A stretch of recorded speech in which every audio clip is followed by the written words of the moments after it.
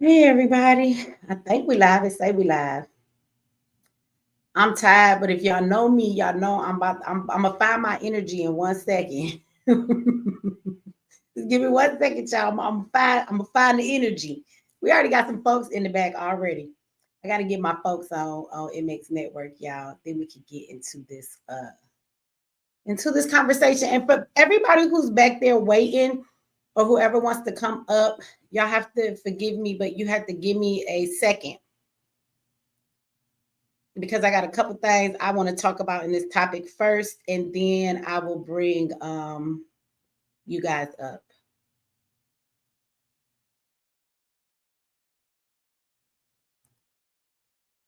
Let me make sure my folks on MX Network is good. And we blew again today, y'all. I got a mouthpiece on me, but I ain't that good with this, technical stuff. But I know I'm tired of being damn blue. Or pink on my screen. So I figured it out. I'm gonna have to do some rearranging. My camera too damn close. I'm gonna back it on up. We're gonna do that another day. So it's just gonna be blue today or pink or whatever fucking color the camera decide. All right. Shout out to everybody over on MX Network. Hey Denise. All right, lady. Let everybody in the house. So y'all know tonight is the call-in show. We're gonna be here till the sun come up. Get your coffee. I hope not, but y'all know I'm gonna let y'all speak y'all piece. We're gonna be here as long as y'all want to be here. At some point, I get delirious and it's the next day and I got to go. But I'm gonna be here as long as y'all want to be here. I do want to say to everybody, I will drop the link over on YouTube for people who do want to come up. In a minute, y'all give me a second and I'll drop it in the chat for you guys. If you are on MX Network, I did send the link in your guys' email, so you have that, but I will have somebody put it over there in that chat as well. So I got a couple of rules for everybody that's going to come up. Remember, if you are listening to this show on a different device, you need to turn it down so there's not any echoing.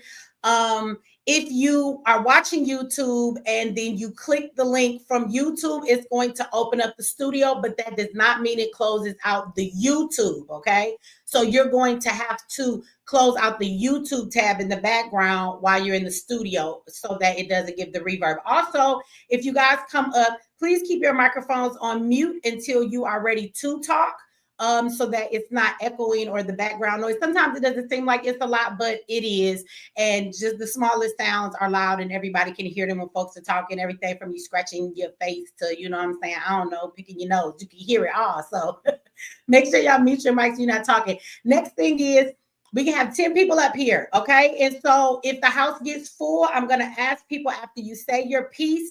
Sometimes we just like to sit. And when we get to the rest of the night, a little later on, it's fine if we have some people up here who just want to stay as part of the panel. But if you are not adding to the conversation, you're not a part of the discussion. If you're just sitting there, I'm going to ask you guys to drop down to give other people a chance to come up. If you are in the chat tonight and you're trying to come up, and you it says it's full, please let me know in the chat that it's full so that I will know somebody's trying to come up, and then I will have somebody drop down or get rid of a couple people so that then you could come up. So if you find that it's full, just let me know in the chat and we will definitely do that. Somebody said mega prisons are here, Michi. America sending immigrants and criminals to El Salvador. Well, they ain't sending the Americans just yet. They not yet. They try, but that's unconstitutional. It's cruel and unusual punishment, but we'll see. I don't know. It's a lot of shit been going on. So before we get started, everybody, I want to discuss a couple of things. So everybody that's in the back, we got Lonnie in the house, we got Terry back there, and Dacia. I don't know if I murdered your name. If I did, forgive me. You can tell me how to really say it when you come up here, okay? So y'all give me a minute and then I will let y'all come up. So tonight, you guys, too, let's try and keep the conversation about what it is about, okay? I know a lot of times y'all want to get up here and y'all want to you want to say something, and that's cool. I know y'all be wanting to have conversations, but let's try and keep the conversation to the topic. So tonight we're going to be talking about Trump said he is canceling everybody. Everybody is canceled. Okay. We thought we was cancel culture. Oh no, he canceling motherfuckers left and right. Okay. So he said the CIA, you out of here. Okay, we will buy y'all out. You could get your pay for 8 months. You could just get fired, but we don't need the CIA. FBI, you got to go. Okay. The Department of Education, he said it's out of here. Now you have the Supreme Court and stuff that's kind of fighting back, but we're going to talk about these departments. Is it a bad thing if he gets rid of them, right? We're going to talk about Elon and DOGE. Whether you like Elon or not, I want to talk about what do you think about what he's doing. Now, everybody is upset because he's looking at the Department of Treasury. He's looking at all of the money that's going out.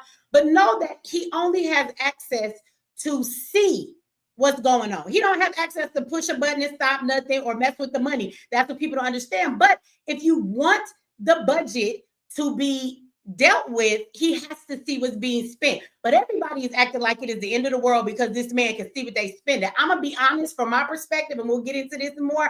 I want to know what the fuck you're trying to hide, because he can just read the system. He can't change anything. Why don't you want to let him read what you're doing with the money? I'm also going to play a clip for you guys so that we can look at some of the spending that we have actually seen. There's tons more, but we're going to go into the U.S. aid, where they've been spending money. You're going to find out tonight they have given $15 million to the Taliban for condoms.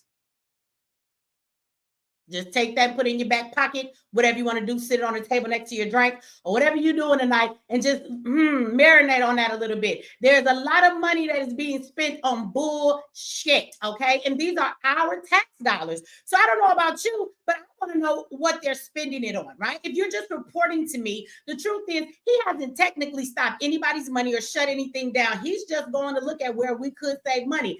I would like to know where our money is being spent. I don't know about you, okay? So we're going to get into that. We're going to talk about the Department of Education. What do they actually do? And does it really hurt if he gets rid of them, right? So we're going to get into all of that. Shout out to you, Dadon. Thank you. Starting the show off with the first super chat tonight. Shout out to you. Thank you for that. Let me put that on the screen. Thank you. And so anyway, we're going to talk about that. So y'all can come up and talk about any of that, right? Any of those topics right there. Another topic that we can talk about tonight that I want to touch for like 5 minutes. I made a video earlier. If you haven't seen it, go see it. So once again, Michi has pissed some people off, okay? And I want to tell you guys that I don't apologize. Y'all be in y'all damn feelings too much. Calm down, okay? So look. I made a video about how Black History Month is disrespectful to Black people, okay? Now, some people I can tell when y'all come on my videos, why do y'all do this? Why do y'all do this? Why do y'all look at the title and then watch the first 5 seconds and then leave a comment? Like, can you at least fucking watch the video? I hate when people do that. Stop leaving me comments in my comment section, because what I've been doing lately, as you get older in life, you have less tolerance for bullshit. You know what I'm saying? I'm be one of them old ladies that's 70 asking you, bitch, what the fuck is you doing? Did I ask you to move my walker? Did I ask you to move my motherfucking walker? But I'm going to just say how I feel, because I already do that at 45. But I understand how as we get older, we have less tolerance for bullshit. Like, I've lived a long life at this point, and I just don't have time. So I want y'all to know, a lot of y'all, I just been blocking your ass. You come in my comment section, some people might say, well, Michi, you're not giving people the fairness to have their opinion. I'm okay with an opinion. I am actually okay with you not agreeing with my points. But what I'm not okay with is you motherfuckers coming in my comment section, leaving comments when you didn't even watch the video. And I can tell by your comments you did not watch the video. You cannot have an opinion on some shit that you didn't actually watch. The video is like 9 minutes. What the fuck is wrong with y'all attention spans? You short attention span ass niggas ain't got 9 minutes to watch something before you open your mouth? Okay, so you do that shit. I don't even argue with y'all no more. Just block. And the crazy thing about YouTube is it's going to block your comments. So you can still come to my page. You can still run your mouth, and you're going to post a comment, and on your end, it's going to look like you could see it, but nobody else will. So you don't even know if you just typing for nothing. That's the great part. I'm glad you can waste your own energy and time and stop wasting mine. Shout out to you, Kurt. Thank you for the second super chat of the night. We ain't been here that long. Shout out to Kurt. And shout out to my boy Walter. Walter always showing love on MX Network. Thank you for the donation over there. So look, y'all gotta stop doing that shit, because y'all be leaving paragraphs. I'm not exaggerating. You be leaving like 7 paragraphs. That already pissed me off that you got that much to say. This is YouTube. It's the comment section. You're not supposed to have that much to say. God damn, if you are that bothered, like, why you watch my channel? Just go. That's what that means. Just you go to the left, you go to the right, just go some motherfucking where other than here. Right? Now, the next thing that I want to say is if you come in my comment section, aside from people who just don't watch the video, if you're going to argue with me a point, please argue what I've said in the video. Argue what I've said. I had so many people come into the comment section and I blocked your ass. So if you wonder why nobody responded, because we can't see that shit. Can't see it. It's nowhere to be found. Okay. You can see it, but we can't see it. So a lot of people were upset. And I basically was saying that this is basic. You could go watch the video. You should. I think it was a really good one. Put some little effects in some videos. And I thought it was really funny. You know what I'm saying? So y'all should go watch it. You know, I got humor in my knowledge I'll be giving. So, you know, go watch it, get educated and laugh a little bit. But basically, I brought about how Black History Month, and you guys can speak on this when you come up here if you want to, that is disrespectful to us. And the reason why it's disrespectful to us in a nutshell is because it has been co-opted, okay? Black History Month, first of all, why do we get a month about our history? Like, isn't history just fucking history?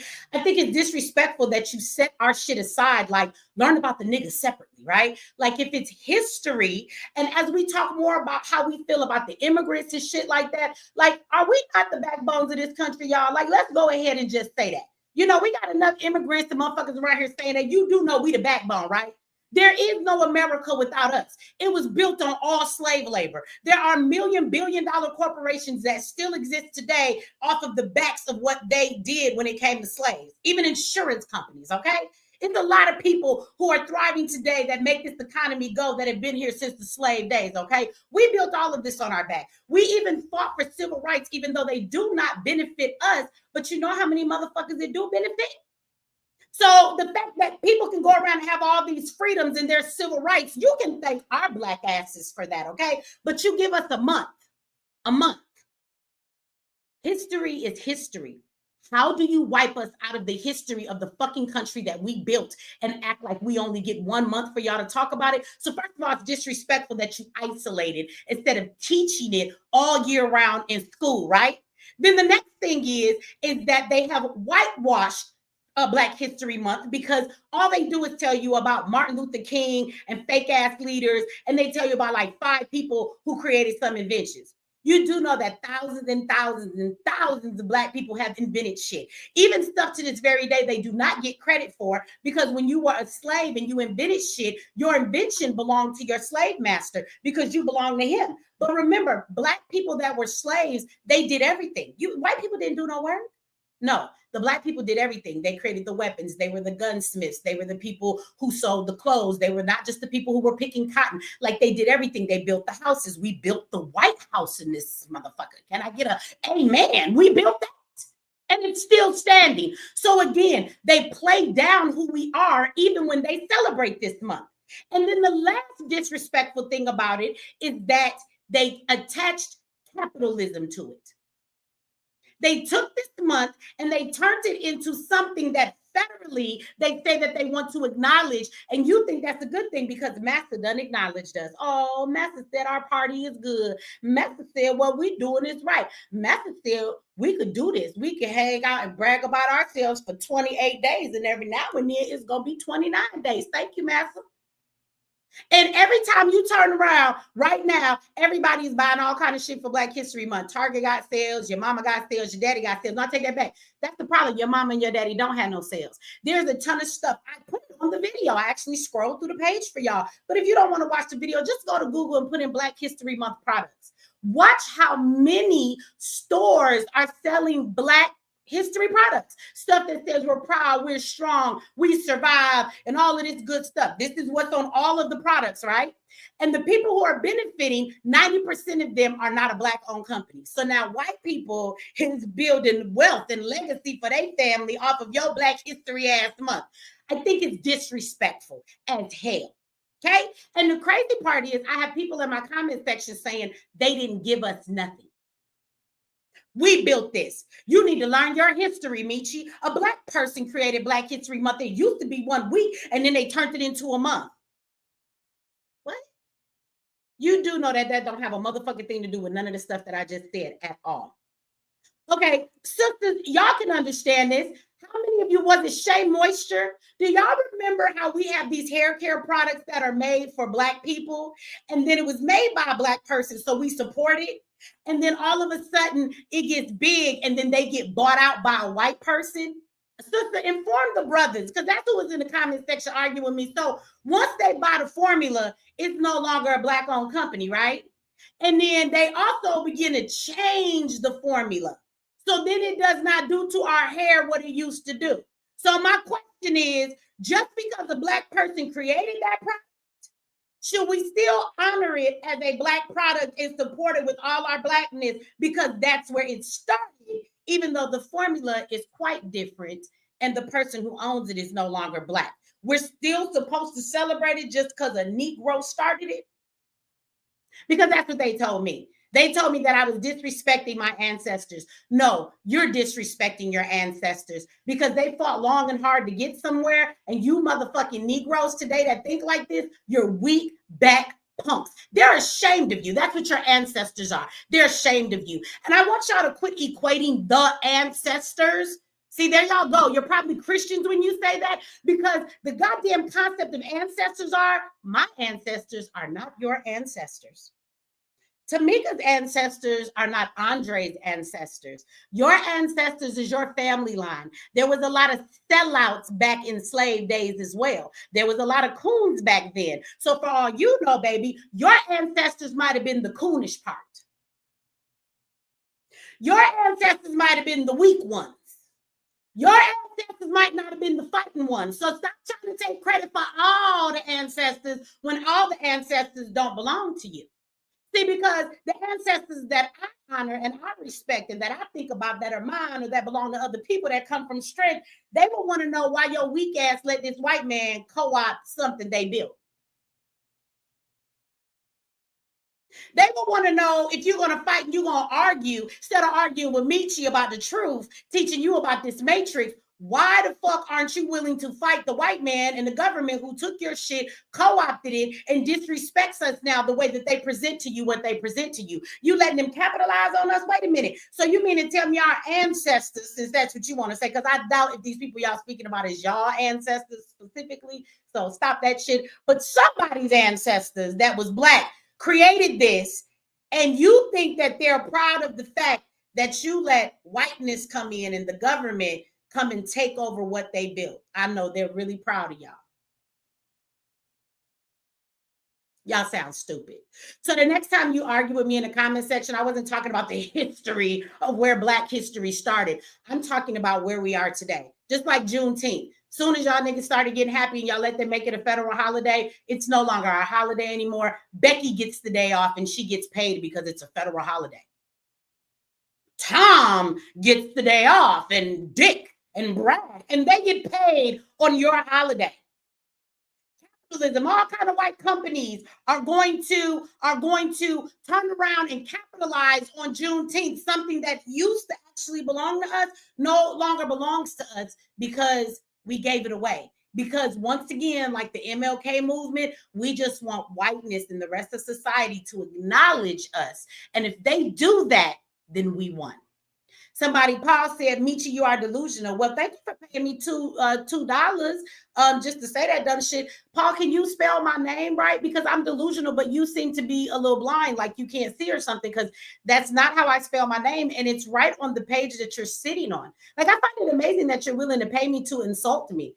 I don't think anything that I just said was delusional. It actually was all the truth. But, thank you for paying to show us your stupidity, Paul. I appreciate the $2. I thank you very much. I'm not too offended. I appreciate the money, but I'm never offended by your comments. I don't know how old you think I am, or like if this is high school, but y'all can't bully me.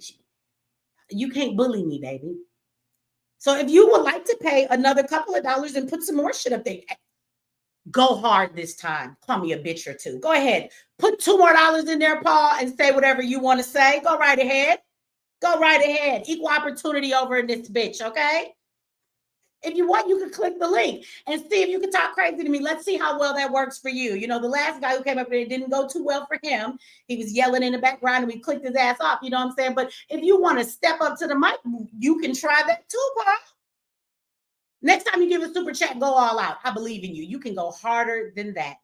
You can call me more things than delusional. I'm sure you have it somewhere in you. Find it in you. Let the ancestors help you.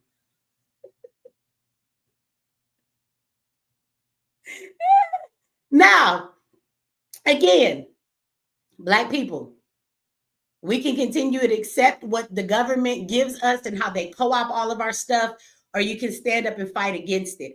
Another thing, and this is the last thing I'm going to say, then we'll bring some folks up here, and then I'm going to play a clip so we can see all of this stuff that the government is spending and wasting our tax dollars on, so you can get a taste of that, right? But I want to say this too. For all of you people who are in my comment section saying, I celebrate Blackness all year round, I want you to know you're a liar. You are a liar, because we are conditioned and we are on the bullshit, even if we don't know we on the bullshit, because our brain has been molded to be on the bullshit. You know why? Y'all tell me where I'm wrong. Tell me if I'm telling the truth or not. Let me know this, okay? Because when I look around, y'all niggas don't be saying shit about Black history until it's February. Tell me where I'm wrong. Anybody want to tell me where I'm wrong? Tell me, because I want to hear it, okay? Now, right now on Instagram, everybody want to post all these great inventors. Everybody wants to post the first Black person to do something. Everybody wants to acknowledge being Black. Everybody wants to wear their Black power shirt. When it's not February, you niggas not doing that. Somebody tell me where I'm lying. Now, I'm not saying there's not people who are about Black power who post that stuff throughout the whole year. I'm not saying there aren't pages dedicated to that, but everybody that's Black, you are so conditioned. You swear you care about your Black power, but your dumb ass even waits until February to show that Black power. You wait till February to acknowledge this stuff. Y'all niggas ain't talking about Black empowerment and Black history all year long. So stop lying. You ain't lying to me, Chi. Stop lying to yourselves. Because even you niggas in my comment section that was giving me pushback, you not saying shit about Black history until February too, because you've been conditioned well, and the rest of the year you've been told subconsciously, we don't talk about the celebration of niggas till February. And now that master said it's cool, look at you talking about it. And come March 1st, y'all will stop posting immediately. Don't play with me. Don't fucking play with me, okay? I'm going to play this clip, y'all, and then we're going to get to this conversation. I see I got some folks in the back. I'm going to drop the link for the people on YouTube, because these folks here in the back right now all came from MX Network. Shout out to y'all, because y'all the only ones got the link so far. So I'm glad I got my MX Network folks up here. Show them some love. So I'm going to play this clip, you guys, and then we will get into this conversation. I will bring some folks up, and I will drop the link for you guys on YouTube. So let's look at real quick, you guys. And when I do, Will, if you will put it over on MX Network as well. But let's look at this clip so we can kind of see some of the spending that is happening that DOGE is looking at. Somebody said let Paul up. I don't see no Paul back here. Paul, you back here? If Paul back here, Paul could come up. Baby, I ain't never scared. I'm never scared. On the computer for what? Y'all the ones that talk that crap and hot in the comment section. You know the computer make y'all tough. Because the shit y'all do online, y'all would never say to nobody in their face. And not like you'll get beat up for it. Like, I'm a woman. I'm not going to tell you I just beat everybody up. But y'all don't have the balls face to face to say what's on your mind to people. A lot of y'all squander your feelings. A lot of you wait to get behind closed doors to call somebody a bitch. I can't stand that bitch. You know, you want to talk about them behind their back. Men do that shit too. But a lot of y'all don't have the balls to tell people how you feel to their face. The internet makes you tough. Let me tell you one reason why people don't like me in real life. Y'all don't like me online. A lot of people don't like me in real life. And you know why they don't? It's not that I'm mean. It's not that I'm not caring for people. I'm not giving. I'm not understanding. I am a good listener and a good communicator. But when you on some bullshit, I'm going to tell you you're on some bullshit. You would never hear me say nothing about you behind your back I ain't said to your face. And anybody who know me will vouch for that. Right? You can't come to me as a friend and be like, oh, girl, sorrow, doing me wrong for the 1,000th time. I'm going to say, girl, I don't want to hear this shit no more.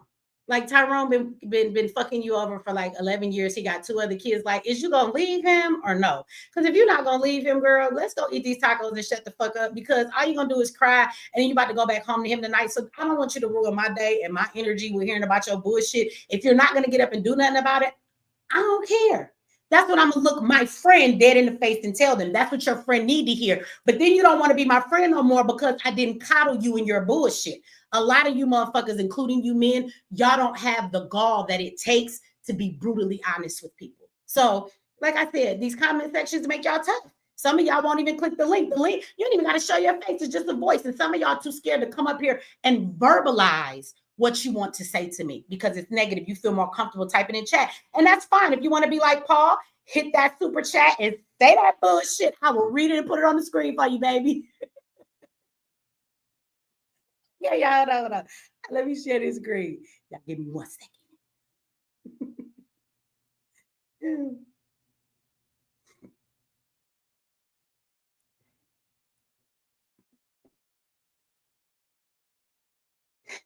All righty. Y'all can see the screen. Okay, let's play this real quick. I want y'all to tell me what you think. To some of the things USAID is spending money on with your taxpayer dollars. Perhaps we get a few more turns on the scroll there. 1 million gender diverse support in Bangladesh. Hold on, we got to pause this. $1 million for gender diverse support in Bangladesh. So everybody was like, you was clutching your pearls and shit. And if you black, you don't even wear pearls if you black. You know, that's that bullshit that Kamala had y'all asses saying. You niggas don't wear pearls, and we don't wear chucks no more, really either. I mean, maybe in California, y'all still wearing chucks. I don't know, but 1 million for gender diversity in Bangladesh. So you want your tax dollars to help Bangladesh be gay? I don't. 7.4 million. As black people, as I'm reading this, I want you to remember these niggas ain't gave us no reparations. They act like giving us some reparations hurt. Like that's the hardest thing for them to do. They giving all our reparations away right here. I want you to add up all this money and tell me they can't come up with $1 trillion to pay us some reparations. Just the fuck they can. And thanks to Elon, we can see it now. So I just want you on some serious shit to see how much they hate us because they give money to everybody else, but they don't have no reparations for us. That's crazy. They let black people be homeless on the streets. They can build these shelters for these damn immigrants and everything else. And they giving all this money away. Look at this. $7.4 million. Syrian democratic political processes. What? Why do we care about their political processes? This shit ain't got to do nothing with us. Why is our tax dollars paying for political processes over there in Syria? Why? 1.9 million Guatemalan transgender support. There they go, giving away your tax dollars for that gay shit. Look at that right there. 1.8 million Honduran LGBT group. This way your tax dollars is going. So I'm not mad at Elon. Elon, keep looking through the shit and send us the lists as you keep getting it. Because I feel you. I feel you. There's some bullshit. And what we reading here tonight, y'all, is only 1/8 of the list. There's way more stuff. These niggas spent millions of dollars to do a rendition to play Sesame Street on the TV in another country. They spending millions for gay parties and shit like this.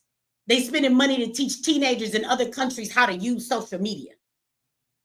But let's keep going. You see that right there? You thought I was lying?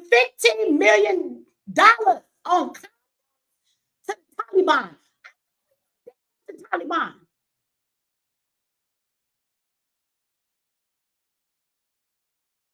And what they need all them condoms for? They did say they was on some gay shit. I'm kind of agreeing now at this point because 15 million on condoms. How many of you ever thought before today, and you saw this, if you have not seen this before, you've seen it today, how many of you thought that they were spending $15 million on condoms? Who, when you pay your taxes, did you think that your taxes was going to this shit?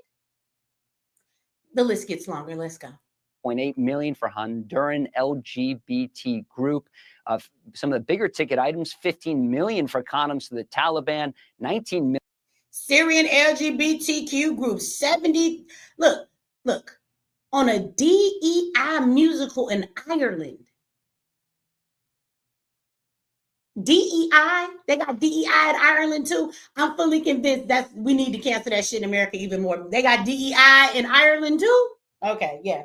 Yeah, that's definitely a white thing because I want you to like let this marinate. How many black people over in Ireland do you think that DEI is benefiting? See, this is why we think DEI is for us. If DEI was for black people so much and it was about helping black folks, what DEI in Ireland? I don't think it's helping black folks in Ireland, which means DEI was never meant to help us here. That's why we're last on the list. Remember that. Remember that, okay? 6 million. Egyptian tourism. Transgender comic book in Peru. 32,000. A transgender comic book in Peru. They spent a lot on that gay shit. I wonder where that came from. The Biden administration? The Kamala administration? Millions assisting migrants in Colombia. The list goes on and on. As you can see here, 3.3 million for a Caribbean LGBT group, 29 million for young and female working Egyptians, and 14.9 million for supporting LGBTQ youth in Cambodia, and 49 million for improving reading scores in Zambia. Wait a minute. So these niggas got money to spend on Zambia. Hold on. They got money to spend on making scores higher for kids in Zambia schools when our kids' scores is in the toilet. Doo-doo brown. Uncle Luke, doo-doo brown. Okay? But they got money for that. That's not half of it, y'all. There is more that I will be coming with in the rest of this week to show you. I have several other videos of other lists because this is just one organization, okay? And again, I want to remind everybody, Elon has not had the ability to stop any of these payments. What he is doing is looking at the books. He is going through them and saying, this is some bullshit. Why are we spending money on this? Why are we spending money on that?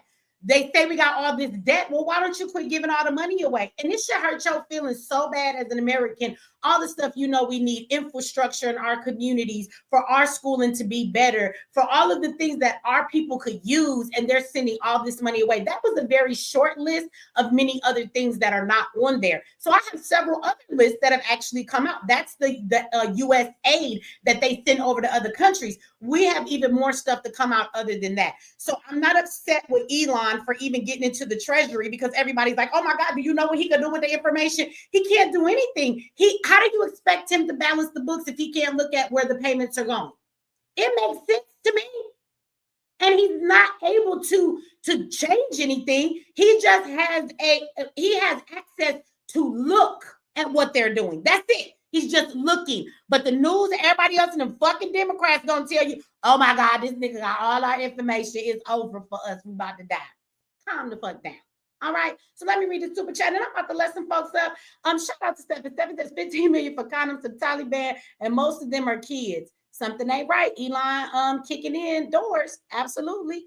Like the FBI. Boom, kicking in them doors. They getting rid of the FBI and the CIA. He trying. So y'all mad about that? I am not mad about the CIA. Bye.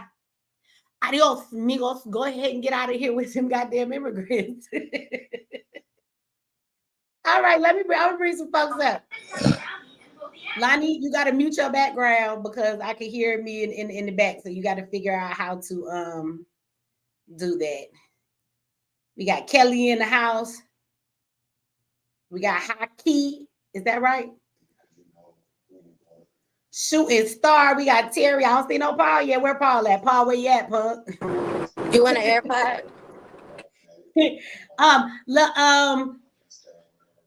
To the sister, look, I'm gonna be it's LaDeja. LaDeja. Okay, oh, LaDeja. Oh, I could do that. Okay. LaDeja, okay. All right. Or Deja for short. Deja for short. Everybody know a Deja. Yes, I do. Go ahead, Deja. Sit your mic off. What you want to say about any of this? Okay, so I've been watching you since Tasha K. I love you so much. I respect you. I love the work that you do.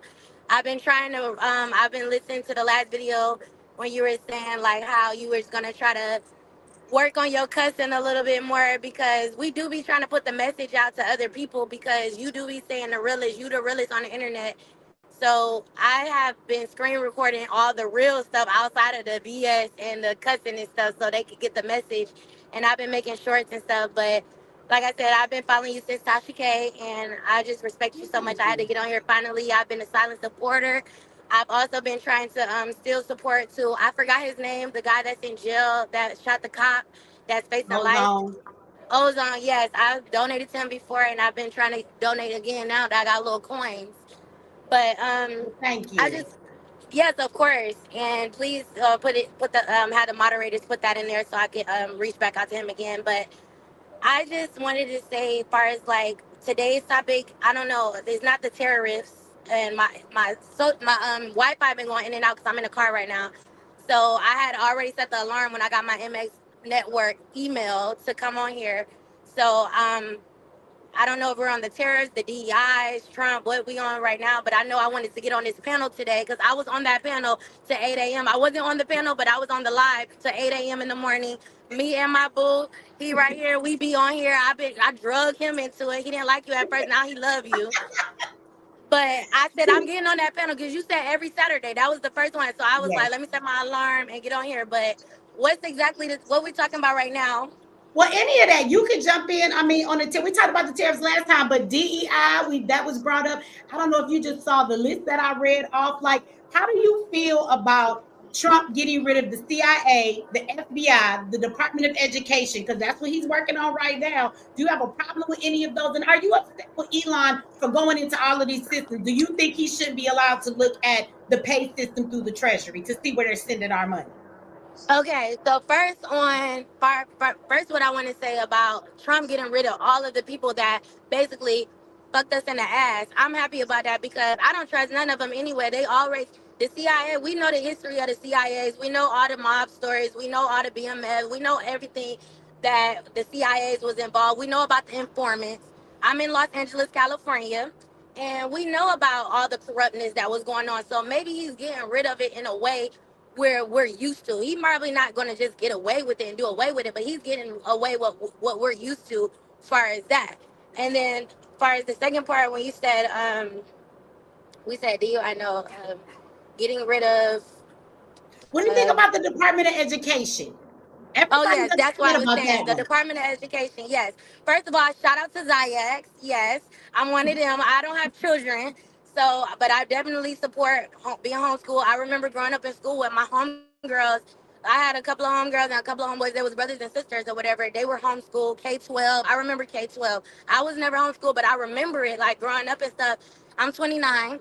So I'm a 90s baby, so I do remember that. And I love the fact that you homeschool your children. And like you said, that they on other stuff. So if him getting away with that, yes, of course. Why would I don't care about no school system when they said that they didn't even want black people to read. They didn't want we got in trouble. They always want to parade around Frederick Douglass because he had whatever behind the scenes situations he had going on back then and that he was allowed to read. He was a slave that was able to get a book or whatever outside of a Bible. But I feel like yes, I don't care about them taking away our education. We need that education. We need homeschool. We need Ziax. We need new education anyway because the schools that we had coming up in the public schools, urban cities, all of that was BS. Like Martin Luther King Jr. every year. And I said, how come I'm 29 years old? I went to school for 12 years like everybody else, from elementary to 12th grade. How come we only heard every year we didn't learn about a new black hero? Why was it the same ones though? Even if Martin Luther King was good, even though I don't agree with him and he did integrate us into a burning house, I agree. And I'm more of a Malcolm X, Michi X type of girl. But it's like, how come we only heard about Thurgood Marshall, Martin Luther King, Rose? I could say on a handful of people. What is it, MJ Walker, Nat Turner, like it's just the same people. If I'm 29 years old and I went to school for 12 years, we probably started learning about Black history or African American studies in about what, fourth grade, maybe third, fourth grade in middle school. Why from third grade all the way to the senior year, I never heard about other Black like Biddy Mason. I don't know if you guys are familiar, if you and Michi X are familiar with Biddy Mason, which is I'm in real estate. She was a slave that migrated to Los Angeles, California, downtown Los Angeles, California. She was a slave and she took over downtown Los Angeles with real estate and she was a billionaire. A lot of people don't know about Biddy Mason. And I'm like, Ooh. how, especially even people in LA, like, how do we not know about these people? Why do we only learn about Rosa Parks? So basically, to wrap it up, I don't care about the education system. I'm glad that they're getting rid of whatever Trump need to do. Yes, make some changes around here. Let's ruffle some some feathers. If y'all mad about it, let's do something about it. I'm glad that he's getting people mad because I seen, yes, mad anger is what get the job done. When you're an angry black woman like yourself and myself, because I'll take that title too. Me too. It's all We right. It's when you indignation. won't. You supposed to be mad. If you black in this country, you should be mad about something. Shit.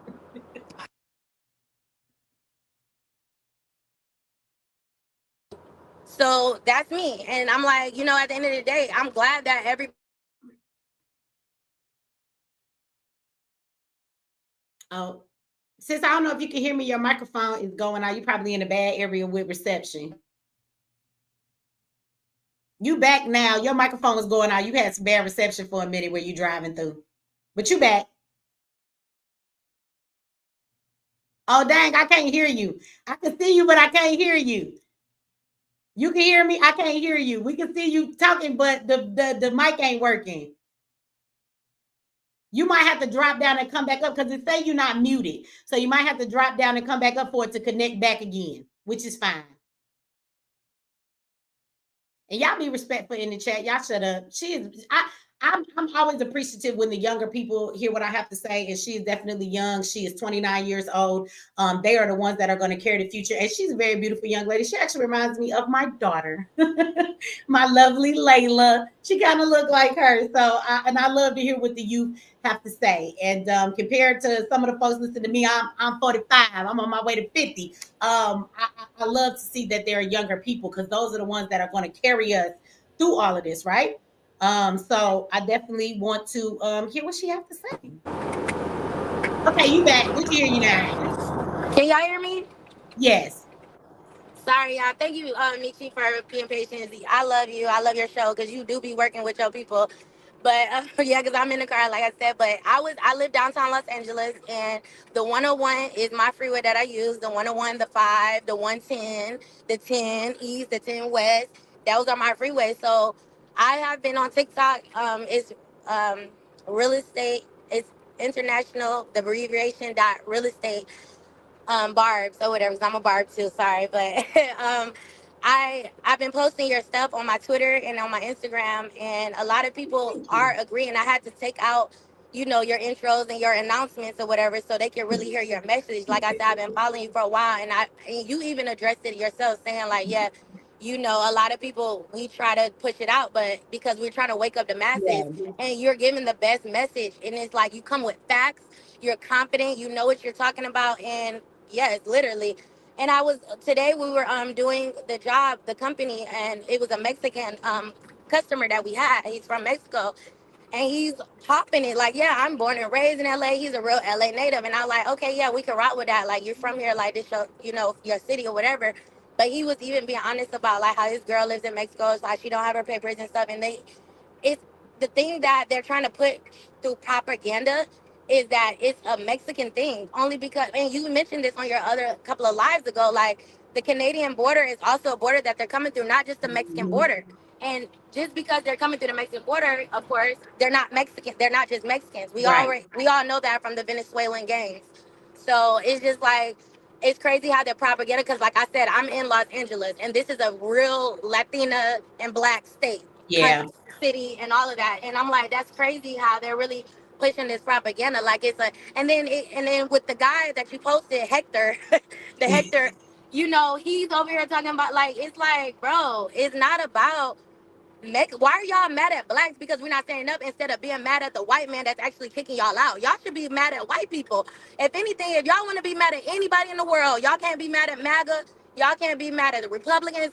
Y'all should go see some white people in the grocery store and be mad at them. Why are y'all mad at black people for Are not they standing with y'all or what are y'all they out claim? there protesting?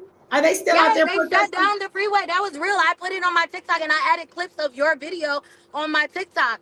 So, because I'm like, what the heck? Like, man, they shutting stuff down. It's like, it's crazy to me that they're even allowed. Cause and it reminded me of what you said, how the other protesters, how the fake little black community leaders be over there getting water from the police officers and getting permits They to do. protest. It's giving that energy. Now, It's giving now, that vibe. I'm glad you brought that up because some people told me that when I said that it did make no sense. When I was like, Grandmaster Jay, all these people, they go out and they get permits from the police first. That's not a real protest. Now, I'm glad you brought that up because I want to say to everybody listening, do you think that any of those Latinos that are protesting right now, do you think they went and got a permit before they went out and protested? No. Well, I gotta say half and half, Mitchie, only because I did back in the day. You know, I wasn't perfect. This was 2015. I did go to LA. You know, LAP. You know, Linwood. I was. You know, LAPD is majority of Spanish though. That's another thing that if you don't know, if you know type thing because. I did go to jail, and a lot of those COs, a lot of the police officers in LAPD, Los Angeles Police Department, are Spanish.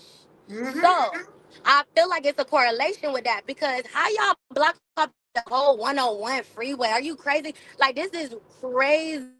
The way that I seen like, and me and my dude like we driving around just going regular places. I'm like, what is all those police over there doing like in little cubby holes? Like they would be like we'll be on the freeway and then you'll just see like a little cluster of police like in there. I'm like, what they over there doing? These damn pigs or whatever. And then it's making sense like okay. And then they got the tunnels, they got the protests. And then now with you and then TikTok and everything, I'm like, oh my God. When I tell you that, like everything where the protest was, where everything was shut down, is where I live. I live like literally, But in that area. that's the police might not care, but that's a real protest, y'all. Like when people get angry and go to the streets, and even when all that stuff happened with like Black Lives Matter and everybody was protesting everywhere, nobody went and got a permit. That's not how real protests Yeah, actually happen. That's not how they start. People just go to the streets, and what happens is because it is so many people, the police are told to just keep control. You're not allowed to actually stop them because one, it's too many people. But the second thing is, according to the Constitution, we have the right to assemble and protest anything that we think is violating against our rights. So when a person has a real protest out of the people being angry or how they feel about something, those always just come about in the moment behind people's emotions. Nobody went down to the police station and asked for a permit 3 days before it happened. So that's just real. So whenever you have activists who are asking for permits to block off streets, that's not a real protest at all. Let me and ask you that's and why I was everybody asking else, you, did Michi. y'all hear? Oh, I was say, did y'all hear? I know it's probably a little delayed. Did y'all hear that Coca-Cola? Shout out to Coca-Cola. I'm gonna go buy some tomorrow. Coca-Cola called in a bunch of their workers because they had some immigrants that They worked for them. recorded they ass, They Michi. said we I was got thinking about you. I was cracking up. the They recorded men. they ass. They got there yet. Their ice was waiting on them. Coca-Cola. It's true. And everybody mad they online, all the Mexicans talk about they not gonna buy Coke no more. They giving the middle finger. I got a video I was making. I'm gonna show it. I'm gonna put it in there. I got the clips from online, but more companies need to do that. Shout out to Coca-Cola. Black people, we always talk about boycotting some shit. Go buy some Coca-Cola and show support. They get rid of these immigrants. I love it. I love it. I'm glad they did that. And Michi, you know what? I was laughing at that too, but I'm like, I don't understand why some Americans be about America or the United States. I'm a black American woman. I know that's just like having a man. You know what type of man you got. You know your man. This my country. I know my country. They did this from, like they say, Pilgrim Days, Thanksgiving, Native Americans, the Trail of Tears, Christopher Columbus.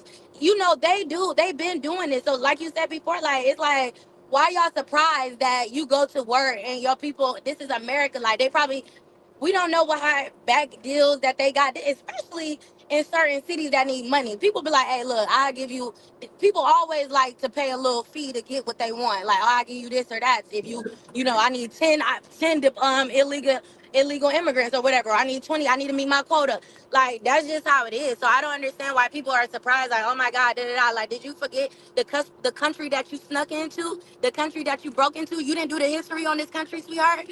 You don't know the type of nigga you with. Like, that's why I be like, how you over here coming to the U.S., but you don't know how we get down. You don't know Yeah, how they will come and do yeah, Maui, burn up L.A., get you up out of there. You don't know that? yeah. But you America coming get over on my here. nerves, but America is my country. I'm not leaving. People be like, leave and go to Africa and we got to get out of here. You No, said it, I'm going to Michi. stay You here and already fight. I'm said not going it's a nowhere. This difference is my between being motherfucking brought country. over here and then being breaking in here. It's a difference between being we was paid for, sweetie. We was paid for to come over here. They brought us and paid for us over here. We're good. Our debt, they didn't even we not even gonna get into the Constitution. But it's like y'all breaking in to get into this country. Of course they gonna take y'all out. We was brought over here, like you said, like we were literally brought here, paid for and all that. So I don't get it. They always talking about, oh, we're next, black people next. How we next? And we already paid for it. We didn't build this country up. We didn't ask to be here. Hmm. Well, and it's been built. Like I say, I used to be like personally, fuck America. I don't want to claim being American, but the truth is, I've changed my perspective on that. We are more American than anybody else. Now we can debate over if they named it America, if we want to claim that. The bottom line, this country, this that we call America, this massive land belongs to us more than anybody else, and that's how I feel about it. And I'm not running, and I'm not leaving, and I'm not going to somebody else's country, even if it's Africa. I ain't never been to Africa. I might go there and visit my mom and my grandma, but I'm not going to somebody else's country. Every country come with their problems and their issues and things you got to fight. I'm gonna stay here and fight where I've been born and what my ancestors and what we all built. I'm not going nowhere. If this mud get burned down to the ground, Michi gonna be right here burning down with it. I'm not going nowhere at all. And you know what, Auntie Michi? What's crazy is it feel like everything Trump is doing is basically undoing the civil rights movement low key in bits and pieces. And I'm all here for it. Because Well, like it you did said, benefit us. So good. yeah, I feel like you said, as activists and what we're dealing with, even with my dude, like he's black, he loves you now. He's a black African American, you know, he's a Crip in LA or whatever, but he's a gang member and all that. He's been to prison, all of That's that. But right. he is on the right track. Like he got his, you know, his mind right. He got me, you know, a goddess, a black woman. And it's like, what I'm saying is, it's crazy how basically everything that as activists as you know what we do, it's not about just, oh, let's change this. What's the solution, Michi? What's the solution? Nah, before we get to the solution, we need to bulldoze some shit, break all Hmm. that think that the way of thinking that y'all thinking, get that up out of here, burn it down like they did LA in my city, Eaton Fires, Pasadena, Altadena. If y'all in the chat, tap in. LA, stand up. LA, they not like us. Yeah. And basically, we need to break down all the way of our thinking because my mama, my grandmama, my great grandma, my aunties, my uncles, they have been brainwashed by MK Ultra. And MK Ultra is not only brainwashed through um the industry stuff, like Britney Spears, and every time they want to talk about MK Ultra and Scientology, they only want to bring celebrities, but they're using No, MK the Ultra and masses. brainwash. Absolutely. Through television, through media, through all of the stuff that they show us, they tested it to find out how you could control the minds of people. And once they had it perfected, they have promoted it to the masses. They don't need to experiment or test it anymore. They know what works, so they just do it. You know what I'm saying? We're all a product of that. That CIA mind control is what I would equate to the matrix. They began the matrix of how it is you enslave a person by their mind. You can control someone. You can make them do things that are not their own thoughts and their own actions. You can literally control a person by feeding them the thoughts and the actions you want them to have. Once they figure that out, they begin to push it out to the masses. That was the beginning of the matrix right there that we live in. And so I'm not mad that Trump is shutting down the CIA because he said they got to go too. Yeah, and that's all MK Ultra. And you know, MLK is too close to MK Ultra for me. I don't know because I don't care because how you like you said, what black person in your mind after being beaten? I had to think about it, Michi, and that's why I'm saying we all align. We're all on the same page. That's why we're all here with you and this that, and third. But the perspectives is crazy, and it's like literally, you really changed my life when we had like a couple of lives ago, and I'm like, Why would a black person want to go back into their oppressor unless it's brainwashed? MK Ultra, like you said, in the insane asylums, putting the recorders on, putting it in our music, doing all of this and that. Why would a black person want to go be told black boys and black Well, girls you and know what white though? boys? But you know what? MK Ultra was actually going on at that time with MLK, and I believe if they are honest, when they released the paperwork about MLK, we're going to find that he was actually part of MK Ultra. I don't believe he was a willing participant, that he knew exactly what they were doing, but Martin Luther King was, it's already been put out that he was known at conferences to have these wild sex parties with drugs and with prostitutes. And if you understand, a part of MK Ultra, they actually would use prostitutes and give people drugs so that they could observe their behavior and how those things went about. And we know also that MLK was part of the Communist Party. That speech, "I Have a Dream," was written by a communist. It was not even written Right. by him. And so, what we don't understand, I talked about that on my MK Ultra show. I didn't finish it on here. It's on MX Network because we played Yeah, some I seen things. it. But it was a lot going on with that, and them parties he was having was very much a part of testing MK Ultra at the time as well. I don't think he knew exactly what was going on, but I know that he probably did not have a problem with being allowed to have these parties. Where do you think he was getting these white prostitutes in 1950? You know what I'm saying? Where do you think he And was you're getting all these right. drugs? The government was giving that shit to him. No, but it's the same thing with Diddy. And I know it's hip hop, so people are like, oh, Diddy, da da da, but it's giving the same vibes. It's giving the same feel. It's a pattern because it's like they know, oh, they're made. Martin Luther King was like a modern day celebrity. And back then, before Instagram and all of that, he was the it girl, it boy. He was popping. He was supposed to be this, that, and the third. He was in jets. He was out hanging out, this, that, and third. They already said how to buy a Negro. We already got the Willie Lynch letter. They already study us. They already know what we like, what appeals to us, what appeals to us, what's our heartstrings, what's our emotions. They already know how to target the black mind. That's why I be trying to tell my dude too, because we had some other conversations, about just, penitentiary being institutionalized. And you already are you being a criminal justice degree and all of that with your son and everything. You already know how Mhm. institutionalized that could be, like what that could do. And a lot of my brothers, especially in LA, that's on drugs, in jail, gang members, and all of that are very much institutionalized.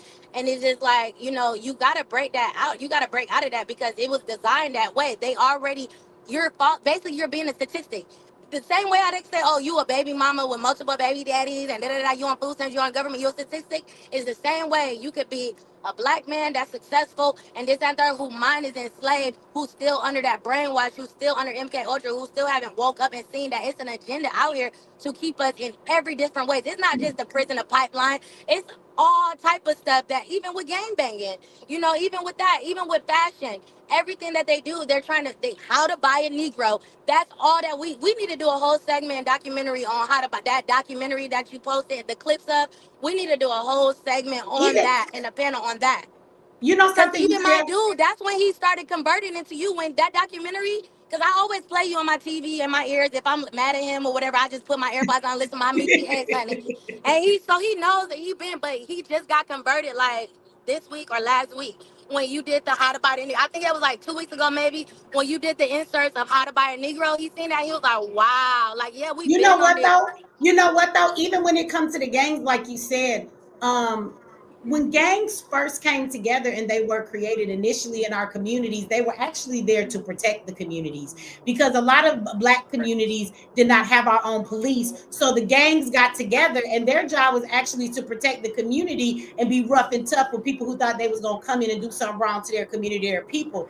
And then through conditioning and different things, it just turned a different way. And now we fight against each other. But even that is conditioning because, when people always ask me if I could really, push the button on a movement, you like, who would I go get? And I tell you right now, I would say to all of the gang members, like, take me to your leader, bro. Can I go meet your leader? I want to talk to him because if you could get the gangs to be on your You side and gotta be come to down with LA. you, at the end of the day, like that's where you might really have some people behind you that those are street No, soldiers, for right? real. And so even though people might say they're not skillfully trained like military, them is the brothers and sisters that you could give some training to, and they will become quickly equipped faster than anybody else. And if we can get the gangs to take their power of the unity that they actually do have to be able to fight for what we need, then we might have a fighting chance. So, like, at the end of the day, I'm not here to start a movement with all of the, bougie ass people. Like, if you ask me, the fellas, the outlaws, the riffraffs, the po-fos, the Section 8, them is my damn people, right?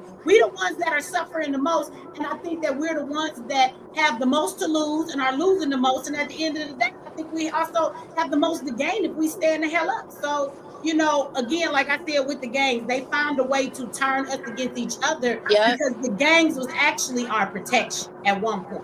Just like music was our protection. Everything that we love. You mentioned the rainbow stuff with your daughters. Everything that we love, they use it against us in some type of way to turn it against us. And I just want to say this too. Because I'm staying with you till the sun come up. I'm not gonna be in this car all night. When I get home, I'm sweating. I don't care. Look, I got my phone on my other hand, y'all. Don't play, baby. I love me, my auntie Michi. And look, my dude, he right here at work. We all in here together. But what I wanted to say too was real fast, because I know you're probably gonna touch back on this later, or probably do another segment once you. Yeah, and after you say this, I'm gonna read these super chats, and I'm gonna let some other people, because I know they sit up and they waiting to jump in like double dutch. I ain't going nowhere, auntie. But I just wanted to say this real fast. The tea on Kanye West, honey, on those tweets, all that anti-Semitic tweets. Have you been hip? Did you see? It was just like yesterday and today, I think.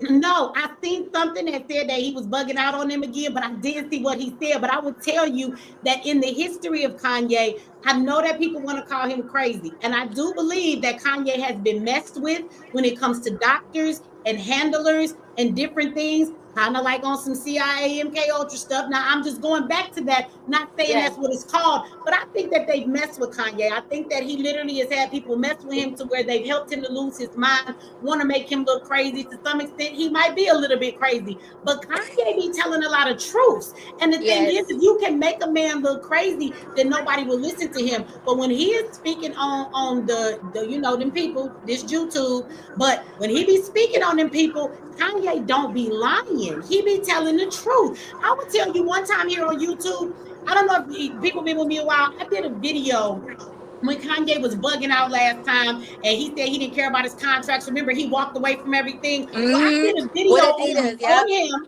and I broke down what he was saying and how it was true, and the stuff of what the Jews are actually doing to people. Do you know I didn't cuss in that video at all? I was just straight up dropping knowledge.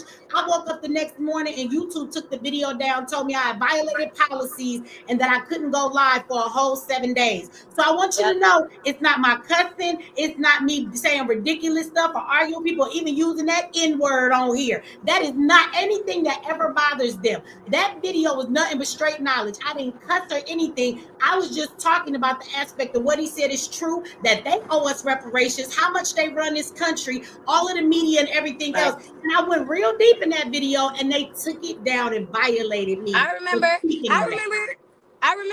And the only reason why I brought that up, because I don't want your super chats to get backed up. Because shout out to all these super chats. Shout out to MX Network, because I'm over here streaming off MX Network. Yeah. But shout out to everybody at MX Network. Y'all came in here strong today because I gave y'all the link first. Y'all got it in the email. Yes, I get the emails, and I know I gotta re-email you again because I be over there. Yeah. But anyways, the only reason why I brought up that real fast before you get to the super chat is because I wanted to say I always agree with him when he get on his anti-Semitic and he get on his Black Power stuff. But the only thing I don't like was the tweet where he said the most people that the most people that hate Black people is Black people. Okay, yeah, we can understand that, Black on Black crime, whatever. But that's another subject. But then when he said the most people that kill, it was in the same tweet. And then he said the most people that kill Black people is Black people. And I said, it's no gang in Chirac. It's no gang in LA that kills more than police brutality in the prisons, in the medical fields, in the hospitals, things that high mortality rates of women giving birth, men having fucking STDs, pain, agony. So I just wanted to say that. Let's say this. Let me say this, and I'm gonna read these super chats and let somebody else, because some real talk, real deal said, I'm calling all illegals, Arabs, Chinese, Africans, Caribbean, Jews, Russians, etc. I don't know if he calling them like them his people, so I want to let real talk, real deal, because they up here. Okay. They gotta say, but Okay, let me say this. Kanye Okay. was telling the truth. But the part that he left out is this, that the most people that are murdered by Hispanics are by Hispanics.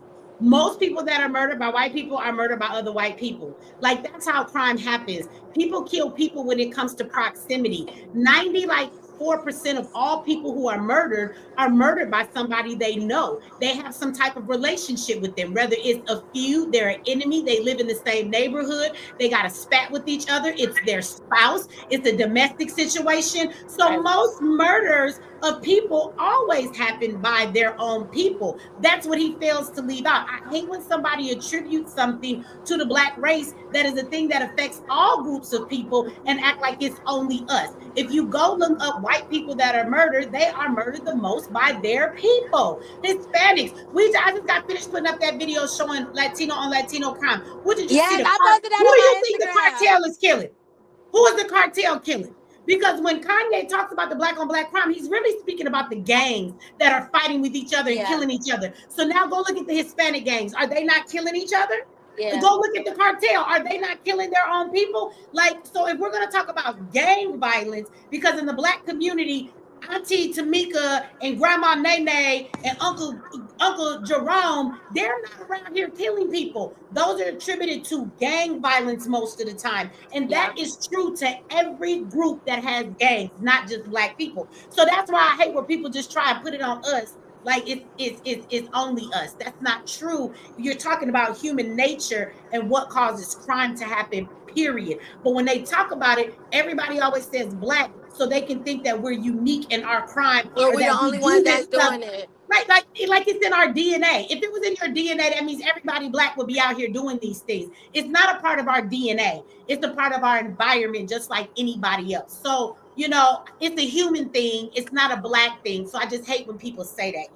We do kill more of our people, than when it comes to that. When we talk about, regular day crime. Now, like you said, we can get into who's out here killing everybody by poisoning our food, dropping chemtrails on us, killing people in the hospital, behind the prison walls. If you get into all of that, the government is the number one killer of all people, period, right? They're the number one killer of everybody. So, then that's another scenario. But, like I said, they got to stop attributing that like it's just something we do because we're Black.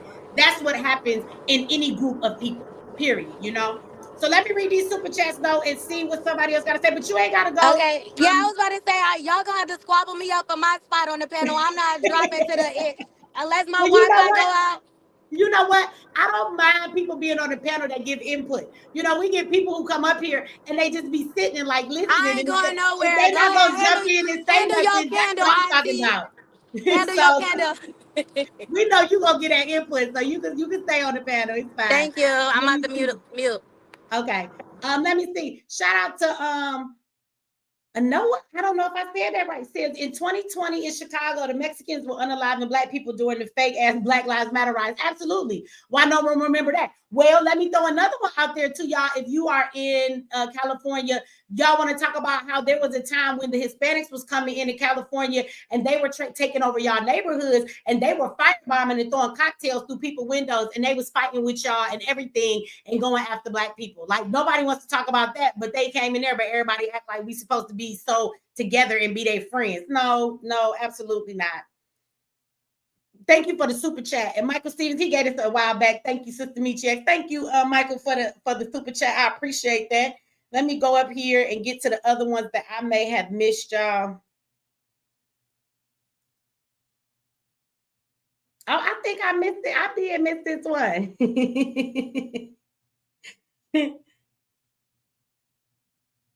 Okay, shout out to Minnesota County Unsolved Crime. Shout out to you. Thank you for showing your love. And this was a minute ago, but the link is pinned to the top of the chat of YouTube if anybody wants to come up. I think that the back is full, so y'all give me a few minutes. I will have some people step down, but let me give them a chance to say their piece so I can make room for a couple more people. Okay, we did put that one up. Michael's up. Okay, here go another one. RIP Dr. Neely Fuller Jr. Rest in heaven. Shout out to Neely Fuller. All right, everybody, let me go back to the to the chat and see where we at. Okay, let me see. Real talk, real deal. Go ahead. And anybody else, if y'all want to jump in, y'all can jump in. It's like double dutch. Y'all gotta, if you disagree with somebody, you want to get the input, y'all go right ahead. But go ahead. Real talk, real deal. Peace, sister. No, I was typing too fast. I'm talking about snitching on all the motherfuckers. Oh, I was about to say, you calling your people? Nah, I'm all about that, because right here in Plainfield, New Jersey, we overran. They got rice and bean restaurants left and right, which they use to launder money for the cartel. I seen that off top. So being that they're doing that, call on all the motherfuckers. I don't care. Get them out of here. But I know one thing that President Trump could do that'll make him the greatest president in history. If all these illegals, I'm talking about illegal and legal immigrants, want to be in this country, they should pay a 25% to 35% tax for reparations, because they're displacing our people from the jobs in construction and everything else. Yep, they should charge them. What you think? Like he charged each immigrant. You know how they be paying people to smuggle them over here? Check. Well, they should pay $100,000 to get in the country, but pay it to us. Exactly. look, they paying smugglers. Make them pay the fee. You want to come here and get a green card and go through writing the process? $100,000 will give your ass a court date. That's what it costs to get a court date. And make it retroactive for the motherfuckers who came in from the 70s with their anchor babies. Straight off. That'll clear everything up. They ain't got to worry after that. We ain't got to worry about that after. That'll be the best thing he can do. Because they always crying out they ain't got reparation money for us. They got it right there in these illegals.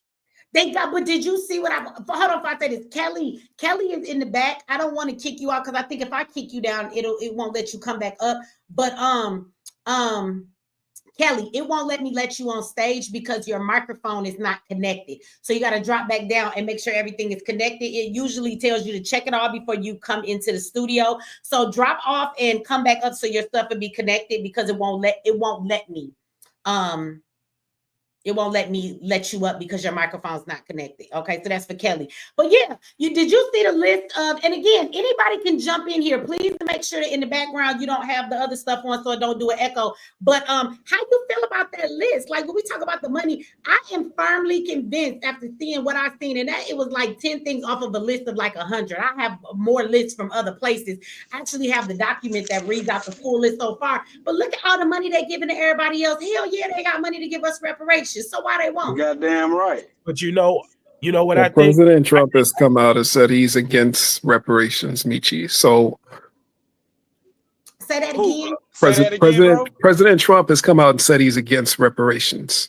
Okay, but I would say this though, and I'll let the brothers on this talk go. I'm not talking about just President Trump. We've been asking for reparations for forever. So if we're going to talk about Trump, just talk about all presidents, because none of them have ever acknowledged to give us reparations. Just like no matter what a president comes in the White House and says, they're all going to be down with Israel. They have no choice but to do that, right? You notice that Trump is down with the Israel bullshit, but yet it's still, he act like he hit with everything else. So again, we can talk about Trump, but I'm just talking about the government, period. Why haven't they ever given us reparations? Now, this spending that you're looking at came into play before Trump and in the Biden administration. So if they can afford to give away all this money, why they don't want to give us no reparations? And that's for every damn administration. But you know what? That money ain't going nowhere but into their pockets. They just put that on that list so they can say it's going over there. They put that in their pockets. That's what it really pops off at. You know what I mean? Go ahead, the other brothers, so he can answer the question. But I think that's why they don't want Elon to see the treasury, the payment, because it says one thing is being spent. But if he can actually look at where this money is being deposited and who it's being given to directly, that's going to open a whole nother can of some bullshit, right? I think that's why they're acting so tough about him looking at the treasury payment system, because he can't do anything. He just has access to read it. So why are they so upset? I think you onto something, because I think he's going to find that these payments are not going to even the places they say they're going to. You right. But for the brother who brought up Trump, do you want to respond to that? I mean, I agree with you. Trump did say that. This is what I said. I never heard him say that. He probably did. But one thing we can't refute. Can y'all hear me? Yeah. Go ahead, brother. Okay. One thing we can't refute And then I think that we all need to acknowledge is that when he ran in 2020, he was the one that sat down with the team Ice Cube put together, and they came up with the contract for Black America, aka the $500 billion platinum plan. But niggas, you know what I'm saying, as we always do, we voted against our best interests. And mind you, that first time he ran with, like, I hated Trump. You know what I'm saying? I was living in Chicago. I was part of New Era Chicago when they had first started that chapter out there. I fucking hated Trump. Man, I couldn't stand him. But by the end of his first term, my eyes opened. My eyes got open. And that's one thing you can't refute. Now, as far as going back to the reparations, I got to do some more digging, but I stumbled upon some information today that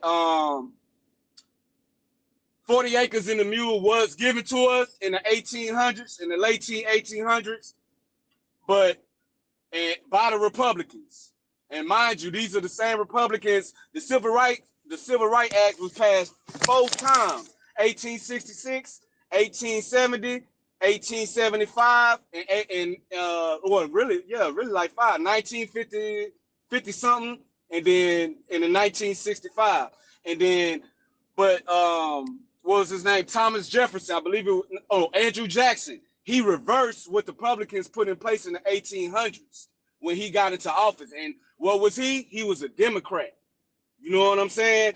I got to do, like I said, I got to do some more digging, but now you might be onto something, because Black folks were Republican, and when the KKK showed up, they actually were a political party. You know, they get represented, and they were racist, don't get me wrong, but the KKK were actually a political party, and there were Black people I have found now that actually was down with the KKK and joined their movement, but the KKK came in as a Democratic thing, trying to scare and then force people to go in the Democratic way. All Black people were Republican before that time in history. That's just a fact. And maybe they did get their 40 acres and a mule, because as we do know that in the 1950s, Black people actually did own their communities and their houses and their neighborhoods, and they actually had their own schools. And so, like, those buildings that we operated, those communities we lived in, the houses we had in the 50s, like, those actually belong to us. That wasn't somebody else's land or anything like that. And then you find with the integration, we were forced off spaces. They got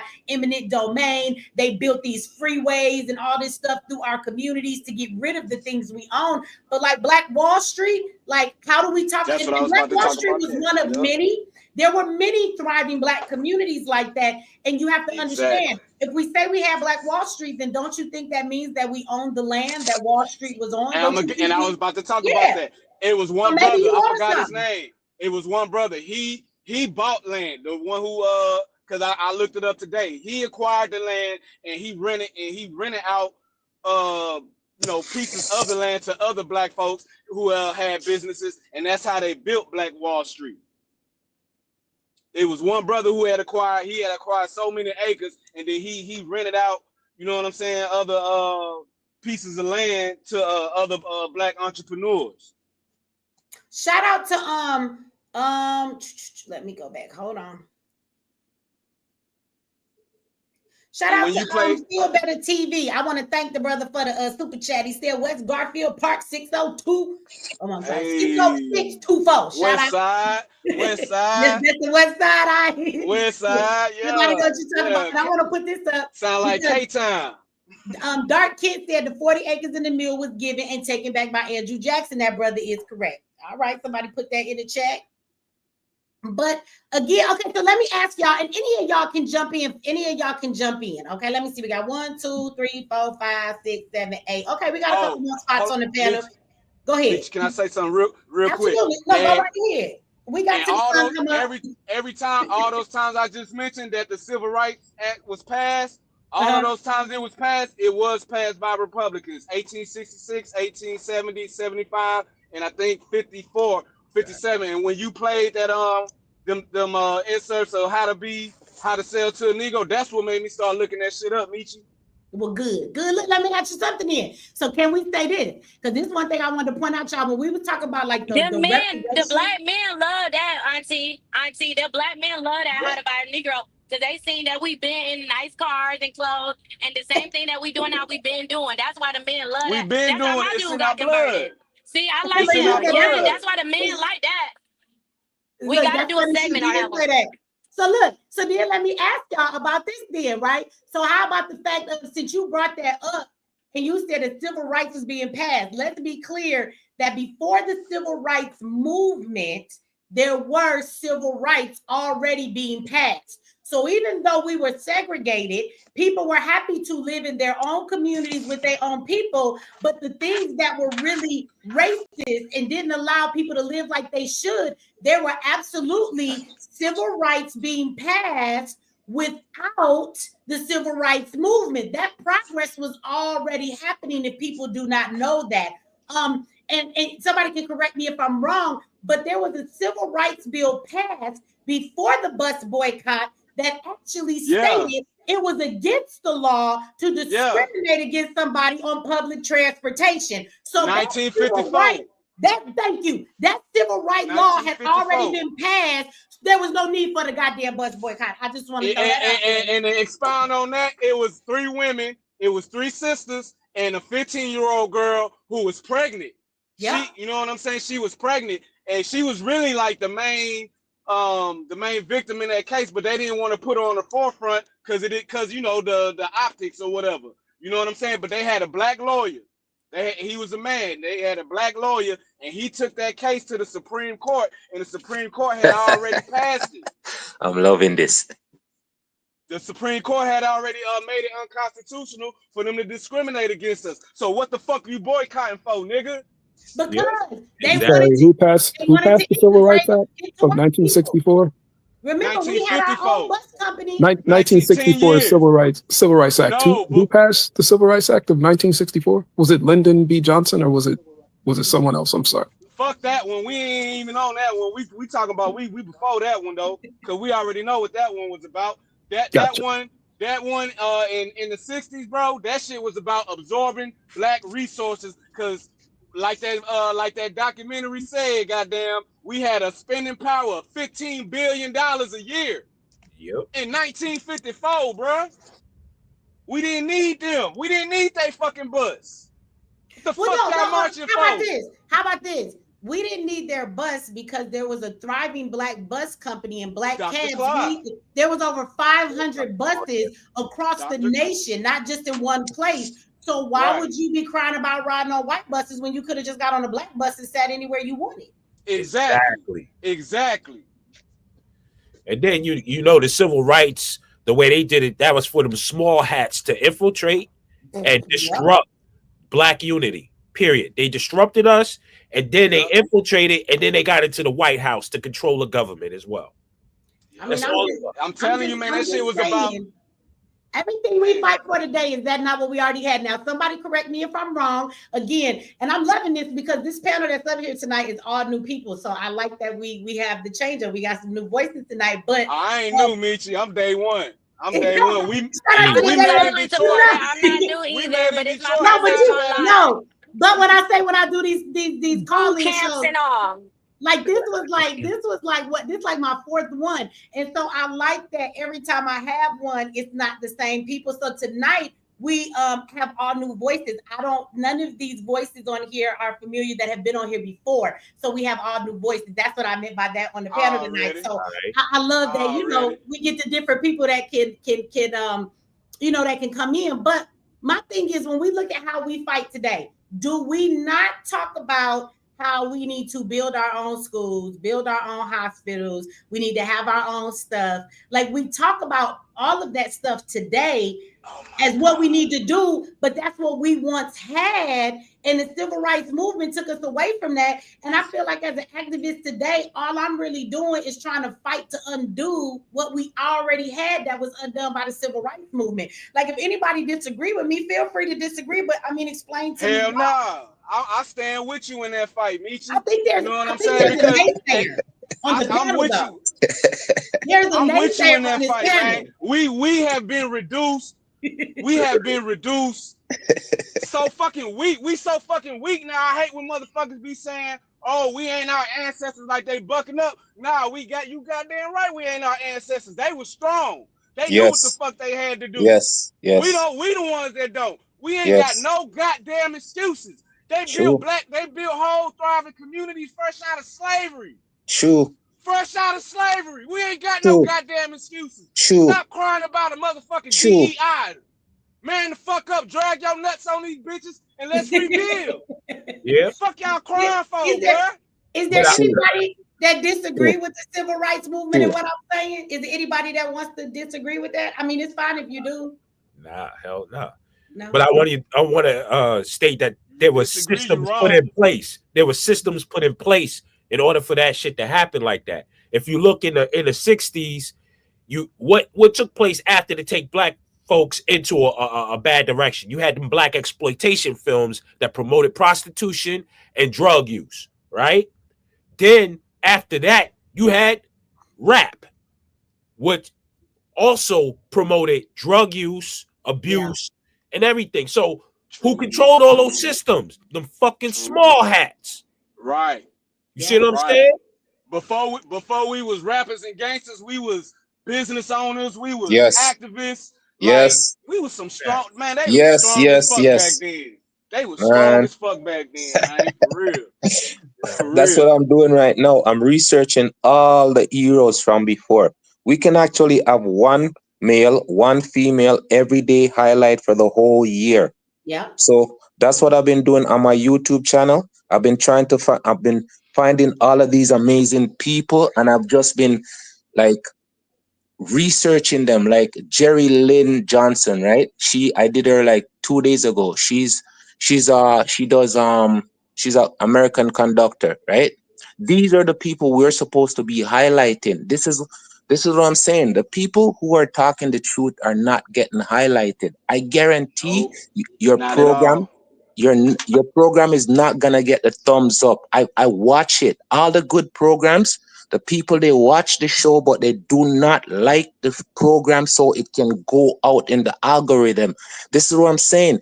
There's enough negative out there already. It's for us to create a positive so we can counteract it. So everything that you're doing and talking about, I just met your channel a couple of days ago, and I use one of your content today when you're talking about how the Black History Month it's a farce, and it is, because it's once they put a number to a date and then they add meaning to it. You said it exactly, and that's what I've been saying. They add a date to a month and then they put meaning to it so you can spend on it, right? Yep. Meanwhile, we are the ones, I keep on saying it, it's on us, for us to do it. We cannot rely on other people to do the things we are supposed to do, because they're not gonna do Preach. it.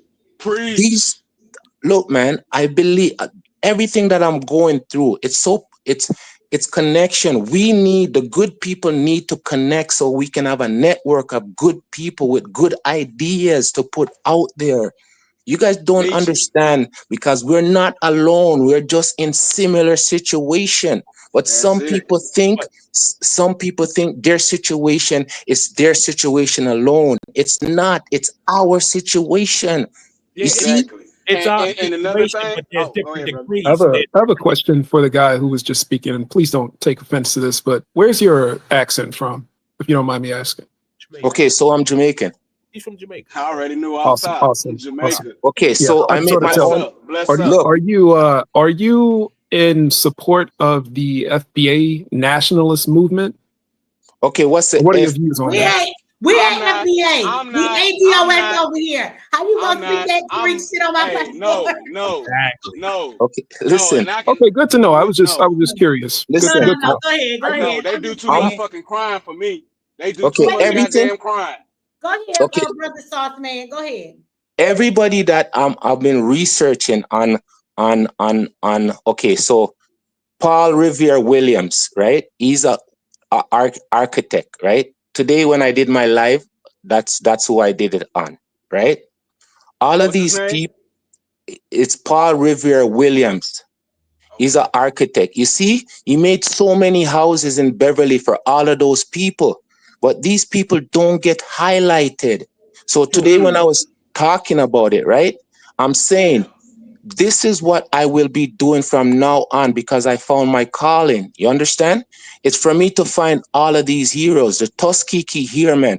I did them yesterday, right? But Colin, not to cut you off, but I'm gonna cut you off. Sure. It's not about the past right now with that. You know what I'm saying? You got to get your people to understand they can't come into America thinking otherwise because they be coming in here with that white mindset, thinking. Who?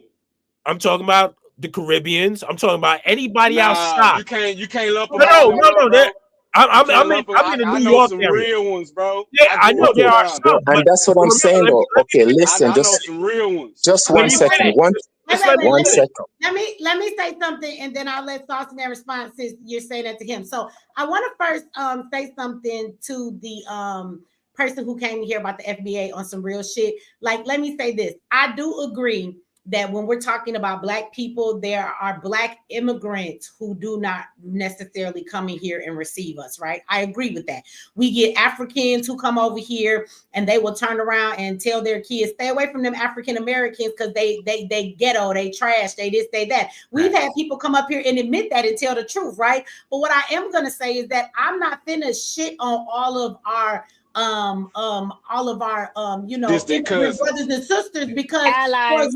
as much as we want to say that, I'm gonna give them more of a benefit of the doubt than anybody else in the sense that I'm gonna judge them by their actions individually. Because Zayax, if y'all don't know it, has a whole bunch of Jamaicans up in there doing their thing. Q's wife is Brooklyn, from Jamaican heritage, and so I watched them come in, and some of them don't take that attitude that they're better than us. Some of them do get in the board and say, hey, we in this together. And I've seen them build right along with us.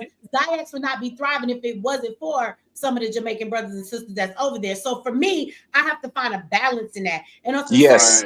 Think balance. That's it. That's that's the Yeah, key. I don't support. I just want to say this last thing. Just this last thing. Hold on. And as far as like the brother who brought up FBA, like on some serious shit, like I don't do FBA over here. We're ADOS. And the reason why I'm gonna say that is because Tariq Nasheed, we don't like that the white man co-opted Black History Month, right? That nigga. We don't like that the white man did that and they co-op all of our stuff. Well, Tariq Nasheed co-opted the ADOS movement from Yvette Carnell and them because they're out there doing work. And y'all can say what y'all want to say, but Tariq has trademarked FBA, and I know he has because I went to grab the trademark first just to teach him a lesson. I remember that. And I made him pay $10,000 to get it back.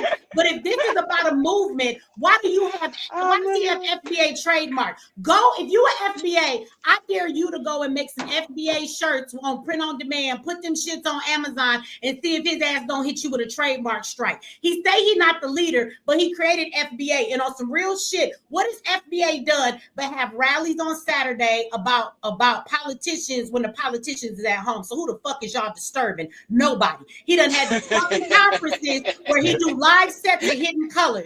This nigga will sell you merchandise with FBA on it. But what name? One motherfucking thing this man done to get us closer to reparations. And when you look at Yvette Carnell, this woman is in rooms with politicians. She's been in politics for years. Her and that other brother, they over there doing what they supposed to do. I ain't seen one nigga that followed Tariq nor Tariq with his spray painted fucking hairline be in fucking conferences and testifying on the behalf of ADOS trying to get reparations. But I've seen Yvette and them do that. Their voice is actually heard in California. They are actually on those panels speaking, and none of you FBA niggas are. So Tariq co-opted that shit so he could fill his fucking pockets.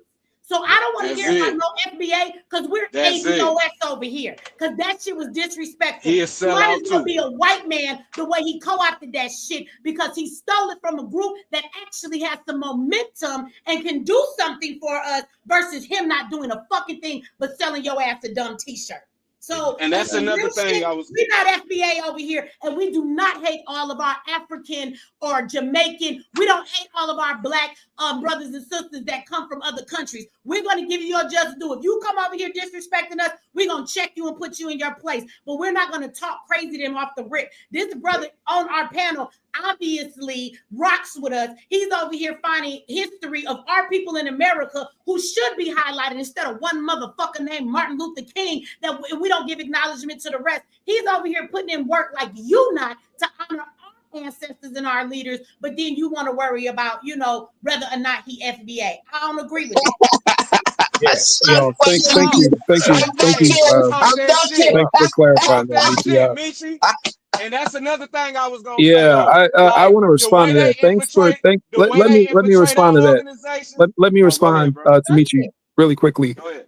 Thank you for clarifying. For the record, I wasn't supporting FBA. I was just wondering how someone from the diaspora could reconcile his support for African Americans with FBA's nationalism. So that was my clarification to him. But the fact that you brought up FBA, you're actually giving FBA rhetoric, because that comment comes from what FBA believes.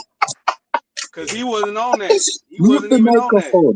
I mean, no. In all honesty, no disregard to you either, brother. Like, you up here, you on the panel, you obviously here for the show. You can give your opinion as everybody else. But the truth is, when you say FBA, you are promoting them. And the reason that you came for him in that way is because you are lining up with the rhetoric that FBA speaks. I don't agree with that. No, absolutely not. I don't support nationalism from any fringe group at all. I am not FBA whatsoever. You don't got a Tariq Nasheed shirt in your closet, no way? Absolutely not. I don't like Tariq Nasheed at all. I've beefed with a lot of FBA on Twitter, so that's not my speed at all. Okay, well, I just FBA over here. Let me ask you, have you heard of ADOS? And if so, how do you feel about Yvette's movement compared to FBA? I used to support ADOS. I started out ADOS, and once I realized that they had kind of took a stand for nationalism as well, I kind of pulled back my support from them. They are also a part of a group of people on Twitter that I have spars with, friendly spars, but we have some disagreements on policy issues. So I can't say that I still support them at the same level, but I've my point is, nationalism, I don't think is beneficial to Black Americans. And Michi, I used to watch you back in the day too, Michi. You started out as kind of like in the spirit of a Huey P. Newton, kind of a Black Panther spirit. And from my understanding, the Black Panther spirit was always to punch up, and they supported communism and coalition building. But when we started to embrace nationalism, I think that's when things changed. We started to separate ourselves from our African brothers and sisters. And so for that reason, I couldn't support FBA or ADOS. So when I asked the gentleman on the panel, when I asked him about his background, I just wanted to see how he reconciled supporting Black nationalism with his identity. Can I ask you a question though? Can you understand from Yvette's point of view? Because I've heard her clarify many times that she does not have a problem with, immigrant brothers and sisters from somewhere else. My understanding from Yvette, whether we agree with her policies or not, her what she speaks when she talks about ADOS is that you have to understand that if we're fighting for reparations, you must be a group.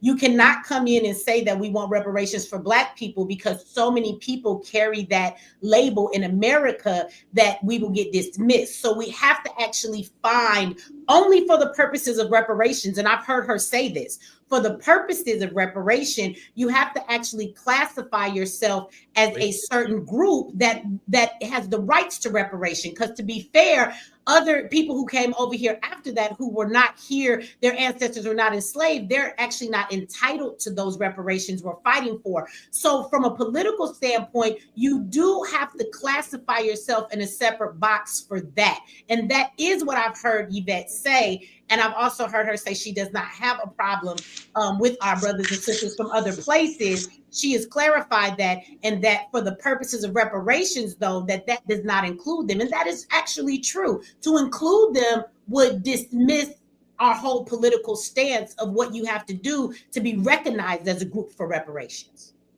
And Michi, wait, real fast. While we talking about reparations, can I get your cash app? What's the cash app? Can somebody drop it in the chat? I'm not on YouTube. It's $sign Michi X. You know how to spell Michi, right? You a day when you supposed to know. People be spelling it wrong. I know. MECHEE. They do. Y'all be spelling my name, not her. And the people be spelling my name all kind of ways though. Wrong It as be hell. M-E-E-C-E-E, M-E-E-C-H-I-E.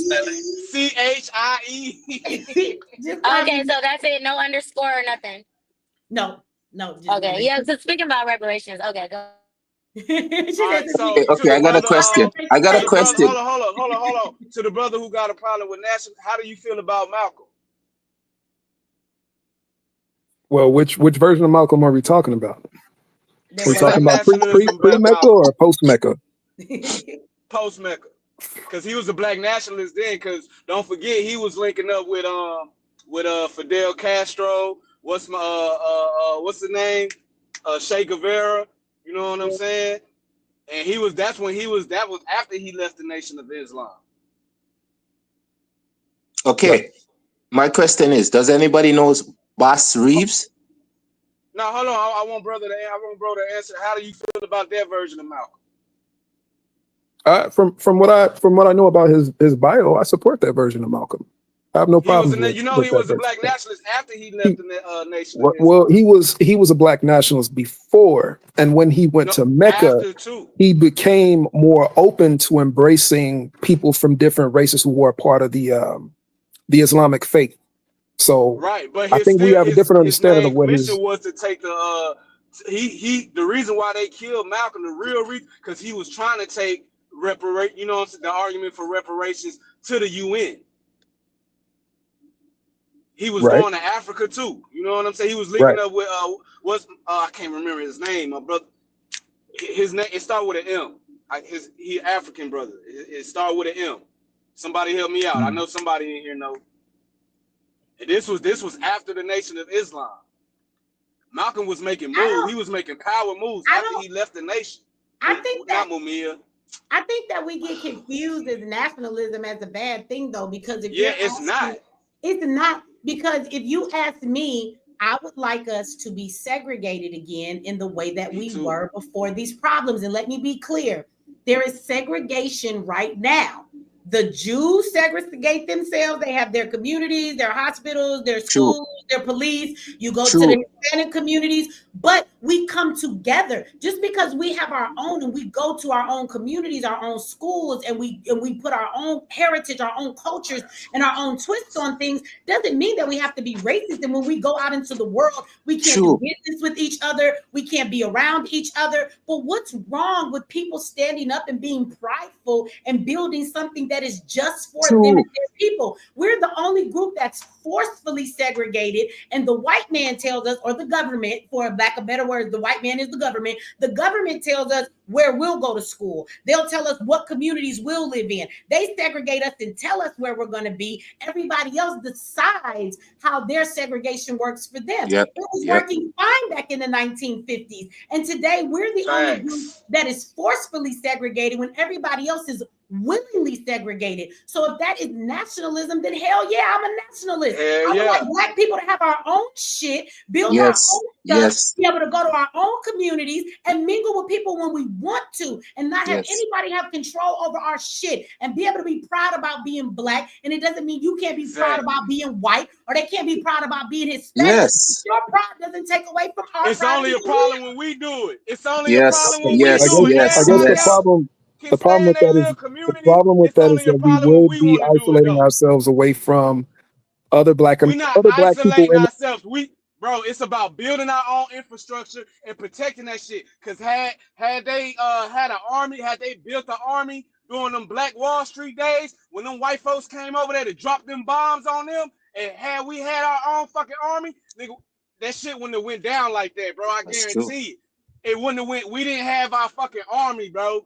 That's how our black communities got destroyed in the early 1900s. We didn't have our own fucking army. And that's why I think Elijah Muhammad was a fucking CIA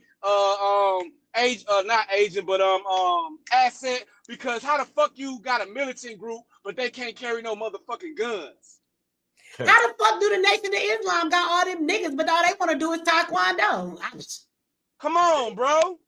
Come on, bro. And as far as the reparations, wait, I think we took a shift here. I think we started out. We originally. As far as reparations go, we gotta set the tone. Cause not no shade to the diaspora or nothing, but Black Americans set the tone for everything black in this fucking world.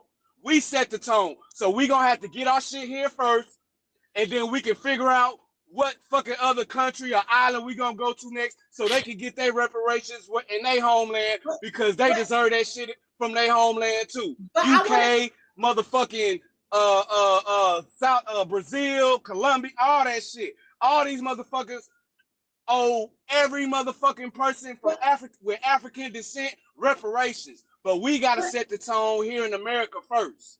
But so do you think it's better to do you think it's better to distinguish ourselves? Do you think it's better to distinguish ourselves based on our country of origin, or to have a shared common identity and approach the situation of reparations, for example, from a united front? No, because what would be more sensible? What would be more sensible? Because there's power in numbers, right? No. So what would be more sensible? A million little pieces of people operating in powerful nations as a minority, trying to take down a structure, a system that has historically oppressed them, or coming together in a united front to say, hey, we've all been subjugated from European empires. We've all been subjugated from European empires. So how do we unite? I got an answer for that. I don't understand. Wait a minute. I don't understand why you want us to unite with the world of Black people when we can't first unite here. And our ourselves. Our oppressor don't owe shit to nobody else. So why they can't fight their oppressor? We fight our oppressor to get what we're supposed to get from them.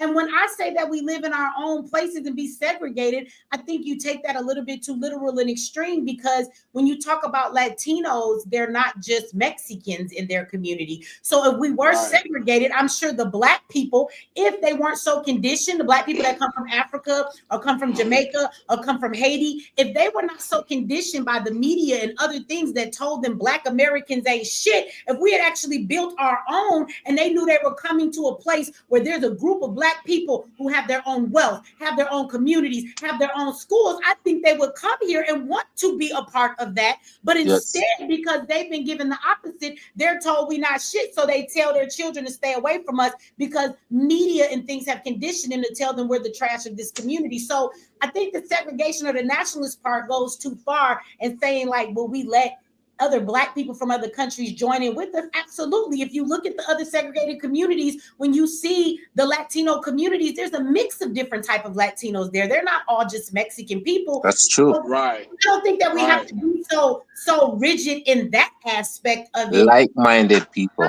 Like-minded. You're correct. And our Jamaican brother can tell you that anti-Blackness is global. I'm sure he may have some account from that from his own country. And this is what anti-Blackness is global. And that's the thing about it, though. I said it before. We're all in the same boat with similar situation. This is what we don't understand, though. Just because you think your racism is different from mine, it's still racism. It's the same shit. This is what I don't understand, though. The moment we have to create a separation, right? Yeah. The moment we have to create it's called separation for a reason. That means we won't be together. This was so there is no point in delineation. Is that what you're saying? That there's no point in delineation? There's no point. It's like-minded people. It's like-minded. Okay. This is what I was trying to say from the beginning. I was trying to say from the beginning when I brought it up about the Jamaican brother. I was like, are you teaching your people how to understand what Black folks are going through in this country? Because if they don't understand, how are they going to relate and how are they going to deal? Now, my wife is from St. Lucia. So I know a whole lot how they think, okay? I had to teach her a lot. Some stuff she didn't even know that was going on. And I had to show and prove to her. You understand? So that's what my point was, okay? So I'm not alone in and just pointing out stuff or picking on other races. I'm knowing from first point of view. Because when I go to these other countries, I see how they treat us in certain manners as opposed to how they treat white people. And when they come over here, they have a certain view of us Whereas, hey, I'm above you because I work harder. You know what I mean? Oh, can I I hear say, where you and I coming want to from, add bro. on Hey, to him. somebody So back I up. agree with Somebody you. got I some think mute. we actually Hey, I hear all where you coming agree. from, bro. Oh, I no, think But I we, at the agree same with time, you. Like, I think we at the all same actually time, that shit is agree. far and wide, bro. That shit is far. Look, I'm from Texas, bro.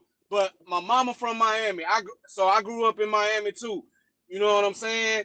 And I grew up around a lot of Jamaicans, a lot of Bohemians, all them islands down in there, bro. The ones that grew up here, they know what it is, bro. I listen to reggae more than I listen to hip hop. They trust me, bro. It's in their music. That's all they talk about in their music, bro. They know what's up. So that's why I say you can't lump them all together, bro. That's just like us. That's just like us saying like how we got, you know what I'm saying, the ignorant niggas out here. We don't want to be lumped in the same boat as them. You know what I'm saying? So we can't do that shit to our brothers from different places, from the diaspora, bro. It's But you know what I'm saying? understand Like what you're just talking like the about, though. Mexicans, I know just what like the you're So talking Mexicans, so about, my but you I'm brother not who had the, lumping all of them. so I'm so not you lumping guys all are of all actually you're all no, of actually course. I'm not telling you to be gullible. No, I would never say that because I ain't gullible. You know what I'm saying? I I'm know talking that's what about I'm the saying. I certain know where you're ones who come coming here from. with that yeah mindset. Okay, yeah but wait I a know minute. that's what I'm Certain ones. saying. You know But what? it's not all of them. yeah. That's Well, all. I you never guys said are Not all all actually of of them, them. bro. you I guys never are said It's all actually of them. far and you're wide. supporting my It's point. far and wide, bro. I never But said that all of them. but I that only say certain ones that come over here with that It's far, mindset. yeah, that's what I'm saying. It's far That's and it. wide, but I know that's what I'm saying, bro. Like the ones that grew up here, you know what I'm saying, went to school, they know what's up, bro. They know what's up. I haven't been. The only island I ever been to is Puerto Rico, so I can't speak to how they are there on their homeland. But I know the ones that went to school with me and grew up, the ones I met along my journey, bro. They solid, bro. They solid. They know about Mark. You got to think Marcus Garvey is from Jamaica, bro. Look what he came over here and did. He the reason why we had a Black Wall Street that doesn't and a change the fact Rosewood. that how they think and how they're raised and what they was raised on in But their it's not childhood all to of feel them like though. that we It's not Black all of them. Americans are But look, beneath them. It's it's, not it's, all it's of not them. all of them, but look, check this out. It's not either our job as much as we go through. Why the fuck we got to decipher who is who? Like if you down with us and you come over here and you show that support, I think that who want to be That's in a it. relationship? Who want to be in a relationship That's with all. somebody? All they do is talk. Don't talk. Show me you love me. Goddamn it! Don't tell me. That's it. Show me in your actions. So again, Black Americans love everybody. Let's be real. So we're not going to turn us into these monsters. And there is nothing wrong with us wanting to be around our own, build our own, and have our own. Everybody else does that. Do you see the power in that? Do you see what the Jews have? Because that's what they do. Do you see all that the Hispanics and Latinos come over here and build? Because that's what they have. Even the Asians, they're not as big of a group, but look what they come over here and build because Right. they do that with each other. There is nothing wrong with that. Nobody's ever going to make me feel bad about that. Why do we always equate love for ourselves means we hate somebody else? The reality is Black Americans love people too goddamn much. Do you see it's niggas out there right now protesting with these goddamn immigrants? We have been on at the goddamn ICE department arguing with them about separating folks from their kids. When the last time you seen Black people at the police department arguing about separating your kids when you get arrested? If you ain't got a family member, they going to child protective services because you committed a crime. At the end of the day, we cry with everybody. We want to support everybody. We out in the streets protesting with everybody. We want to tell everybody how we should be good with each other. That has actually been a downfall of ours because the bottom line is you can have love for your people, unwavering love for your people,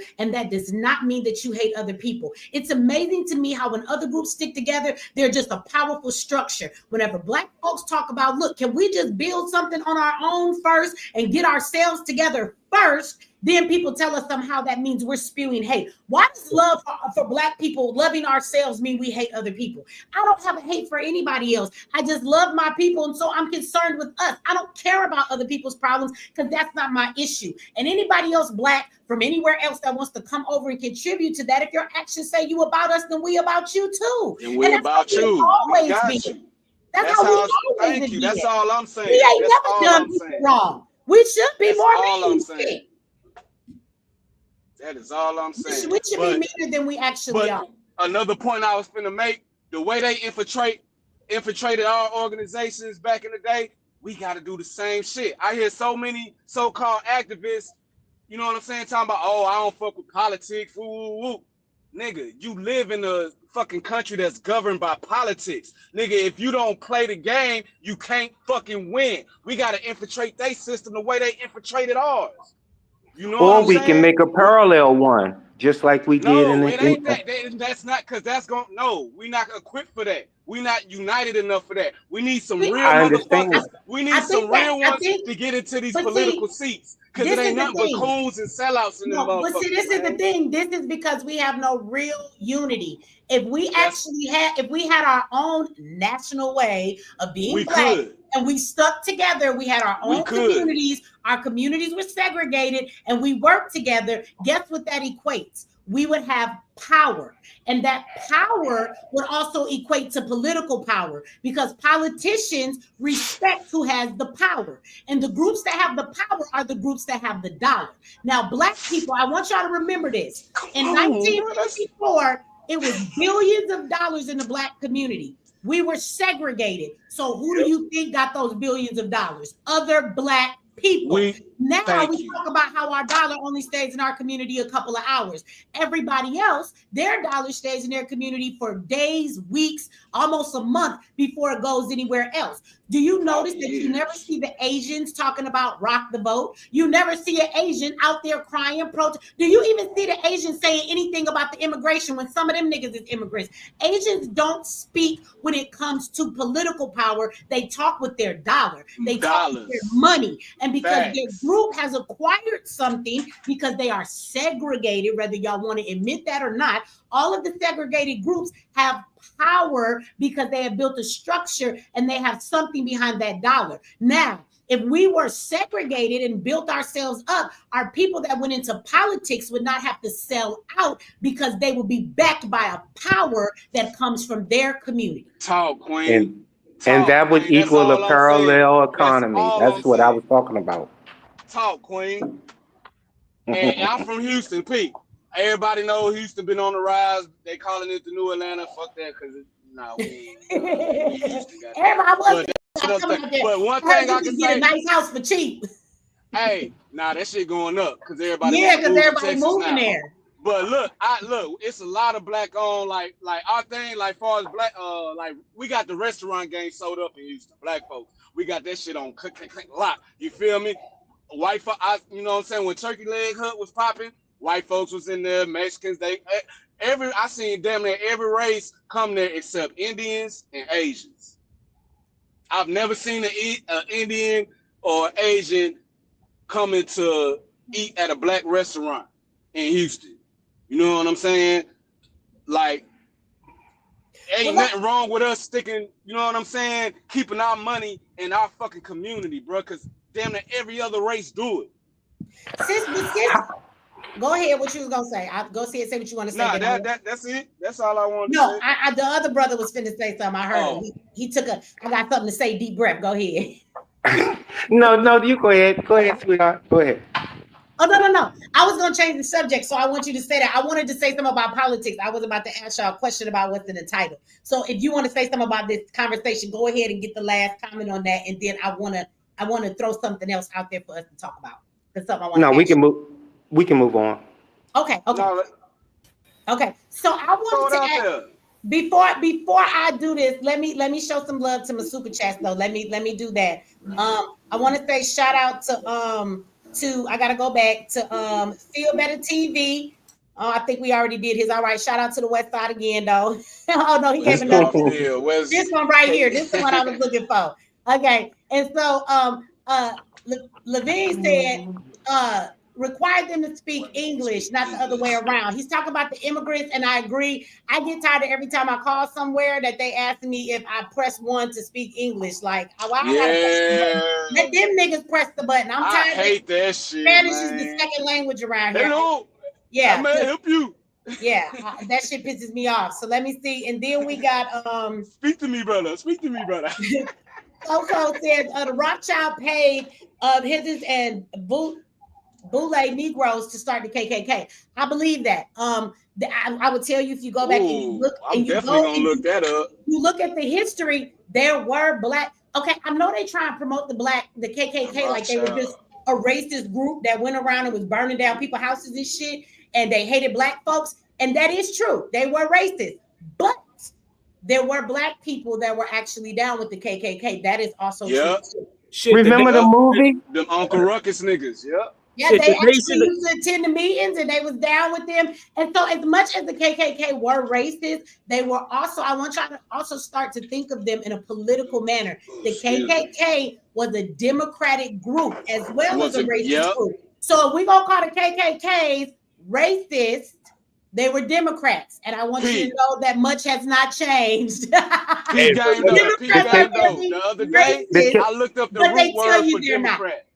They tell you they're not. Democrat, all right, that shit basically the root of that shit means to rule. Democrat, that it's Greek. You know what I'm saying? If you look up the origins and the roots of this shit means to rule. You know what I'm saying?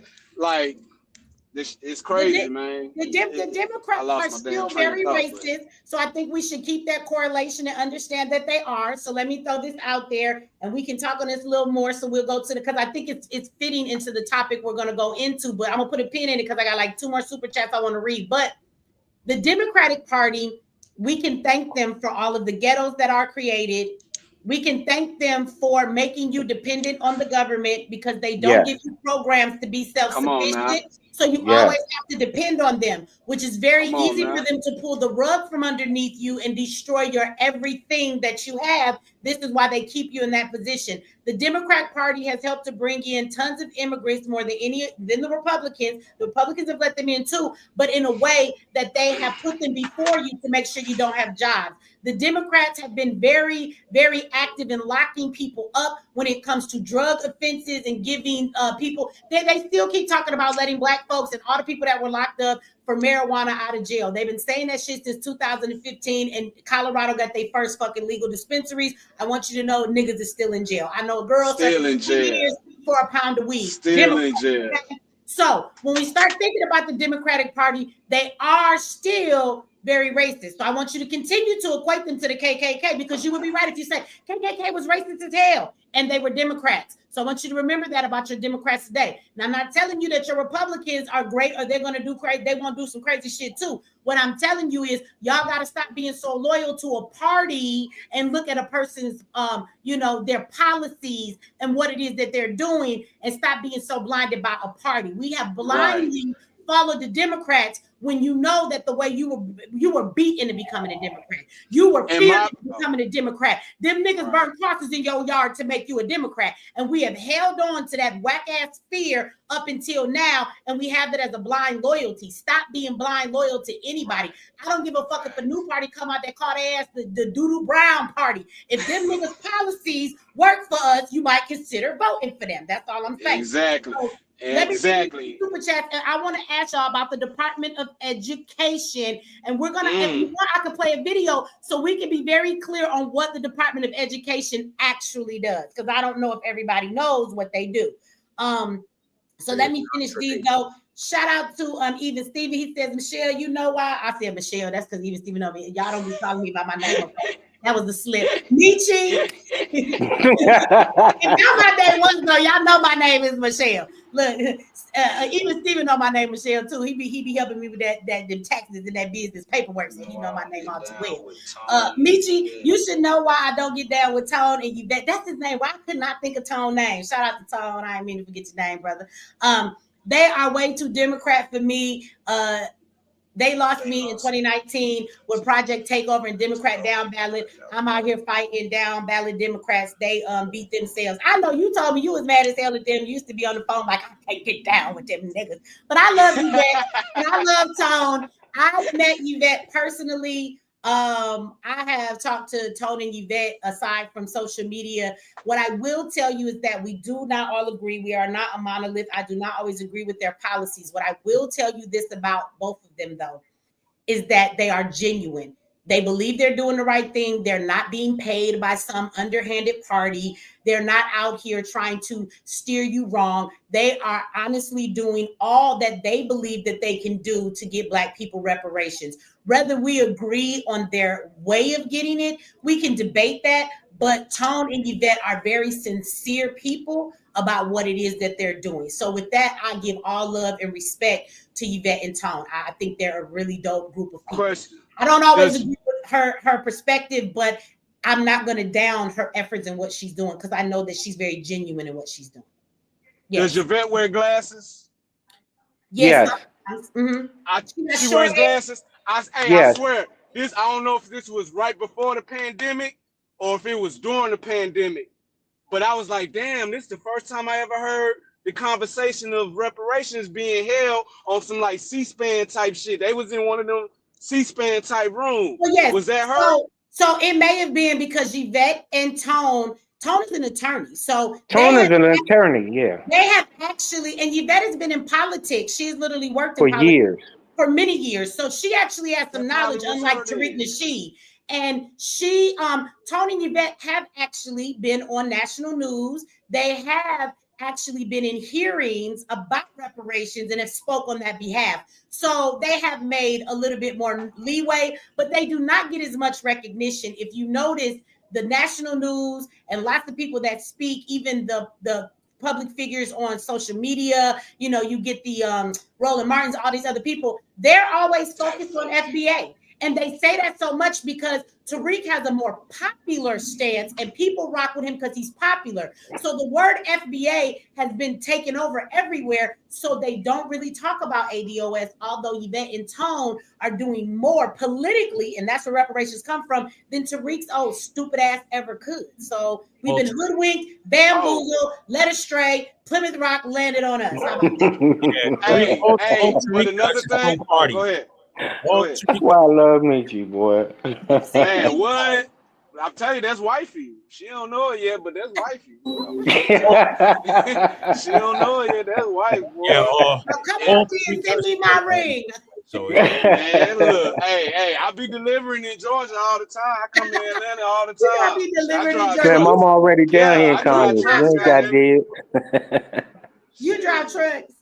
I drive trucks. Let me come take you out, Michi. I swear, man. You got that fire in you. Send me an email. I might let you take me out to dinner. Send me an email. That's a bet. I've been trying to get it for a minute. I don't know if you seen my damn comment, but yeah. You can't put it in the comments. You got to send me an email. Hey, ain't no shame in my game. I'm a Texas nigga. Ain't no shame in my game, Michi. I'm a Texas. That's why you ain't finna get my phone number in the comment section. Oh, nah, hell no. But but what I was gonna say though, another thing that fucked black people up is when they took fucking trades out of school, which leads me to my question, Michi. I know you say, Brother Q got the Zayac. Is there anyone we can get who can start a school like that, but for trades, building trades? Absolutely. I mean, I know that I don't know nobody like that. But Q is always trying to expand everything that he's doing. He just needs locations and help. He got more people. He's expanding the stuff in the STEM too. He's going into medical now. Trades is something he thinks that we should have. So I really think Q is really still a great place to start with that. If he could get more support to handle the stuff that he is doing, I think that he could bring a whole lot more to the table, So again, we got a lot of students here in Georgia. We are the second biggest place for Zayacs, but we don't have a location, or we would have a location here, and then I'd be there, making lunch for all the kids and shit. So yeah, but we don't have. That's what I'm saying. We gotta take a page out of Marcus Garvey's book. We gotta take a page out of his book. Like we need that conference. We need, I don't know if you remember my comment, but we need a group economics, a black group economics conference. And motherfuckers need to be vetted before they come up in there. Like this ain't no just anybody. Nah, y'all want to go get Ariel Leisure? I don't even know who that is. Good, that's why y'all know it's funny. Y'all niggas don't want Ariel Leisure there telling you what to do. Hell no. I don't even know who that is. Diddy in jail. He can't come this time. Who is that? Look, Ariel Leisure had Diddy on stage. He offered them niggas $1 million check in front of everybody, but it was a fake check. And then later, when he got accused of these charges, they acted like they ain't know Diddy. All of a sudden, they wanted to distance themselves. Yeah. Okay, yeah, now I know you're talking about. Fake as hell, they is, but whatever. So let me read this. Okay, so even Steven gave another super chat. Shout out to you. Thank you for that. He says, nope, I went to high school 40 years ago in Fort Lauderdale. Jamaicans and Haitians were writing white in their school paperwork back then. I acknowledge all the foreigners and not tethers, but tethers are undermining Black Americans. Some of them do. I will tell you that there are plenty of foreigners that come over here, and when foreigners come over here, especially with like the Latinos, they are allowed to check that they are white. They get to decide what they want to be. Oh, you're talking about. So, shout out to Noah GX. I have no idea where that currency is from, but Yes, that's true. it's always dope to get currency from somewhere else that's not American. But thank you for that 320, whatever that is. Says blessings and thank you for the dialogue. Well, thank you for the super chat. I don't know if you're still in the comment section. Tell us where that is from. Even Stephen back again with a big $5. It says, let the record reflect that I got Michi to Texas first. Yes. Even Stephen did. He's brought me out to San Antonio, Texas. It was a good time. We had a whole conference. A bunch of people came in. He brought me out there. Shout out to 210. Shout out to 210. We had a big old conference that we did. Shout out to even Stephen. That was a while back. He say, let the record reflect. Let the record reflect. Let the record show. Faith always over here showing love. She said we need to be on both sides to know the play, but still we work together. Shout out to Texas. Absolutely. And shout out to you. Thank you for that. Okay, so let me throw this out there at y'all. Now we know Deja, she gave her opinion and gave a good one. Hold on, I think we got one more sister. I'm sorry, Em. I ain't see you. You was back there for the longest. You up here now. I didn't even see that down there. I'm sorry. Okay, so let me throw this out here to y'all. Okay, so and I can play a clip if y'all want me to play a clip, but go ahead.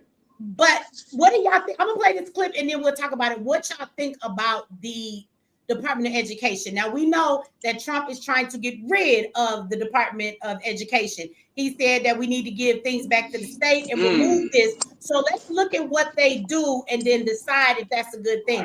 Are we all on the same page before we do that? Like, are y'all okay with the fact that he dismantled the CIA? Yes. No, it should have never. It should have never been. It should have never been. That would be a disaster. I'm from school choice. But wait a minute. School choice does not yield the same outcomes across the board. I think that will be a disaster. You think it would be getting rid of the Department of Education will be a grave error because most states can't even afford to educate their students. So they need money from the federal government to even keep the schools open. So in places in the South, this would be a disaster. But let me ask you a question. To get the money. Let me ask you a question. Yeah, I was reading about some of it, and what they said is that removing the Department of Education, because I know some people brought up that like there wouldn't be any funding to HBCUs, and that's not true. They're not getting funding now. Well, listen, no, but wait a minute. But removing the Department of Education, the federal government has still promised money to certain programs. So let's be clear. Trump has already promised millions, like, I don't know, 200 something, 55, I don't know, to HBCU. So they're still going to be funded, even if he removes the Department of Education. He's already said that. They will also still fund certain programs that have to do with like schooling as far as money for disabled and things like that. They're not going to remove that. But how many of you know when we say that it would be a disaster, my question would be, how much of this money actually goes to our schools? Because I know that when my children were in school, we were in Springfield, Massachusetts, and the superintendent of schools, this nigga was making like $250,000 a year salary, but they weren't doing anything in the damn schools. Okay, so I remember there was no buses for our schools. Let's be clear. The Department of Education is there to make sure that disabled children get the right help that they need within the schools. But let's be clear. I have an autistic child and I have a daughter that has Turner syndrome. When she was in school and my son that's autistic was in school for 1 year, that's it, and I took him out. They both had IEPs. Let me be clear. They never fucking followed them at all. All they ever wanted to do was give my kids drugs. They never read what it was. So I will tell you that whatever they were getting paid to do their job, they did not do it. So I'm going to tell you that a lot of this money that they claim they're giving to certain programs, it's not being used in that vein any goddamn It's not. It's really that's not. A fair point. It's I mean, really you can not. make the point about wasteful spending, but just destroying the entire department to spite a few programs that may not be. No, so listen. And so let's be clear about the Department of Education, though. What he's saying is that he's not saying that funds won't be given to the states. What he's saying is that the states will do what they need to do, and we don't need to pay a bunch of employees to oversee what they're doing in the schools because they're not doing their job. So let's be clear about that. He's not saying funding won't go to these. And how do you hold them accountable if you don't have the people? Because with Trump, okay, that's a good question. Because what he's saying is that the people that are in charge of the federal money, they're not doing what they're supposed to do. Nobody's holding them accountable, and they're actually not doing their job. That's why these states aren't really getting what the hell not they even. need. It's not even getting. It's like it's not even. Because I was about to say, who holds them accountable now? Nobody holds them accountable now at all. Nobody. And the kids, my son had an IEP plan. He when he was in his class in school, they put him, and this ain't no shade to no kid that has a disability, but my son wasn't disabled to that degree, so that kind of made him feel a certain type of way. When they put him in a regular classroom setting, he was able to function a little better. But most of that funding, they stealing. I feel like they need to dismantle the whole system and build something fresh from the start. Like we always say, Michi, whatever comes out the ashes, let it come out the ashes. It ain't been working for decades, centuries now. Our kids are illiterate to whatever degree. Their reading levels are not even up to par. Math, neither. Yep. It's not. So, I wanted to add on with her real fast. I wanted to say this. I wanted to say basically, Auntie, you already been said how, first of all, the money and the funding and all of that is going to the schools, but not to our schools. It's not like you said.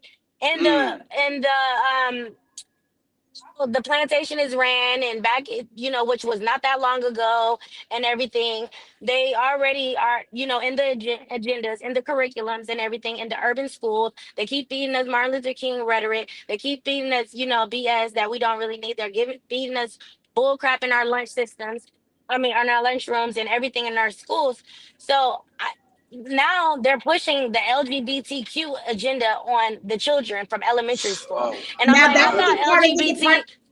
That's part of the Department of Education. They do that. But I just want to say, am I ending with this? I just want to end it with this. All I'm saying is, if he's getting rid of it, now everyone can be mad. Like you said, as Americans, we're going to stick together. My auntie said, if black people and white people can't get together, one thing somebody going to stick together is Americans. With these illegal immigrants, with the school system, everybody got kids. Everybody got kids. Everybody got kids. White, black, whatever race you are, got kids. Baby, your kids go to school. So now we all going to stand for something. What you going to do? What we gonna do? So I'm glad that he's ruffling feathers. I'm glad that he's kicking dust, because now everybody can raise a brow, not just one demographic that suffers or that's affected by it.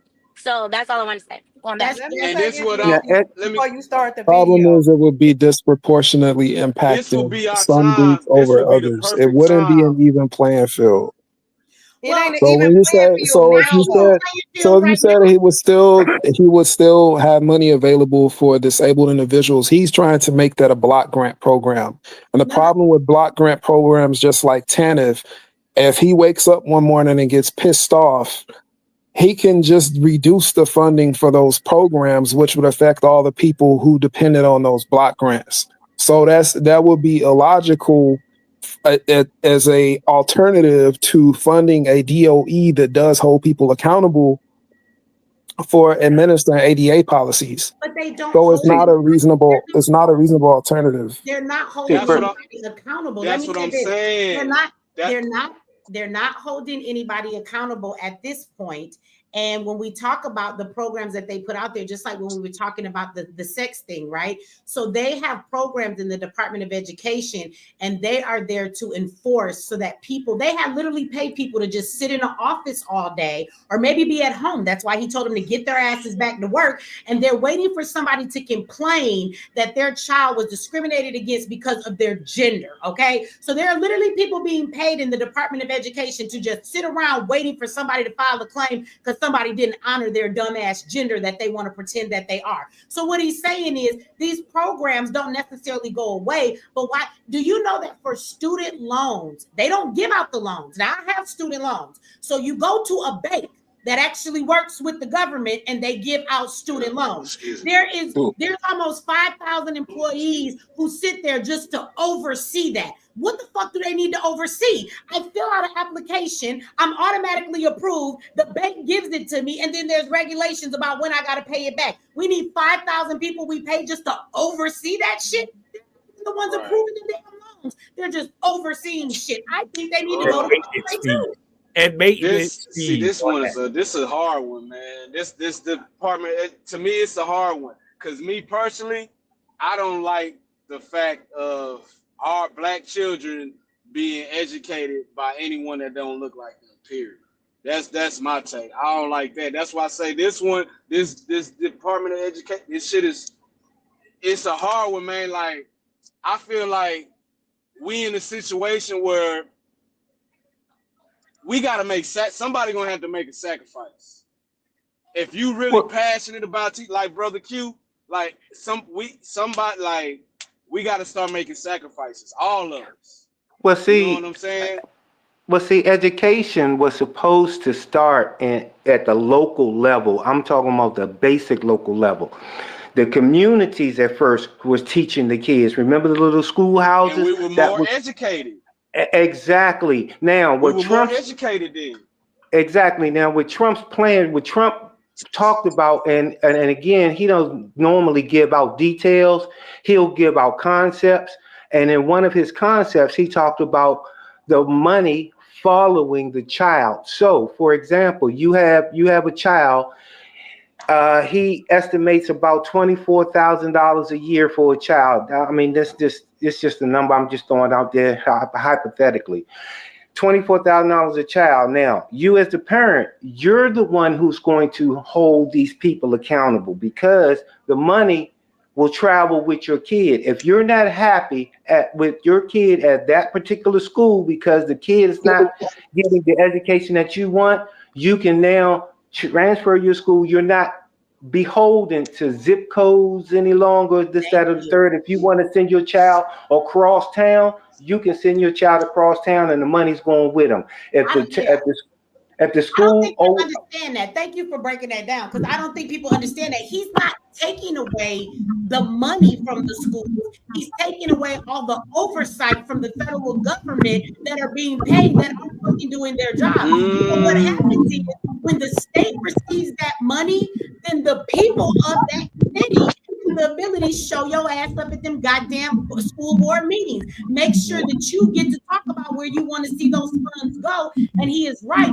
Trump said that your money follows you. So now school choice is real. You can send your kid wherever you want to send your child. And he also said that includes homeschool. So if you decide to homeschool your child, you don't got all that fucking government red tape. You can simply say, give me those funds because I'm going to be the school for my child. So at the time where things are being taken away, it's actually giving more power back to the people within the state and the parents of the children who are going to school. So I don't think we understand the full concept of that. There's a lot of oversight that he thinks is unnecessary for people sitting around, when it doesn't mean that the states aren't going to have oversights or people who check them either, but they should be the one dealing with whatever their school needs are. And it gives the parent more ability to decide where their child goes to school. If you don't notice right now, there is what we call districts.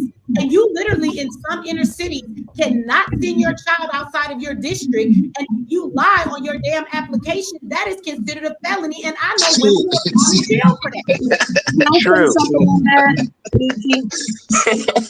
And it's regulated hard. It's regulated hard in DC. That's why I say it's so important for us to get in these fucking rooms. We need we need sisters like you, Michi, with that fire, that's educated, that's knowledgeable. You know what I'm saying? That can articulate themselves properly. And in those, we need real black folks in those rooms to make those type of decisions, man. Well, M wanted to say something. Go ahead, M. Thank you. I have something to say about that, because in my area we have because the schools weren't accredited, so we had school of choice, and I chose to send my son to a different side of town. Worst thing I ever did. Worst thing I ever did in my life. First and foremost, most of the schools in our area, we can go in and see how our children are doing during the day. Like if we want to go have lunch, this was elementary school. So if we wanted to go have lunch with our kids, we could go do it. Now, when I took this the same city, it's all city school, inner city schools, and I went to see my son. They wouldn't allow me in the school. And I'm like, and when they were like, well, we have a different policy here because parents kind of distract and everything. And I'm like, nah, no, this is still city school. So I'll tell me once that I had to do a background check first before I could come into school because I'm around all these. They told me the same shit. I wanted to go sit in my daughter's class. The same shit. At the same time this was going on, a white father and his child walked down the hallway. And I'm like, okay, so what's the difference between me and that parent? And they were like, well, he had an appointment. I said, okay, I'm leaving. So I went to the Board of Education, to our Board of Education, to discuss, what's going on. I want to know what's going on with my children. I want to make sure they're being treated right. And now this is what gets it. Like I said, this is the same exact city that I live in, but this is their school lunch. They had a well-dressed salad. They had steak, and it was not cube steak. It wasn't processed meat. They had steak. They had baked potatoes. This is elementary school. They had a vegetable. Now, my daughter, on the other hand, on the other side of town, same city, but just the other side, they're eating the process, the soy burgers or the hot dogs with potato, mashed potatoes or whatever. But it's way different when it comes to school choice. And then also, I had to take my daughter out of school at one point. So I did the homeschooling as well.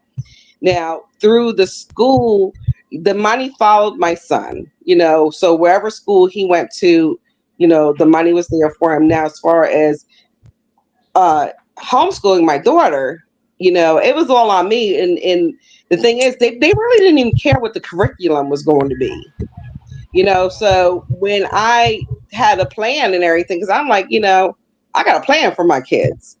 And I took and they were like, oh, we don't need to see that. And I was like, but it's in your guidelines. No, you're all right. Just make sure you do math, this, that, and the other.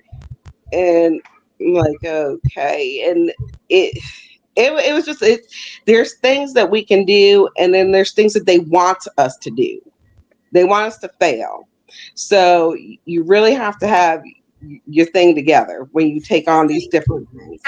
I think that's part of, and Faith said, shout out to everybody for the super chats. I'll read them in a second, but Faith just put in there, she says, hold the people accountable all the way down to the parents is what he's doing.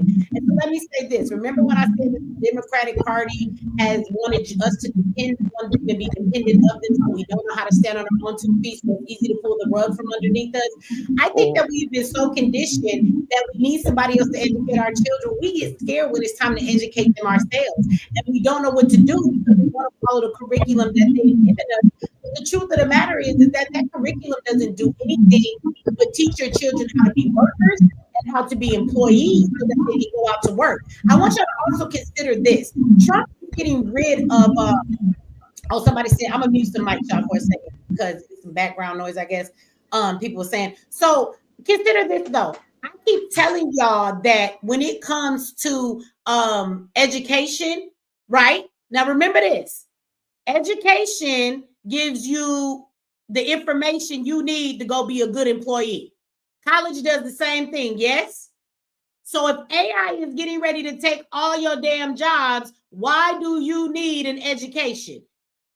Because again, now in school, they will teach you math, but do they teach you how to pay bills? That's real life math, right? See, that's what happened with me and my child when we're doing homeschool. He learns math. He learns how that shit applies to him in real life. Okay, these are the things that he's learning that they don't necessarily teach him in school. Unless he's going to do, construction, he doesn't need to know what the square root of this and all that is. So at the end of the day, you have to understand public education was designed to make you a worker. If there will be no more jobs, you do not need to be a worker, which means you don't really need that education. So y'all need to think a little bit deeper, because even though what Trump is doing things, Trump is still a part of the bigger picture and the plan of what's going to happen. And when Trump leaves, the next person in there will continue to put forward what is getting ready to come, right? But again, homeschooling your kids, I think, is a great thing, but it's scary to people sometimes. And I do it and he don't get no damn dollar. If somebody gave me money to be able to help to homeschool my children, there's a lot that you could bring into play when it comes to all of these things, right? And so at the end of the day, I think we just need to think about that in the bigger picture of it. And somebody said earlier that it helps with preschool and stuff like that for your kids. I want to reiterate again, these programs are not going away.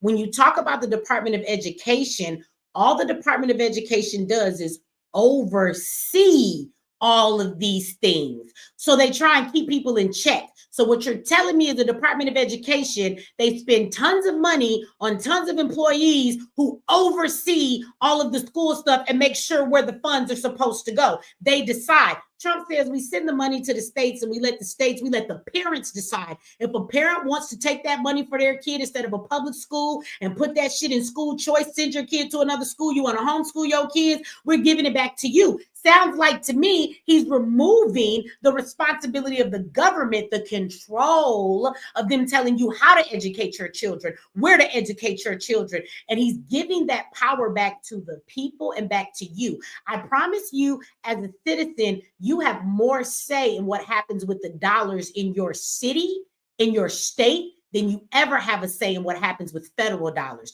You ain't gonna show up. You're not finna go sit on a congressional floor and talk with the Senate. Your ass will not be in there, not giving you a microphone to talk. But if you show up at your school board meetings, you can talk.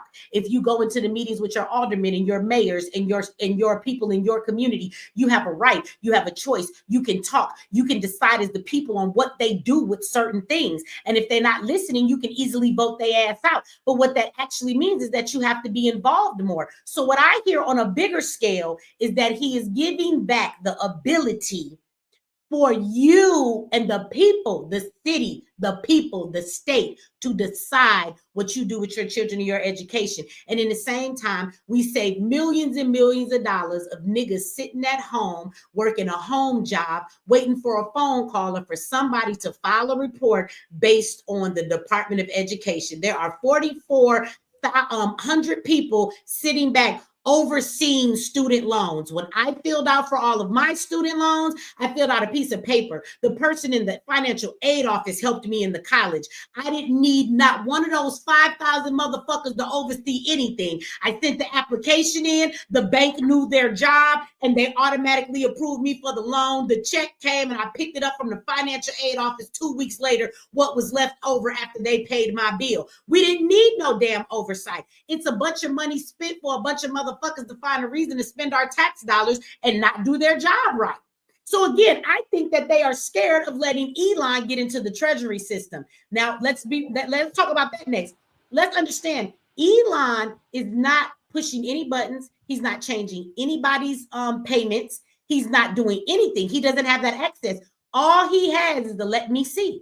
I want to see who you paying, where it's going, who's getting it, how it's being dispersed. Because you say it's going to this organization, but who the fuck is Johnson Wellington? Nigga, who is you? Oh, wait a minute. This is one of the senators over here in this state. How did your name get over here? Why are you getting paid? He's looking for corruption. He's looking for money being spent in places it shouldn't. Why is everybody, especially the Democrats, losing their mind because Elon wants to see where the fuck the money is going? Seems like to me, all of these departments are just a way of laundering and keeping a hold of the taxpayers' money and not spending it on us. There's no reason for America to be in all of this debt, because according to them books and what Elon is showing us, there is millions and millions, and matter of fact, it's billions when he get done, that is being wasted every damn year of our tax dollars' money.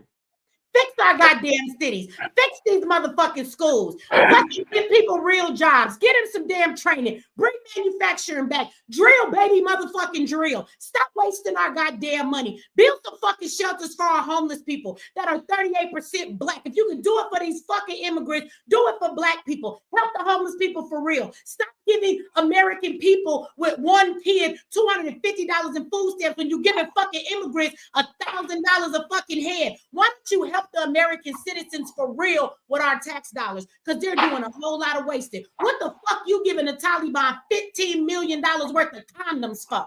Why?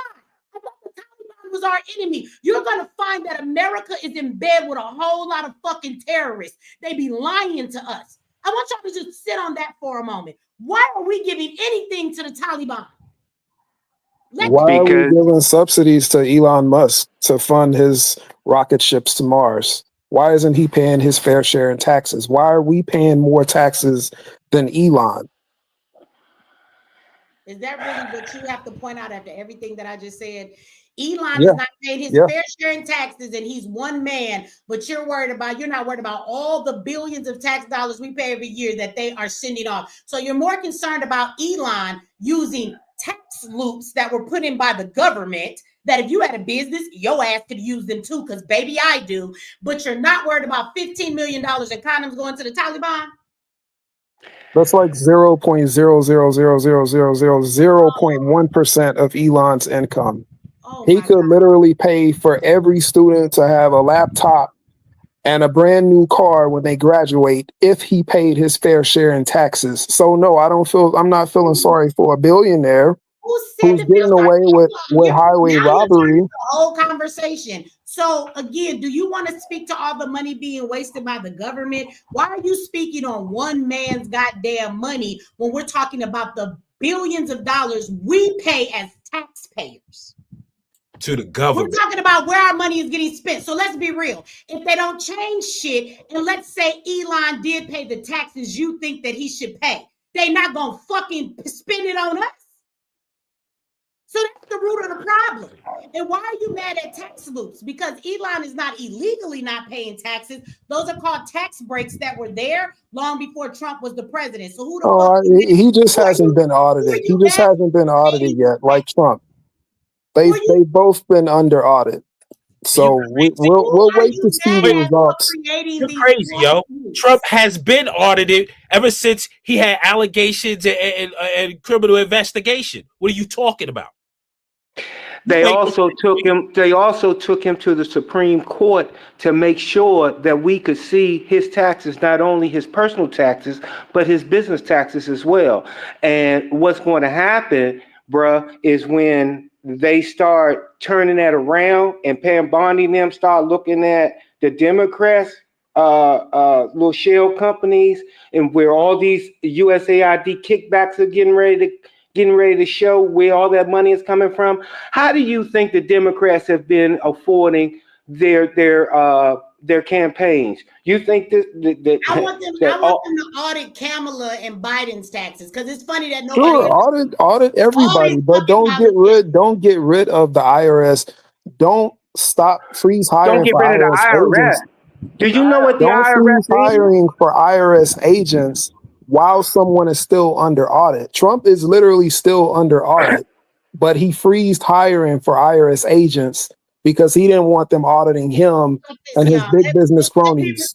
Let me respond to him. You're talking about all the IRS agents that were hired, the 80,000 by the Biden administration, so they could fucking do audits on us, because they were there to do because they're there to audit anybody making 400,000 and under. They're not there to audit the nigga Trump. So let's be real.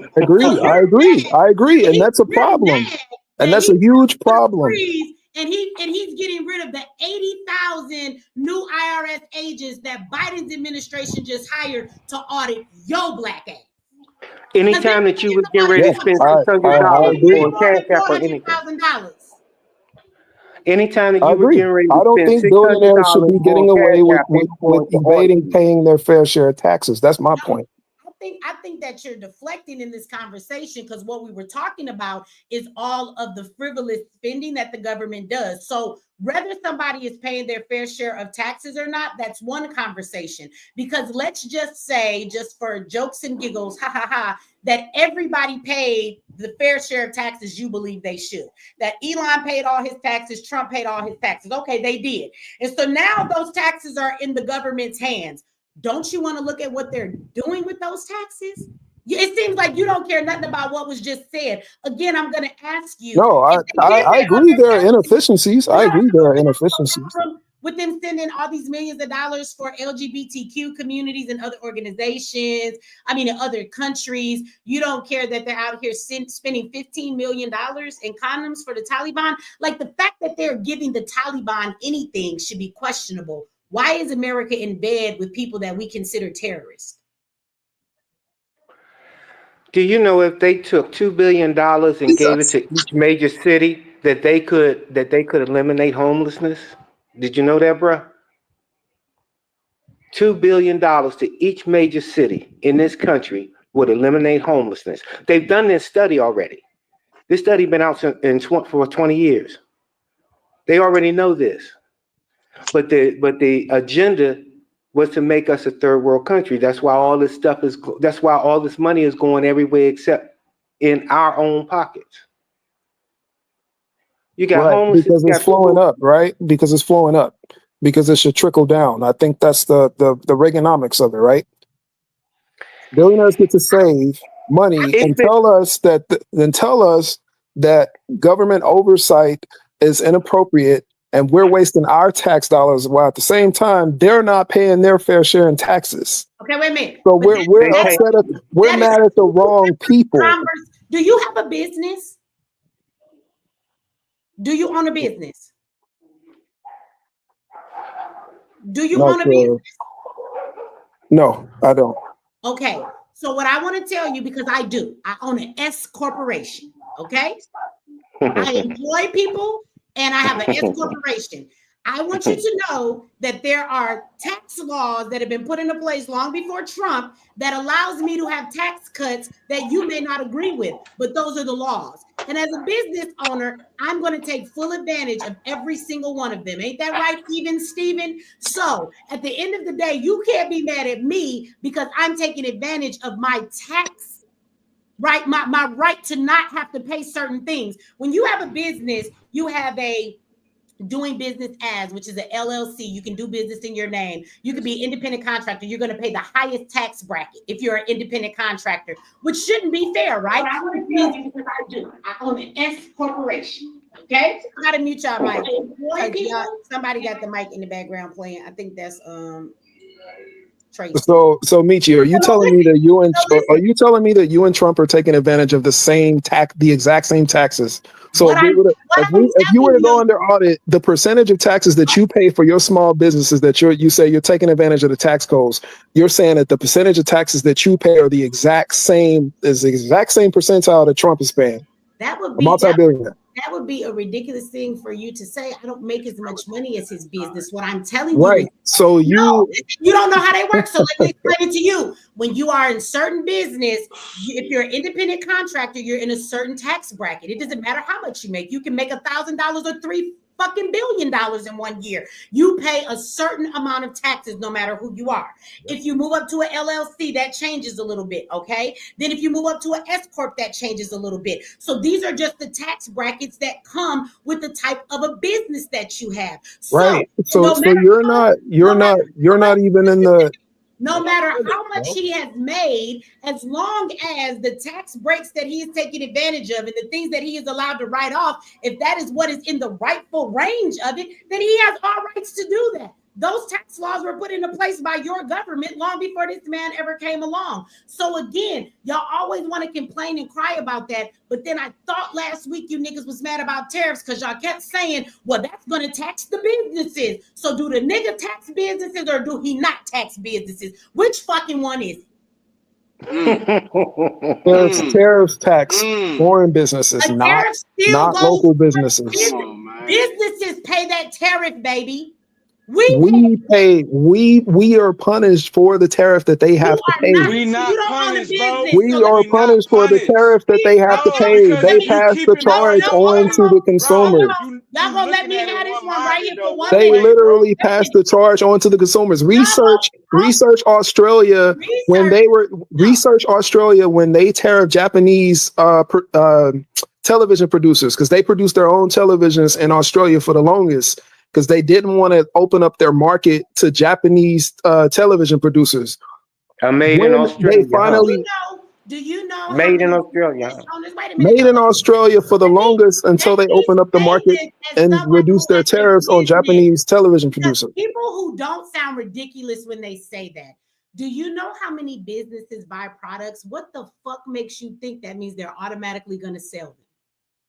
Do you know that whenever we buy products for our business, we always take a risk of if they'll sit on the shelf or not? Matter of fact, do you know that every goddamn business that is a major company, from Walmart to Target to Macy's to every goddamn thing else, Nike, wherever you shop, do you know that there is a whole market and a whole business that we have called resale? There are people that are making double six figures every year because there's a such thing as overstock and shit that never sold, that companies bought and they couldn't get rid of it. So what they do is sell it for dirt cheap so that they can try and get something back for it. And then you have other people who buy that shit dirt cheap and then they turn around and resell it on Amazon or eBay so that they can make money from it. There are people who have businesses off of the shit that other businesses cannot sell. So it is a facade for you to think that just because a business owner buys a bunch of products, we automatically sell them. Sometimes when consumers don't have a lot of money and the economy has changed, they won't buy our shit. It'll stay on the shelves. Because what you don't understand is, as a consumer, you have a choice. You don't have to buy this fucking item if you can't afford it or it costs too much for you. So every business owner doesn't exist because they don't necessarily survive or succeed because it's not guaranteed that the products we buy are going to sell. So when we get hit with the tariff to purchase the products, it is guaranteed that businesses will be taxed on these tariffs. It is not a guarantee that the consumers will buy that shit. Exactly. Wait, so I have a question. Is your point that the resale industry would circumvent tariffs? Is that what you were explaining, that the resale industry would circumvent tariffs for consumers? What I was explaining to you is that in all industries, no matter how big you think a company is, they all get stuck with products that don't sell. That's the point I was making to you. And I was telling you that they get stuck with so many products that don't sell. Other people have been able to make a business out of their products that don't sell. That's the point I was making. And you have to count that as a loss. Yes, as a business, it's a loss for us. I own my own business. It's called loss mitigation. You always have to have, whether it's in finance or business, you have to have an account for loss mitigation, whether that's theft, having to overstock, loss, any type of loss. So I'm just saying, ultimately, tariffs are guaranteed to tax the business owner. It's not a guarantee that it's going to tax the consumer necessarily. It depends on what your product is. That's what I'm saying to you. So we know for a fact businesses are going to definitely get hit with that tax. So again, you can't say that on one end, Donald Trump does not tax. Let's go back and remember where we started this conversation. 1 minute, he doesn't tax companies, and then the next minute he's taxing companies with tariffs. So which one is it? So again, I'm going to go back to, we were talking about all of the underhanded and overspending of the government, and you went into Elon and Trump's taxes. Whether Americans pay their taxes or not is a completely different conversation of if the government uses those taxes, right? Because you made a comment about government inefficiency and our tax dollars being misused. Yeah. So my point was, we don't even have enough as it is to make sure that the tax dollars that we're spending now are being appropriately used. There's no reason that per pupil spending doesn't go up in a state like Mississippi, where more than half the K through 12. I'm sorry? What do you mean we don't have enough? On that list that I just read off to you, we're not spending enough on educating K through 12 children in public schools as it is. We spend the most on kids in the world, and we're last in education. What are you talking about? Because of the cost. The cost of administering education in the U.S. is more expensive. And my point is that we don't. I just need to know, what do they spend to educate our kids in them ghetto ass raggedy fucking schools where kids are graduating with high school diplomas, but they're fucking illiterate and there's lead all in the water. Do you know Detroit at one point closed down over 60 schools. Now, they didn't close them down. They actually were spending $250,000 a month to bring in bottled water because all of the water had lead in it within the schools. So, I mean, like, what money are they actually spending on Black kids? Please don't talk to me about the wealthy, rich white ones in their suburban schools, because I've been in those too with my children, and I pulled them out faster than a motherfucker because they wasn't teaching them shit either. But I want you to take me to these ghetto schools. I grew up in Detroit. We didn't have a bus system. So what fucking money are they spending on us? We're forced to go to whatever school is walkable in our city, or we have to catch the city bus. There are no fucking buses for us. And I'm 45, and there wasn't buses when I was 12, and there ain't no buses now. They're closing down all of the schools in Detroit. The kids are graduating, and they have high school diplomas, but they are illiterate. They sued the fucking school department talking about our kids don't know how to read, because that's how many kids are illiterate coming out of Detroit public schools with high school diplomas. And they told them, our school, the Department of Education in our place does not have the responsibility legally to make sure your children can read. Then why the fuck do you make it a law that we have to send them to your school? Our children spend 8 hours a day with you. So as a Black woman who went to school in the inner cities, and my kids used to be in them, I can't wrap my head around your comment that we spend all this money on education for our kids in America. That's some fucking bullshit. And maybe the reason our inner cities don't get the dollars is because the Department of Education is fucking sending it somewhere else, or they're scamming us and they're keeping it to them damn selves, or the superintendents of schools is making $300,000 when these niggas won't even spend $100 a week to fucking let a bus pick some kids up. You sound crazy. The point, the cost of administering education in the U.S. is more expensive. The dumbest fucking children in the world. And you talk about all we spend. Our schools are pieces of shit. We don't spend enough. What do you think that these teachers unions, what do you think the teachers unions have been protesting for? When all these teachers unions in Chicago and St. Louis, what do you think they're protesting for? They're making the case that administering education in the U.S. is more expensive, and they need more funds to go to upgrading those schools. You talked about Detroit, for example. There's no reason that I'm guessing that the pipes in Detroit are still filled with lead. They haven't been upgraded. They haven't been replaced. The federal government has a responsibility. You go to the white schools, their buildings are just fine because they're better funded. Money is that they only fund certain types of schools.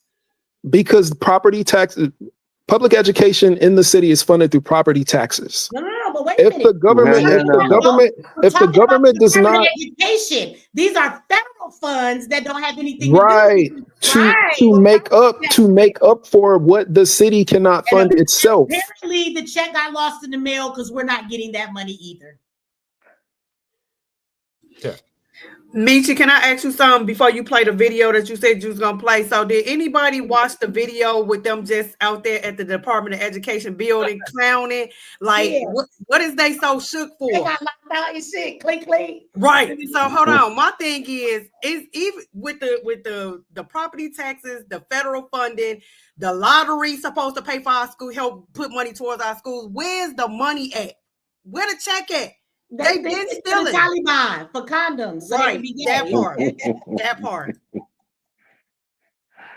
Every state in the union has a lottery that's the money is supposed to go to education. I remember when they was promoting that in DC back in the late 70s, talking about the lottery and how it was going to improve DC schools. And if you go into a DC, I went into my old high school. We used to have the first computers in the whole entire city at Ballou. You go in there now, and there's no computer. There's no computer program. There's nothing in there. If the students bring their laptops, then they can hook it up or charge their phones, this, that, and the third. But it ain't like it was when I was going to school. And there's supposed to be more money now than it was then. Explain that one. We'll wait. So again, I don't feel like the Department of Education does anything for our children and our schools. So shutting it down, nothing will actually change negative for us.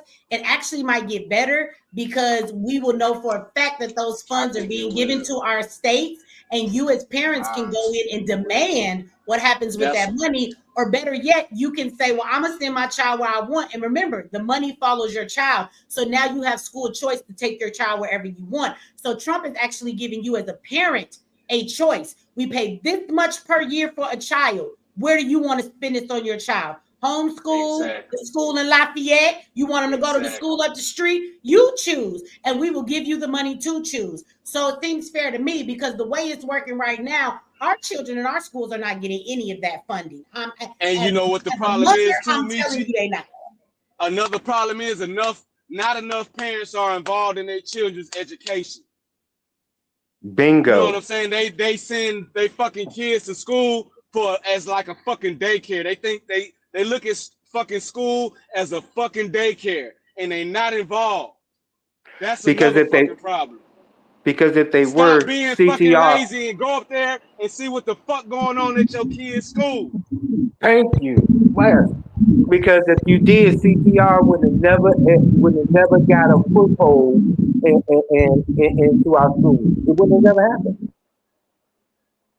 I'm sorry. Shit, not enough black parents are up there at them schools raising hell. I muted your mic because of the sound in the background. It's like this. But when you're ready to talk, you can take it off when everybody else is and remember, the lottery don't go to the schools. It actually goes to the governors of that state. I want to come on, man. They use that for their campaigns. Right. That's what I'm saying, bro. Like, you looking at this wrong way, bro. Like, bro, the shit deeper than what you talking about, bro. Like, I just want to take it out of the federal government, period. When we talk about parents going to the school and being more involved, I just want to say something is on all behalf of parents, because as my kids grew up, I was a stay-at-home mother, okay? And now I stay at home too. Before it's just because I was a wife and my husband went to work, and now it's because I got my own businesses, so I be at home and I homeschool my kids. But I will tell you that I've always been very involved in my children's schooling, and I show up at their school. But I will also tell you what I'm met with.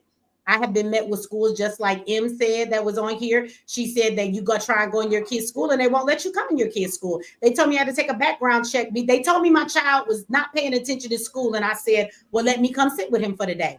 And that's what we did back in the day. Them motherfuckers told me I had to go through a background check if I could come into school, but I'm supposed to send you my goddamn kids, but I'm not allowed to sit in the same school my kid is in. Fuck out of here. Okay. Then, no, but wait a minute. Then let me tell you this. As a parent that stayed at home, I didn't use schooling for a daycare, but I will tell you this. When parents are out at work every day and you got to go to work, okay, you are told by this society that you send your kids to school. Now, if I don't send my kids to school, they're going to send a truant officer to my house and there's going to fucking be problems, or Child Protective Services is going to be at your door. So you basically are forced to send your children to school. That's what you have to do. And I also want to say that if I fucking send my child to your school for 8 hours a day and you are spending more time with my child than me, by law, I got to send them to you, that you have them for breakfast and lunch. When they come home from school, they got enough time to have some dinner, maybe have an hour or two to themselves. They got to do some homework in that time, then they got to go to bed. So let's be clear. Schools spend more time with your children than parents do, okay? So the school and their peers have a lot more influence on their children's thoughts and the things they do than the parents actually do. So when you say a parent has to be more involved, a parent can't be at school all day because they won't let you, one. And two, how do we go to work and still pay our bills if we have to be at school all day with our kids? So I want to tell you that when I pay tax dollars, when the government obligated to have to, they tell me my children have to come to their school and you have my children all these hours every single day, I fucking think that you should do your job. And I shouldn't have to babysit you, especially since we have the oversight department and the Department of Education is supposed to oversee these niggas. So nigga, oversee them and do your goddamn job, because I think y'all be asking a little bit too much. I do believe that parents need to be involved in their kids' schooling and know what's going on. But I want you to know that they make that very hard for some parents. And the next thing is, if I'm at work paying bills, the way society is set up, I expect that my children are being taught the way they should be taught when I send them to you. That is your job. It is not my job, according to society, to have to send my child to you for 8 hours. I work for 8 hours, and then the 2 hours I got with my child before they got to go to bed at night, it's my job to teach them to read. Well, bitch, you should have been teaching them that shit all fucking day. And now I got to teach them what you didn't do, but you still get paid for your job. Fuck out of here. I get that parents need to be involved, and I am an involved mother. I'm one of them moms. I used to live 2 blocks from the school when we was in Colorado. That is the school that I pulled my children out of. We were in the suburbs. My kids would call me from the classroom and I'd be in the office before they even fucking knew what was happening. I'll never forget the day I went to the school. I walked in the office. I said, where my daughter at? I heard she got into a fight. They said, we don't know anything about that. 2 minutes later, the phone rang and they said there was a fight in the classroom and here come my daughter. I made it to the office before my child did. They used to roll their eyes because there's a button they have to push. You have to look into the camera and they let you into the goddamn school when they see it's you. And them motherfuckers would always be like, oh shit, here come them kids, mama. That's right, bitch. Surprise, surprise. It's me and this motherfucker again. I'm very involved, but we are not going to remove the responsibility from the schools that if I send my kids to you and you get paid to teach them to read, bitch, that's your job. It actually ain't my job to teach my kids how to read. That's your job. That's why I send them to you 8 hours a motherfucking day. That's like me paying for a tutor that come to my house. I pay this bitch $500 every week and my kid ain't learned shit. And after she leave, I still got to teach him to read? Nah. I'm tired of people spinning that narrative. The school get paid to do your job, bitch, do your job. And remember, the union for the teachers are not on the side of the parents. They're on the side of the teachers and themselves. When the union comes in complaining, they just want more money. That's every union. They're not even on the side of the teachers. Actually, they just want more money. That's it. Remember because that shit. Right, because that money goes into their coffers. That's why the teachers aren't getting their due respect as far as the pay that they do really deserve if they're doing their job. But there are reports out there that there are a lot of teachers that aren't doing their job for the simple fact that they have molesting the kids. That's what most of them teachers are doing. Nobody want to talk about that though. All the female teachers having relationships with your kids or the male teachers. Jay and Banco says kids should know before they start school. Quit passing the buck. Who the fuck has a 5-year-old that knows their man? If I taught all my kids at that by 5 years old when they go to kindergarten, why the fuck does kindergarten start off with colors and numbers and letters? But my child is supposed to know how to read and everything before they start kindergarten. Girl, bye. You talking about passing the buck. I think you're not actually worried about teachers doing their fucking job. Isn't that what they get paid to do? That's what they get paid to do. In kindergarten, your children is learning numbers and colors and letters. And yes, I have 5 children. My mother had 9. We do teach our babies those things at home. But when you start talking about reading, writing, and arithmetic, no, ma'am, they should not know that shit before 5 years old. Do you have children? Do you actually know how this fucking works? Michi, I swear to God, this is on my son. At 2 years old, me and my son were laying down. I was reading the sports page. On one side was the articles I was reading. On the other side was a J.C. Penney article, J.C. Penney ad. I'm reading the article. Me and his grandmother are just chilling. The next thing we hear is J.C. Penney from my 2-year-old son. And I looked up. It's not on the TV. It's nowhere anybody said anything about J.C. Penney. He just read it, and I said, Marcus, say that again. And he pointed to it and said J.C. Penney. So he was reading it too. I said this to then say that when we took him to school, even though he was at a little advanced, and me and his grandmother was teaching him, he still had to catch up to what they were teaching because it was a whole new experience for him. Right, but I hate when people say that because a lot of us teach our kids, even if you're not sitting down with your kids, by 5, kids are watching cartoons, they're watching Sesame Street when we was coming up, they know their colors, their numbers, and their letters, but when you put your kid in school and then when they are illiterate at 12th grade and they gave them a high school diploma, I'm sorry, your child has spent all that time in school. And I know parents who have children who cannot read, and they did try to help their children read at home, but once again, you have a teacher teacher who has your children for 8 hours a day. You are at work. And then when you come home, you're spending a few hours with your kids and you're trying to help them, but it does not go along with the work that's there. Also, let's put something else out there. I hate when people act like schools don't deliberately try to break that bond between parents. How many of you know that a couple years ago, they changed the curriculum? Why? After all of us grew up as parents, we learned how to do math and arithmetic a certain way and multiplication. Do you know that they changed the whole structure of that? And so when your kids come home now and you're trying to teach them, you can teach them, but you know what your kids will tell you? Well, the teacher said I got to show all of my work, and if I don't do it the way she taught me, then they're going to take off points off of my paper. I'm sure people in the comment section can attest to this.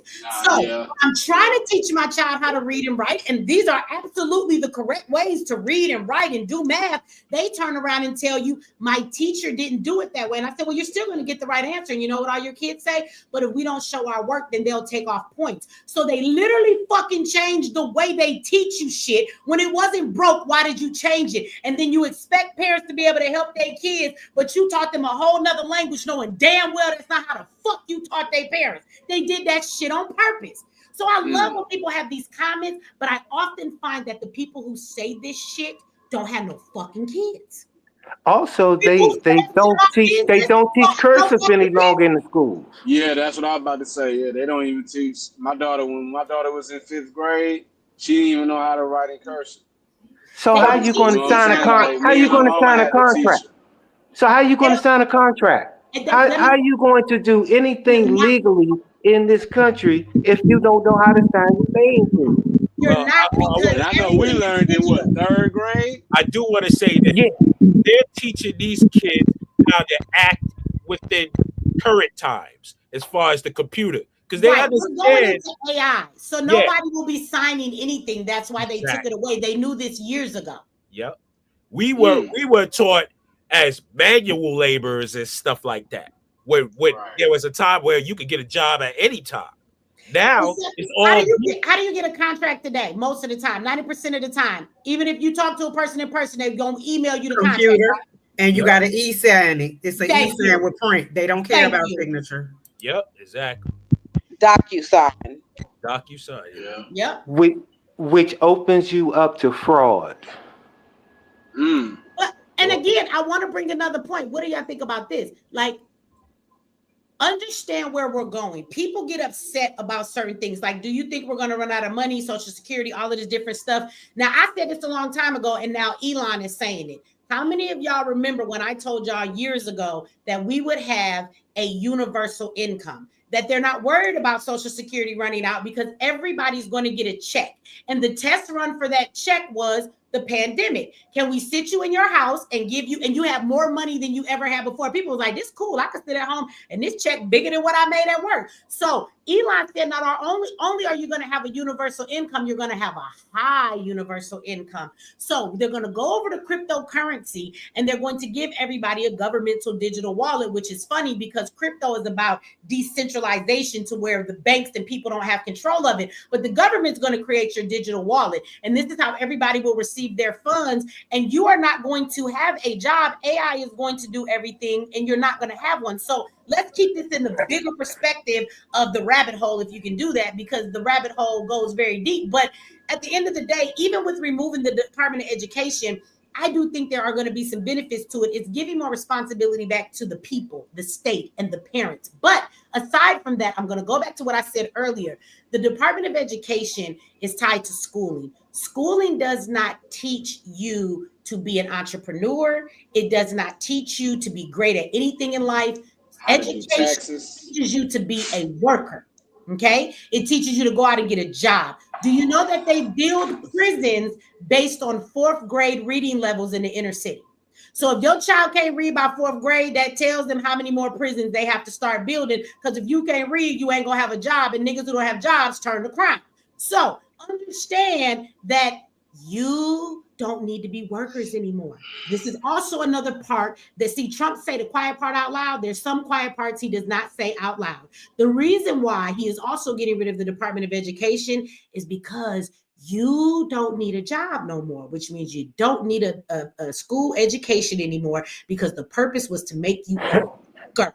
That was it. This is why you don't need that. And you worried about them student loans, don't worry about it, because your niggas ain't gonna need college either. Because if you have not realized, they have robots doing everything. They will be doing surgery in the hospitals. They do surgeries with AI robots right now. They say they're okay. They're doing everything from fast all the way up to medical work and every goddamn thing in between, okay? The police are now robots. They got them spying on you with drones. The EMTs are coming in as fucking AIs. They got AI girlfriends and boyfriends if you lonely. You think it's a joke. AI's finna take everybody's job.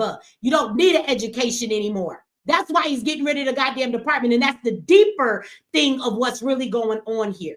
Because school is not to really make you smart and be a unique thinker or to make you intelligent.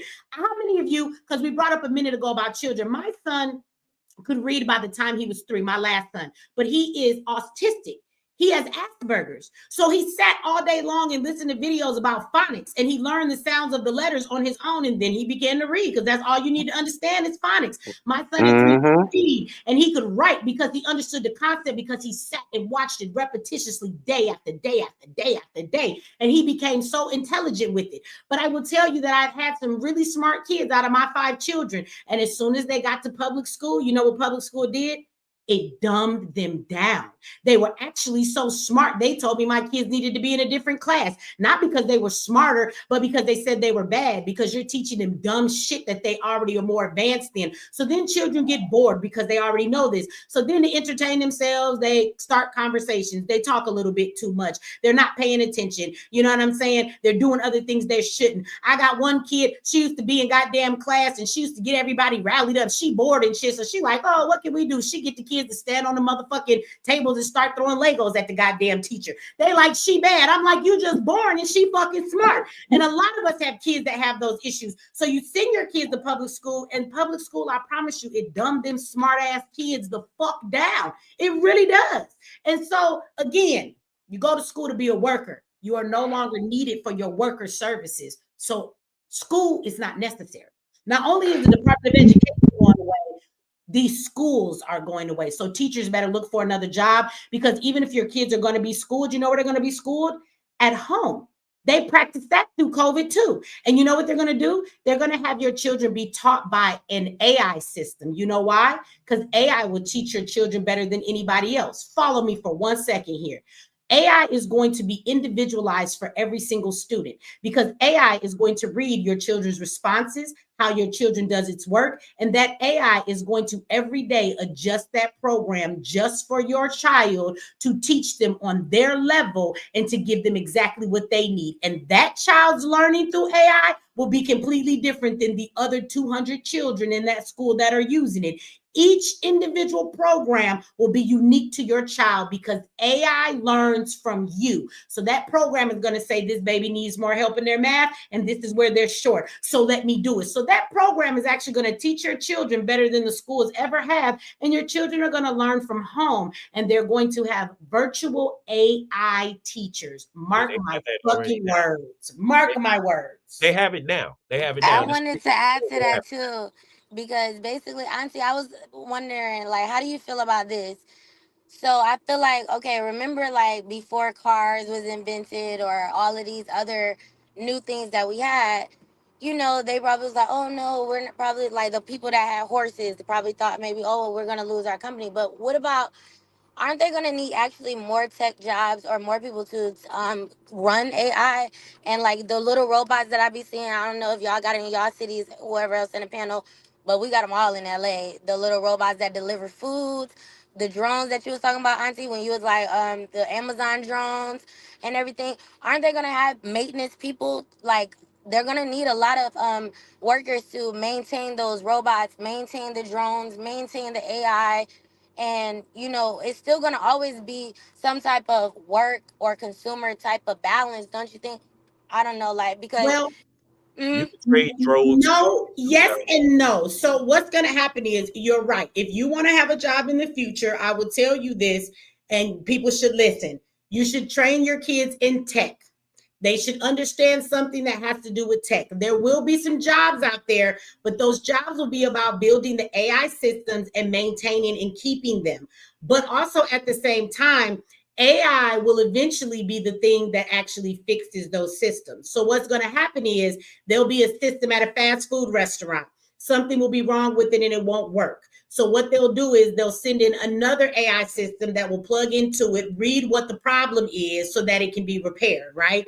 And so at the end of the day, you're going to find that they're going to use that to repair stuff, but there will be jobs. It would just be much less. For example, in fast food, they actually have this robot now that you can take the order. I'm sure you guys have seen that you can have your order taken at the drive-thru by an AI robot. You can go inside of McDonald's and you can place your order on one of those touch screens, so they don't need the cashiers anymore. Well, they actually have a robot that actually prepares your food and the order. And so now this one robot cooks everything. So they do not need the burger, the fry cook. They don't need any of that. They do have one person that sits in the restaurant in case anything goes wrong or a customer comes in and has a complaint. So a fast food restaurant that may have at any given time, maybe 10 people on a shift. I don't know. I haven't really worked fast food ever in my life. Maybe 10 people that work on a shift.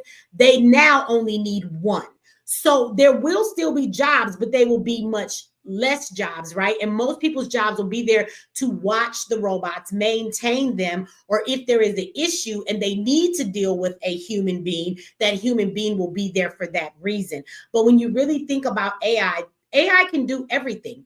They just need time to build all of the systems. I'm going to show you guys a video, not right now. I'm actually making a video about it, but they have these AI police officers that actually stand next to other police officers in China right now, and they work alongside of them. So they're like RoboCops. They also have these new robots that are like, I forgot what they call them, but they're much more, they're not hard like regular robots like metal. They have like these skins on them. They're black or all white, but their shape is more human and they flow in their movement and they move more human-like than any AI robot you have ever seen.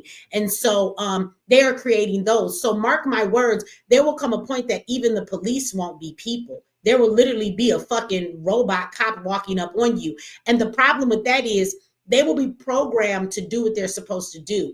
They don't have empathy. They don't have sympathy. They don't have any of those things. They just know what they're programmed to do.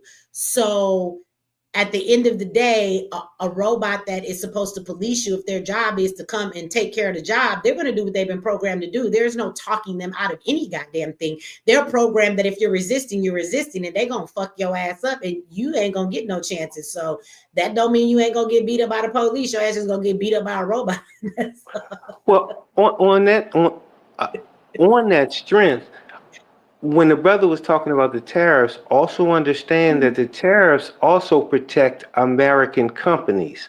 And so when they're talking about bringing back manufacturing, the American companies that bring back manufacturing will also be in using AI as well, which will then lower their operating costs here within the United States, which again can be lower prices. And now you're talking about competing against a foreign product against an American product. The American product being lower, people gonna buy the American product if they want a cheaper product. If they want the expensive product, the terraform product, you can purchase that too. It's not stopping you from doing that. You just gonna pay a little more because tariffs are to protect American interest, American business interest. That's what this is about. And trust me and believe that we're being charged tariffs when we ship our stuff to other countries. This is the trade differential that Trump is also talking about, how we're supplementing Canada $200 billion just on the strength that we can do that, but we don't really need their lumber, their cheese, their nothing. We make all that here in the States. So we doing that out of the kindness of our heart, for real. I mean, if you want to be, that's why he said they need to become a part of the United States and just become a state. He told them that. Exactly. Oil too. A lot of people don't realize we got a lot of oil here, right here in America. How do you think? Where you think Black Wall Street was? Bro, that's how they came up. Like in Black Wall Street, that's another reason why they took that land from them, because there was a lot of oil right there up under Black Wall Street. It's a lot of oil. It's a lot of oil here in America, right here in America. It is. Biden was trying to act like for green reasons he didn't want us to drill because of the environment, which I think is some bullshit. Because when we start getting our oil and more of it from right here in the United States, you're gonna look up and gas gonna be $1.99 all the time, and it ain't gonna be based on tariffs or another country or nothing like that. But I think that's some bullshit coming from the Biden administration or even other administrations who didn't want to drill. And because at the end of the day, as much as y'all poison us in our food and be putting chemtrails on everybody, come on, like you really worried about the environment? Like you care about the environment. Come on, exactly. Exactly. And do you but know one thing I used to live in an oil field city. Well, I was working out there in Williston, North Dakota. I need to buy some land and hope we got some oil on it. Strike it rich. And when the oil, one thing I noticed is when the oil field was bumping, when that bitch was bumping, oil was down like a motherfucker. I mean, gas was down like a motherfucker, man. When the oil field is bumping like that and them niggas getting that money, you know what I'm saying? That's when the gas prices is down like a motherfucker. Government is corrupt, though. Ask yourself, if we got all of this oil here, why is they taxing the hell out of us to pay for some shit from somewhere else that you can get right here at home? Like, can I answer that question? Can I answer that question? Because they communists. The Democrats are not Democrats. They are really communists. They don't give a fuck about the citizens. They don't give a fuck about what's in the Constitution. None of that shit. And you putting the information out about MLK, I did some further, you know what I'm saying? I watched other podcasts too, but these motherfuckers is really communists in disguise. They secretly communists. They not Democrats. They're really communists. They're Confederates. Remember, they were born from the South. They communists. Hey, look up the definition of what a communist is and what they believe, and tell me that shit don't align with what the Democrats been doing, bro. They are communists in disguise, man. Marxist, communists. To me, they the same thing. Marxists and communists. but they pretty much the same shit to me. No, you're right. You're right. Communists in disguise, bro. No, you're right. You're right. No, you're right. You are absolutely right. I was talking about their origins was from the Confederacy, because remember the Confederacy hated the Union. So they're just picking up where the Confederate left off at, and they're using communistic tactics and Marxist rules to perpetrate this agenda that they're trying to push on us. Exactly. And I'm not saying Republican Party is the best. No, nothing like that. But like I be trying to tell my family members, nigga, this shit is chess, not checkers, nigga. We gotta learn to start playing fucking chess, bruh. Like, well, here's the other thing about the Republican Party, especially this new Republican. Because if you look at this new Republican Party that's up, they younger. They a younger generation than the motherfuckers we grew up knowing this shit. They are younger. So to me, the way I look at it, they're more the party of reasoning. Say what you want to say, and I want to throw something in there, but I want to let the brother respond to you. Okay, go ahead. Now that's all I wanted to say. To me, it seems like this new Republican Party that's up, because you got to look at it. Trump is not a career politician. Don't nobody own that man. He a self-made billionaire. Don't nobody own him. So to me, that's more room for us to make our voices be heard and negotiate, like fuck negotiate, demand. Because goddamn it, we been here.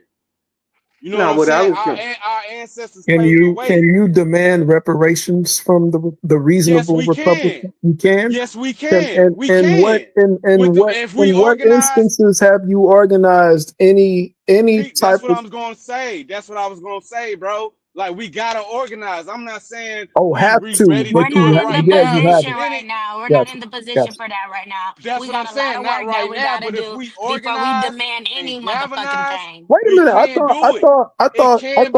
thought the Black grassroots demanded tangibles from the Democrats during the 24 campaign. Wasn't that the whole thing? No tangibles, But no vote. you compare, but we already know what the Democrats Ooh, about. I'm grassroots. I don't vote for none of these motherfuckers. So I vote. I ain't Ooh, gonna you lie. talking I about, voted. you talking I'm about Vicky grassroots. Dillard and Tariq I'm Nasheed. If you grassroots. don't quit quoting them fake Her name is motherfuckers, Dookie Diller. Her name is Dookie Hey, Diller. them niggas is not grassroots. I don't know why people keep saying that shit. Hey, I'm grassroots too. But Grassroots, I and voted. I'm gonna tell you this as a grassroots activist. This is what the fuck black people need to do. Like Dorothy, click your motherfucking heels 3 times because you had the power to go home all along. We got what we need in our community to build. I'm not expecting the government to do shit for us. We need to build our own shit. We have money, Don't get we it have twisted. the ability, but we do not put it together because we're always looking for somebody outside to fix us. That's what And I be once saying. like I said earlier, once we gain our power in building something, then we have something to negotiate with. Then you can demand some damn reparations. Until then, we are laughing stock. They pass us around like the drunk hoe at the party. Everybody gets to play with us. We don't have any respect, any goddamn power, and so we are the laughing stock of this country, even to the fucking immigrants who come in here. So I don't even think we need to be talking to anybody about any goddamn reparations, because if we had our shit in the right position, we can demand our reparations. We are not in any position to demand anything. Right, because I don't have that negative mindset. I'm not on that shit. Oh, we can't do this. We can't. Whoa, it's me. No, I don't have that mindset because I know what can be done if we fucking unite. I've been saying this shit for years. We gotta get our shit together as a people. Once we do that, man, fucking sky's the limit. Because if our ancestors could do it straight out of fucking slavery, we ain't got no motherfucking excuses, bruh. Well, the first thing we have to do is divorce the black woman from the Democratic Party. The second thing we have to do, I agree with you on that one. Because that's their hubby right now. I mean, if you look at this past election, just this past election period. 90, what was it? 92? Come on, I mean, 92%. But didn't black men vote for Kamala too at like the 80%? I was that alive. Yeah. It was like 70% black men. But that's the moist niggas. That's what I said earlier too. That's the moist, sassy ass niggas that's gonna follow. And I told niggas the other day. I said, say, bruh, this is where we gotta set the tone and set the standard, bruh. Like, no, okay, yeah, we already know none of these motherfuckers is against us, but we can see who the party of reasoning, who we align more with. I'm grassroots too, but you goddamn right I voted for Trump because I be goddamn if a grown-ass man masquerading as a woman was gonna be allowed to go in the same restroom as my 2 daughters. You got me fucked up. I got morals, I got principles. You got me fucked up. So, the way I see shit, if we get our shit organized and we don't need no one leader or nothing like that. We come together as a people. You know what I'm saying? We start buying up all this fucking free land in America. Nigga, we got to do this, play this shit like Monopoly, nigga. We start buying up all this land, all these abandoned buildings, these bandos in the hood, these, you know what I'm saying? All that shit. These are shit we can turn into our own goddamn schools. You know what I'm saying? We can turn into rehabilitation centers for the ones that's on drugs and shit, like the Black Panthers was doing. You know what I'm saying? Doing auction punching and shit. Come on, bro. Like the shit, we got the world at our hands, bro. We got the world. We just don't see it. And speaking about Black Panthers, how come Huey P. Newton don't have a day? Why do Martin Luther King got a day and Huey P. Newton don't have a day? Come on, we got to make our own day. MLK was a what them white folks trying to give us. We got to make our own motherfucking Malcolm X Day. Well, we know why, Auntie. We know why, but I'm just saying, bringing awareness because it doesn't make any sense. Right. Like Huey P. Newton did more for the black community than Martin Luther King could have ever done. Fuck what these white folks talking about, man. We gotta make our own fucking days, sis. I've been saying that shit for years too. Like, why are we sitting around waiting on them to give us a motherfucking holiday, bruh? Well, we make everything cool in this country, man. We make everything cool. All I know is a lot of people was mad at me today about the video about Black History Month. I ain't even So, get to watch it. I gotta watch it after this people shit. I gotta are watch it. very I didn't see it either. Right when I seen it, I said I was gonna watch it because I got my notification about the live, and I said I'm not missing this Yeah. channel. Yeah, y'all My got truck, I did y'all not gotta as watch go soon as it watch I got yet. the that. notification, my truck It's a, broke down. it's a short video, but it was some people in there who was mad at me about it. The title is just that Black History Month is Ooh, I can't wait disrespectful to to see it Black now. people. And I was just Man. saying, why is disrespectful? Ooh, And so, you know, I know we she's talking that we shit. get so conditioned to the stuff that they throw out there at us that we just receive it. You know, again, Man, I love Morgan Freeman for that shit. I know she talking that shit. If they mad, if they was mad, Man, I love Morgan that's how I Freeman for know that she was shit. talking that shit because they was mad. cognitive dissonance begins to set in, and that is a real thing. I'm gonna say this, then I want to read these super chats, y'all. Cognitive dissonance is a real thing. Okay, so let me explain this to y'all because somebody was like, I try and tell people the truth and they get mad at me. So understand, whenever you're somebody that is breaking somebody's belief, and it's a belief they have always held, you can show them the facts. Okay, and facts means it's truth. It's not an opinion. So if you put facts in front of people and you show They them still won't. and you show them these things, right? I'm muting some mics, y'all, just because I hear some noise in the back. So did it go away yet? Is it another mic? Oh no, I think we good. Okay. Okay. But I want y'all to know that you can hit people with facts, right? And you can give them all the receipts to say, look, what you believe, just because you believe it doesn't make it true. What you actually believe is false.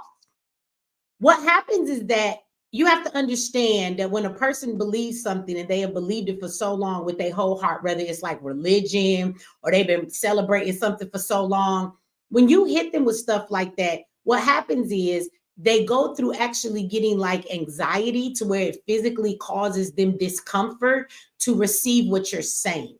So as a protective mechanism within their body, they don't know how to release what they've always known. So they're going to fight against it, even in the face of those facts. You're usually going to get insulted. People are going to be offended. They're going to try and say something smart to you because that's the way that they deal with not receiving the fact. Because if they have to admit that you're right, then they have to admit everything they've always believed is wrong. And people don't like to admit that I'm the dummy. And you're not a dummy. Let me just say that to a lot of people.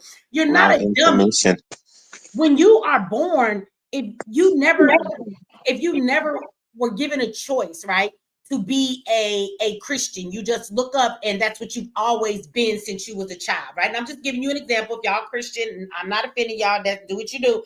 I'm just saying, nobody ever asked you if you want to be a Christian. 9 times out of 10, you just grew up and that's the way it was. So it's something you've known all your life. Let somebody come to you and show you some facts that what you've been told is a lie. Jesus ain't really real. This is something ain't what it is. You've been holding on to that belief, and the crux of your God is everything. You are going to refuse those facts to hold on to your belief.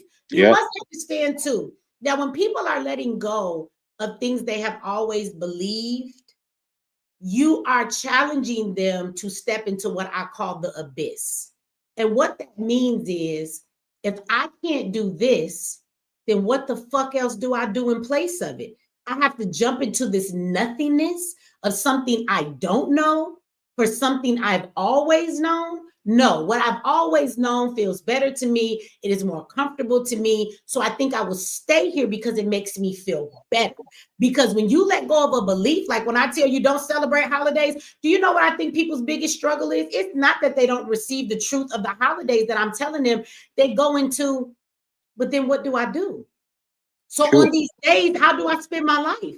Where do I celebrate with my family then? Like, how am I supposed to not celebrate on Thanksgiving? What else do I do instead? So if I don't do Valentine's, how do I handle this?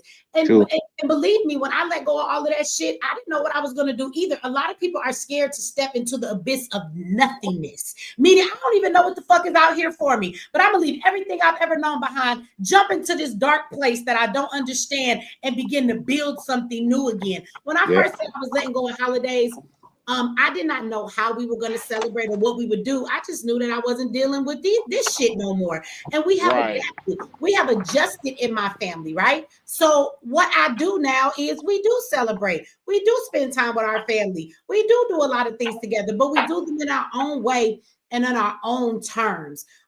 So we have gotten around that. We don't feel like we don't celebrate any damn thing in our household, but we go about our life. And like while other people are attached to those holidays, I literally don't know it's a holiday unless I take my ass outside. I go outside and I'm like, oh shit, I'm at the store because I just need some salmon to go with this dinner I'm about to make tonight. You know what I'm saying? I need some breadcrumbs to put on this goddamn, you know what I'm saying, chicken Alfredo and shit.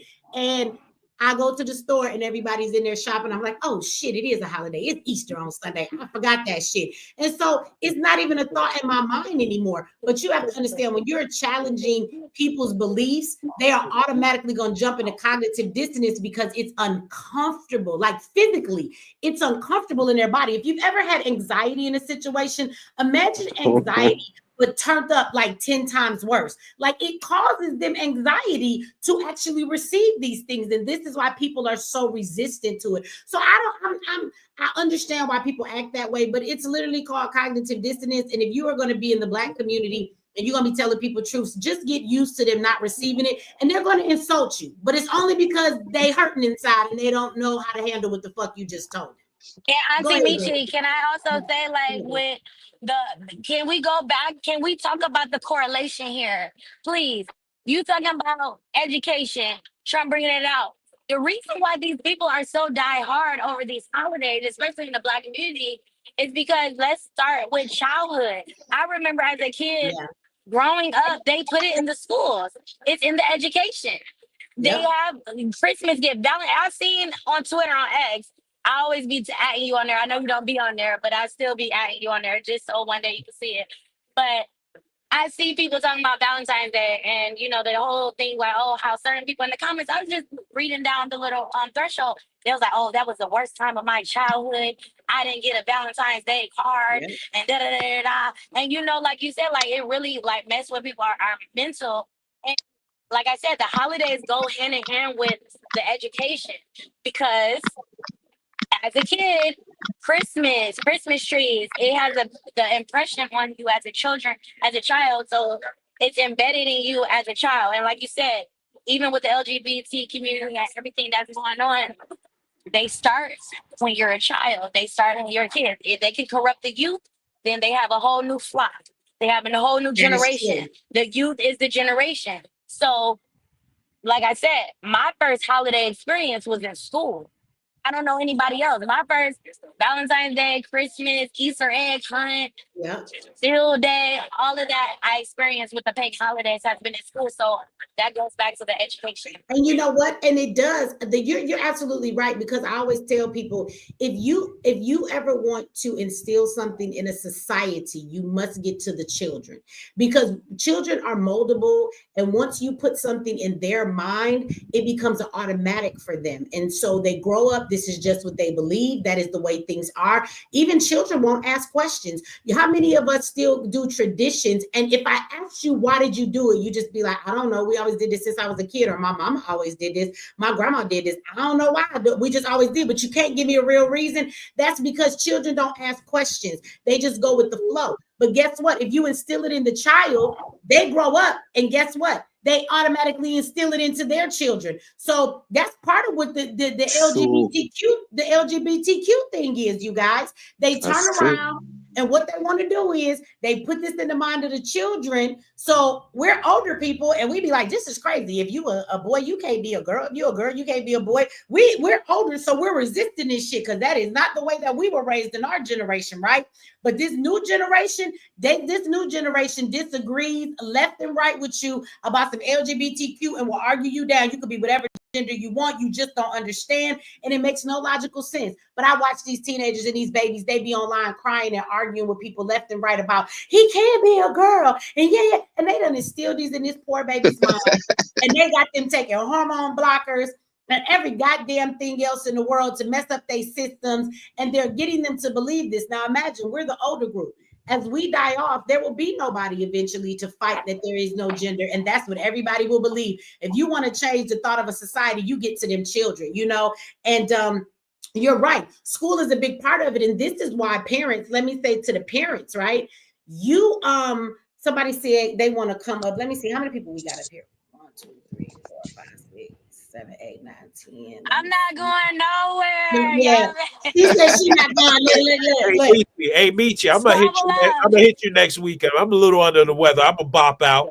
But Okay. I appreciate you. Good night. Love you for what you Okay, do. thank you for coming up. You have a good night. Thank you for coming up and for stepping down so somebody else could come. All right, no doubt. I'll check you next weekend. Okay, all right. All right. Oh, one love. So, but imagine this, right? As parents, so what happens is your kids go to school and then they see all the other kids talking about Christmas and they see all of the other kids talk about Valentine's and Easter. So when they come home to you, you have to then tell your children, we're not celebrating that. And then you have to go against the children going to school and feeling like they're not a part of the other kids. That's very hard for children, right? When it comes to peer pressure and stuff like that, it doesn't allow children to be who they want to be. And so then they come home and put pressure on you. As parents, how many of y'all have felt bad, right? How many of y'all have felt bad because y'all have looked up and you ain't able to do something for your kids for the holiday and you think that you're a bad parent because of that, only because your children then feel left out and you don't want them to feel left out. So you go through all of this shit of feeling bad, working some extra hours, running up some debt and some credit just so that your children can then be made to, feel better so they don't feel left out. So Now, again, it does start in school and then the kids bring the pressure home. They make the parents feel bad. And then it's this one big cycle of how it works. You are right. Anything they want to do, they instill in the minds of the children. You are absolutely right about that part. Michi, my kids were those kids who the parents got mad at because they would tell their friends, ain't no Santa Claus. My daddy buy my stuff, because I'm not going to tell my child that some fat white man then came down into our house, then dropped you off some presents when you see me go out this house 8 a.m. every morning and come home at 8 p.m. every evening. And I'm complaining about my back and my this and my that, so forth and so on.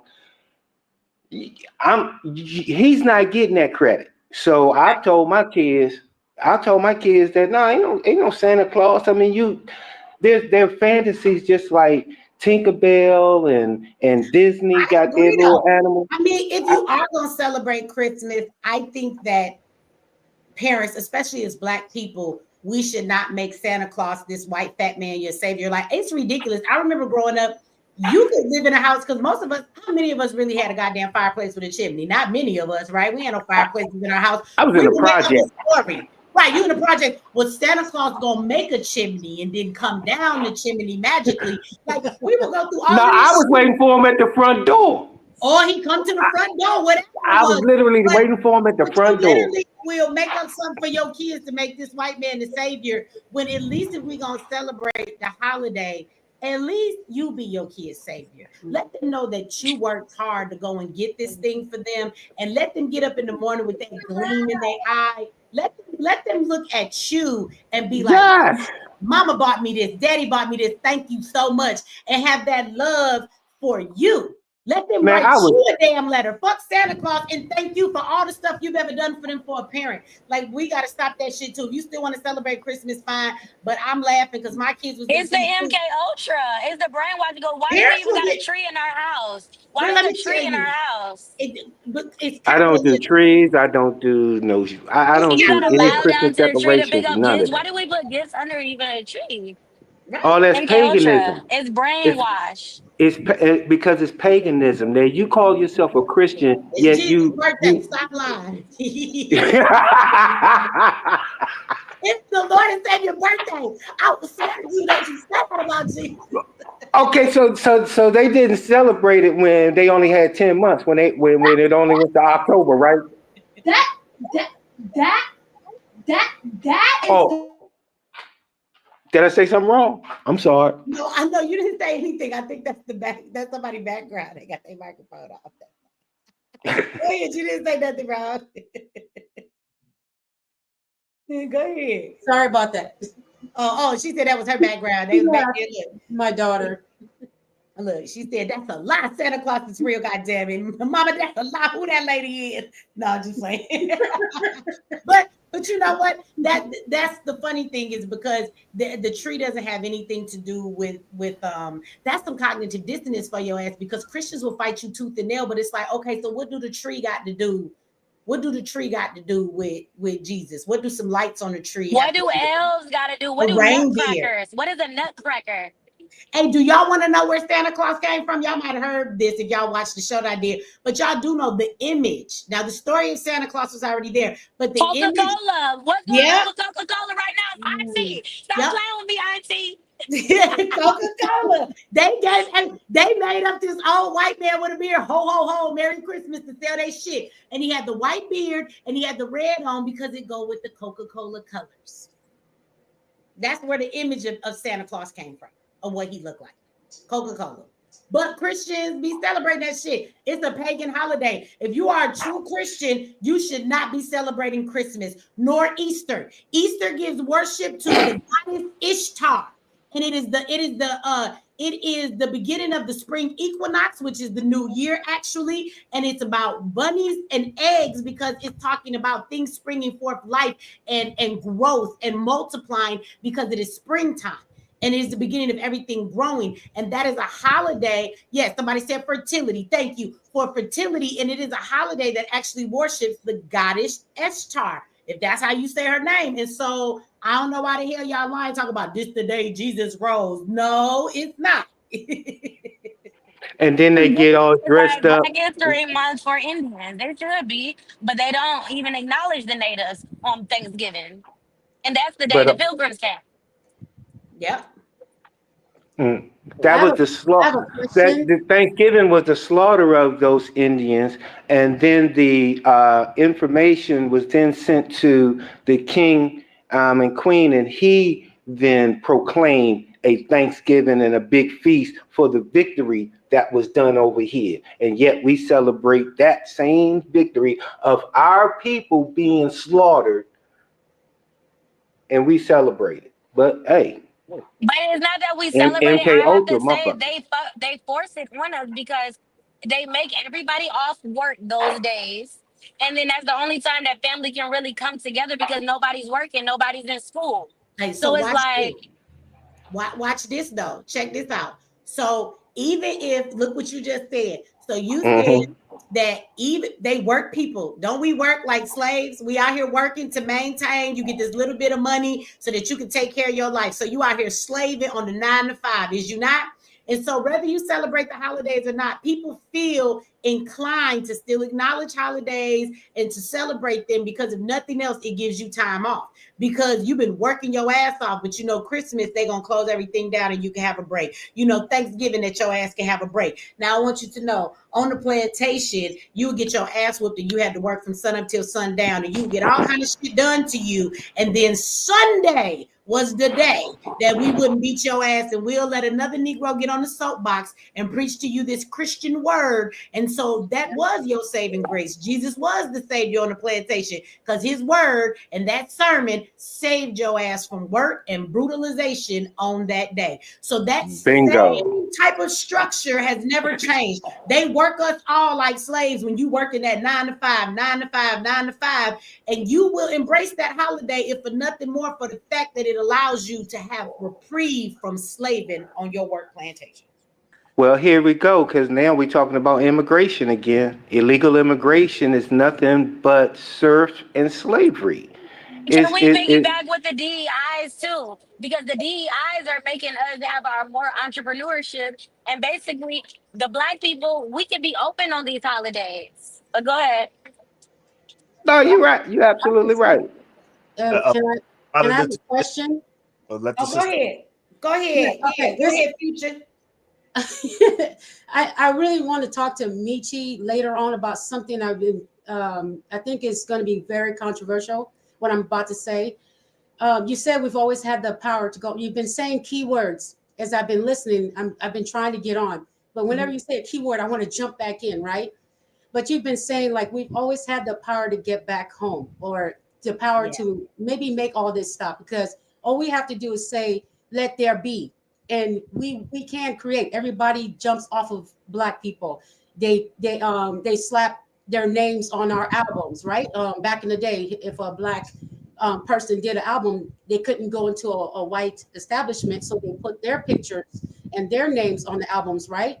So it's like without the Black community, they cannot create. So what happens if we go obsolete? Stop having the babies. The only reason, my brother and I talked about it, the only reason we still keep letting things happen to us, it's because we have the children to think about in the next generation. Okay, so if we fight and want to fight, we think, oh no, what about the children? They're going to harm the children. So we keep holding on. But let's say we just stop having children as a Black community. No, just listen, it's controversial. We stop having children. We have no more children. Now it's just adults. Now we can fight. There's no children to worry about. And then let's say we're obsolete. Okay, there's no more, we get old, no more Black people. What are they going to fight? Nothing. When we're obsolete, guess who goes obsolete? Everyone else. And then guess what we do? We say, let there be life. We start over again. We are the creators of everything. Everything. So even if we go obsolete, we're in the background, in the spiritual realm, waiting for them to kill themselves out.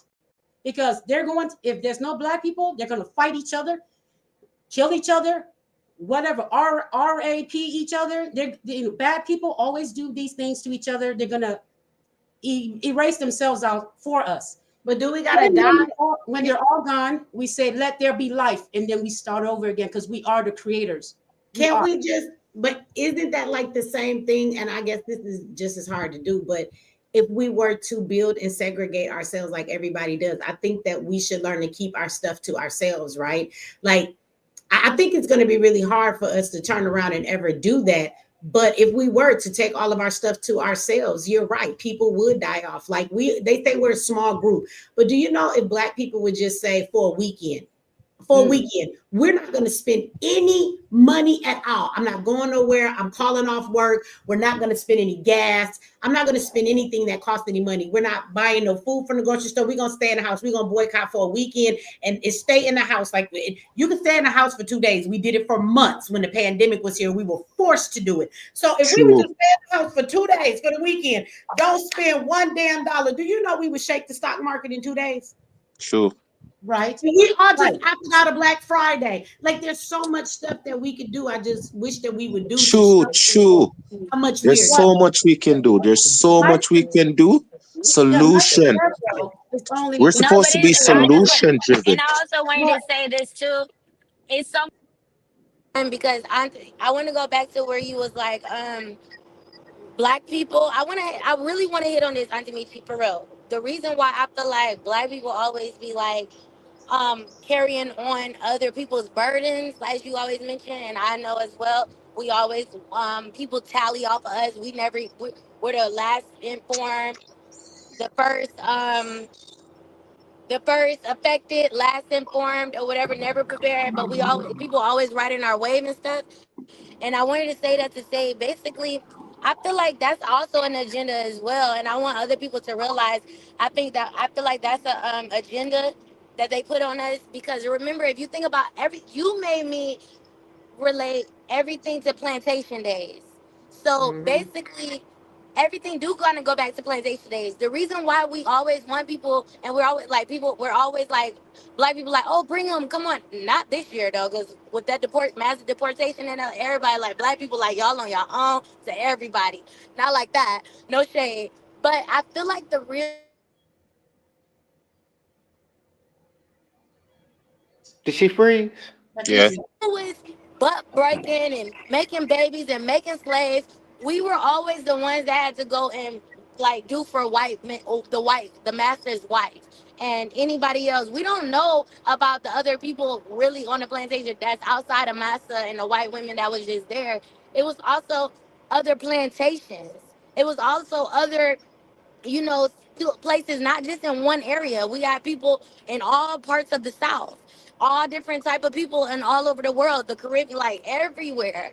So I honestly feel like I wanted to just piggyback because it just came back to me when we was like, why do we always love and look after other people, and we always care. We protested, people protested for the illegals. And that's another thing too. It's a blurred line. It's a big difference, even though we don't really, we ADOS, like, anyway, gang gang. But it's a big difference between illegal immigrants and immigrants. That's another thing with propaganda. They're trying to make it seem like it's just all immigrants and all that. Oh, we're sticking together. No, it's the ones that are criminals, the illegal people that came You in. right. Because it's some other immigrants, like the legal ones, they've been here for 10, 20, 30 years. They like, we came in right. And they like, we want y'all to go too. Them is the ones that voted for Trump. Yes, that's so funny. They're the one who voted him in, and he's the one who's kicking them all out. But You're see, that's how some people are, though. But we went through that with Obama. We voted Obama in, and he fucked us over. And He did. we voted Martin Yes, Luther that's King true in. too. We voted for Martin Luther King, and he fucked us in and integrated. He said out his own mouth, he integrated us in a burning house. Yeah. So we right. did the same thing. Okay, so those people that so those people were given to us. That's what I'm saying. We don't choose the people that we need to lead us. You see, We do. We choose them. We choose them every day when we vote for them in these cities, bruh. those are not the people that we are supposed to look. They be stealing the votes. It's all a lie. The funny Sometimes we do be voting for how much kids actually go to school to study politics? Yo, real how much quick. kids? Real I wanted quick. to ask Michi a question. Oh, wait a minute, Real Will. quick. Will. Let me ask you, Future, are you Hazard? Are you the one that said you was the teacher and wanted to come up? You said what? No. That's not you. I'm not Hazard. No. Okay, because Hazard said that at 144. Do you still want to? Does Hazard still want to come up? Because when people got off, I thought that it was room for this. Is Hazard still here? Because I will make somebody get down. Say something in the chat and let me know if he's still here so you could come up. Because I did have 2 people get down, and so I thought that whoever put that they was able to come up. But people have different names when they come up here, so I didn't know if it was the same person. But go ahead, if you're in the chat still, let me know. Khalik, if you want to come. Okay, you do. Okay. So I'm gonna have somebody else drop down. I'm gonna drop somebody down for you, okay? So you could go ahead and come on up. Here we go. Okay. Okay, there's a spot for you. Don't nobody else click it and come up. That spot is for the teacher. Okay, come on, teacher. Come on up. We waiting for you. Okay, go ahead, sis. Go ahead. I just wanted to I still wanted to know the spiritual sense. It's not the physical sense of I want it because you're spiritual, right? And you do believe in the altars and stuff. I'm thinking in the spiritual sense, if we're going centuries into life, when people finally accept that the only way to fight is to go obsolete. I'm just saying, and that's why I said it's controversial. The only way to fight is in the long run. When we're saying this, you said, I think it was a Dorothy thing. You said we've always had a way to go back home. I think, just click your heels. You say stuff like that, right? Mm-hmm. So that it made me think we do have a way to get rid of our problem. But it's the major way. Nobody wants that right now. Of course, nobody wants to go obsolete. But the only way to get rid of what's going on is to go obsolete, because without our power, they are nothing. Whatever is controlling us, everyone this earth right now, they are nothing without our creativity. They cannot. That's true. Without all it. the people that I've been researching, all of them is like amazing. That's one of the things. Yes. We are so amazing, but somebody else is harnessing our talent and our skills. We are not the one who are the beneficiary of our skills. From a spiritual perspective, though, when you say, and first let me ask, Buckhorse DC, is you the teacher? Yes, ma'am, I am. Okay, good. Okay, give me one second. I just want to make sure nobody take your spot. Okay, we got your spot for you. Hold on one second. Okay, so I was going to say, yes, ma'am. From a spiritual perspective and what you're saying, I do get that. So my question would be, why can't we on a spiritual level, if we understand spirituality and we understand energy, and to be honest with you, this is a whole nother deeper conversation that goes down a rabbit hole. Frequencies. But somebody called, he said, no, the hell he ain't. me. So wait a minute. Man, I'm telling you, these people use the word hell a lot. Okay, hold on. I want you to come up here though. Let me see. I told you I would make a spot. When you do, you gotta come up. Let me see. Shooting stars, you still there? Have you even said anything? I don't know if your microphone is muted. I don't know who be talking. Shooting stars. Surprise, surprise. Surprise, surprise. Shooting stars. You there still? In 3, 2, 1. I'm gonna say that's a no. Okay, so I'm gonna drop shooting star down. You ain't say nothing, so I assume you're not there. We want to make space for people who want to come up. All righty. Questions. Okay. So we have it, but when it's I not go into the app ours. store on my Khalid, hold on. iPad. Khalid Hazard, go ahead and come on up. We got a spot for you. We have it, but we don't. Let me see. We don't. 1, 2, 3, 4. It's not ours. I Once just it becomes ours, hold on. You probably clicked it too fast. I just got somebody. You should be able to come up now. Okay, hold on, y'all. Is that you? Is you Khalid? we have it, but we don't own it. Huh? Can you hear me? Yes, I can hear you. Are you the teacher? I am. Hold on. Okay, hold on. I'll let him finish. I just want to make sure nobody steal your spot again this time. Buck Horse DC over there live. Live. Okay, go ahead and finish what you were saying, brother, and then I want to let the people who came up speak. No, you don't got enough to say. Okay, well, let me answer to the lady then before King speak. So what I was saying as far as from a spiritual perspective, right? So this is like a whole nother rabbit hole that I don't know if everybody wants to go down, but from a spiritual perspective, right? You do know that they do rituals when it comes to numerology, when it's certain things that they speak, even when it comes to the language that we use. Like, you get up and you say good morning. Why would you be mourning anything when you wake up in the day? That's because you are a slave in the United States of America and you're getting ready to get up and go to your slave labor job all day. So you are mourning, okay? So there's a lot of energy that's out there. They actually do. They have CERN, which is the organization with the government. It'll be interesting to see if Trump is going to dismantle, funds that go to CERN, because CERN is all of the scientists. They get together across the world, and it's a group of them, and they are actually studying things like how to rip open portals to other dimensions within the universe. Like, I'm not smoking crack, and I'm not making this up, and I'm not delusional. I've had enough sick. Like, you could go look up CERN. It starts spelled with a C, and so not an S, but it's a government website, and these are the things they're doing. So what I'm saying is, while they hand us watered down religions, they actually move in frequencies, energies, spells, numerology, and things of that nature. So as Black people, if we went back to the roots of where our true spirituality comes from, which is about manifesting and walking in your God body and understanding the numerology, understanding the universe, how the cycles of the moon, and y'all can say this stuff don't really go, but the moon cycle is just like a woman's cycle. We move in the same rotation with it, right? And so at the end of the day, if we were to come into that power, we wouldn't have to destroy ourselves to go dark, like you said, just to come back to life again. We could actually come together and we could actually use our spirituality to move things in the universe that we could. And we wouldn't have to lay our hand on any damn body. We would just have to put ourselves and send the energy and use the same things they use and spells. If you don't want to understand that, the way that they control us, we could reverse it on them. But so many of us won't understand that concept nor get it. Exactly. That's solution driven. That's the extreme case of it, is going obsolete when no one wants to come together. Then you're like, okay, that's the extreme case of let's just start over. So, like I said, if everything goes obsolete, all we do as creators say, let there be life, and we're going to be right back. We can come back. They can't. As creators, we can say, let there be death. We can kill off everything that is not bringing or righteousness or life. I don't like when people get into spirituality, not saying you are, but just to throw this out there. Like when a person goes into spirituality and they're like, oh, love and light, they've done nothing but taken Christianity and then turned it into a spiritual form.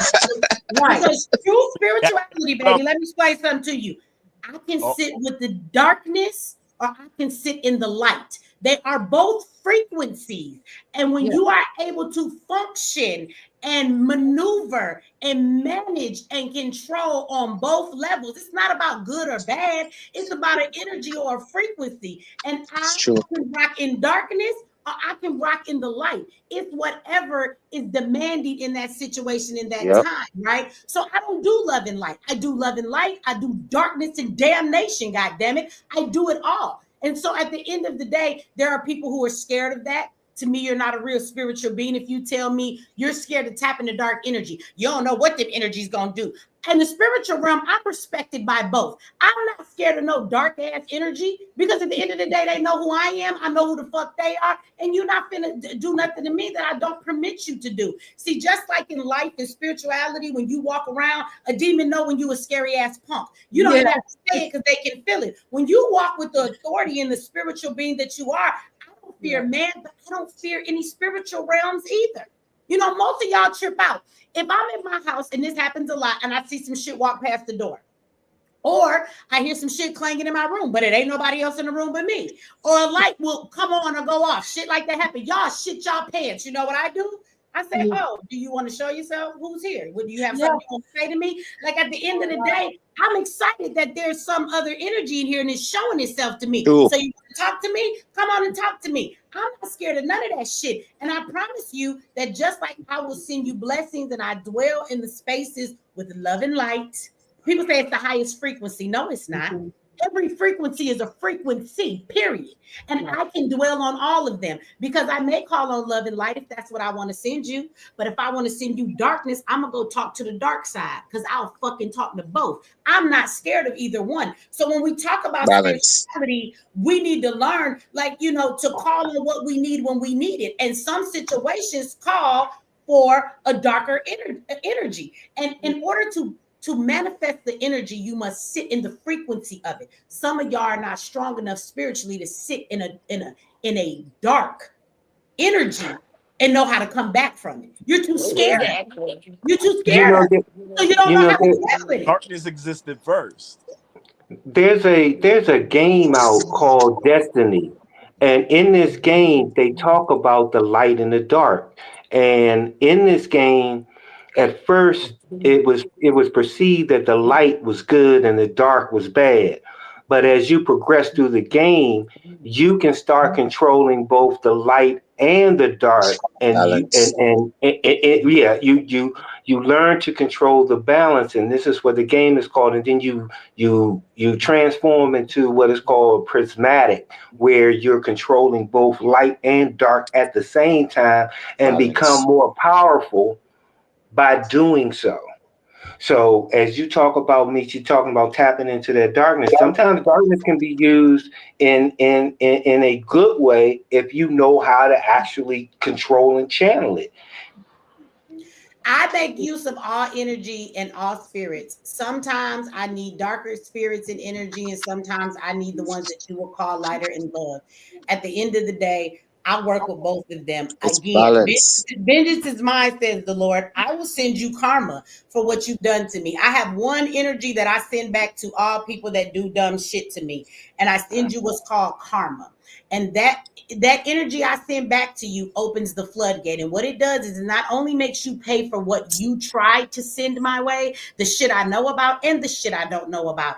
I also open up the floodgates for you to pay karma for every fucking thing you've ever done to anybody. It's so time whatever to you get, you take. It's not just for me. Yeah, you're gonna pay for everything you did to everybody. And in order for me to send that to you, that's some dark shit. Because that karma might flip your car, bitch. Your mama might die, motherfucker. Your house might catch on fire. Your kid might get cancer. But wait a minute. On a lighter aspect, Auntie, it's like on a lighter aspect too. You have warriors like Chelsea, who is the warrior of justice, and sometimes you need to deal with, like you said, just like in your real life. If you got a friend group, you got a one Amen. homegirl. I know Auntie Michi don't got friends. She don't, but she cut them off. She like me. She drop them like a bad bag of dough. She'll drop them motherfucking quick. And I love that about you.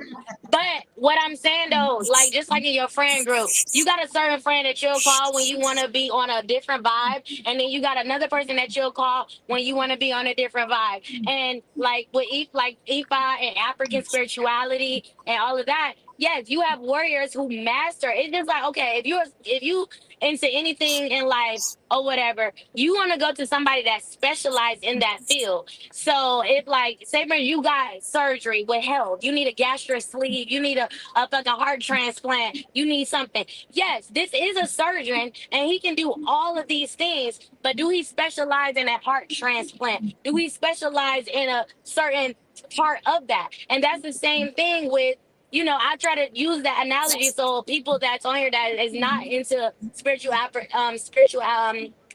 African spirituality and stuff like that, you understand in the medical field, if you need surgery on your eye, you're gonna go to an eye Right. specialist. Yes, you're gonna go to someone that's tailored in that exact field. And that's the same thing what Auntie Michi is saying is basically, yes, I'm not gonna lie. I'm not gonna lie. On both sides of my family, on my mom's side and my dad's side, we're not just in the pews. They own the churches.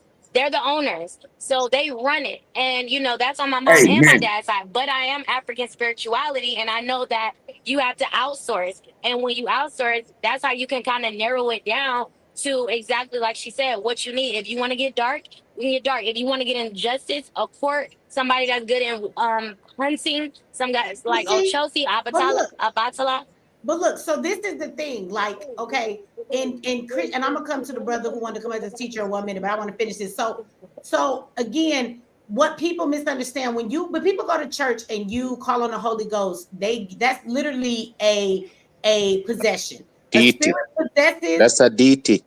Right, but it comes over you, it possesses you and takes control of your body, and they call on Jesus. So I don't understand why people don't understand that in spirituality, why it is that if I'm getting ready to go to war, why wouldn't I call on the God or the energy of war to be with me? Mm-hmm. Because that's what I need at that time. And so again, we be so scared because we think these other, things gonna do something. Somebody right here said, or it might backfire and come back to you. Now let me finish explaining what I was gonna say. When I said your car might flip, or your kid might catch cancer, or your mama might die, I didn't do that to you.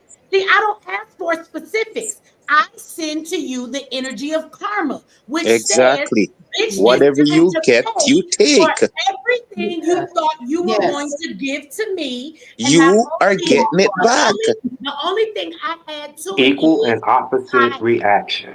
I add Yes. extra to it. And that extra is this. That's why you don't hurt people. Not only do you pay the price for what you tried to send to me, but I want you to now pay for all of the other people you have done wrong and you thought you got away with it.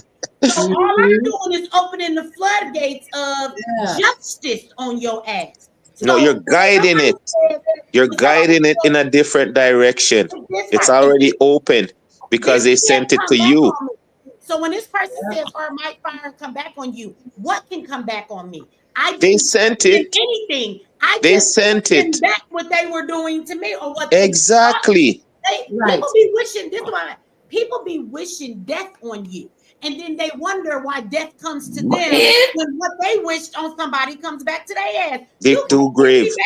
I'm on a mission. I got a whole host of angels and spirits, and some of them is dark, and they all ravel around me. You can't take me out. You ain't more worried about the spirits that sit around Michi than you ever worried about a human being whooping your ass.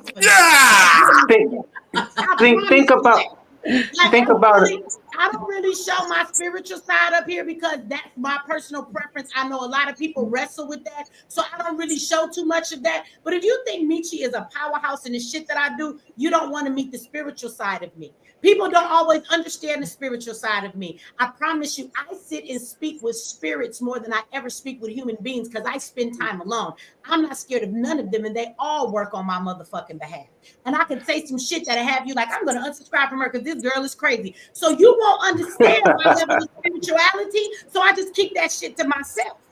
But I promise you, for anybody that has ever come against me, because I'm not nice. I could be mean as fuck, but I am a kind person. And I'd never go into a situation trying to be mean or do somebody wrong. And when you think you're going to tread on me, what you don't understand, let me tell y'all a real story.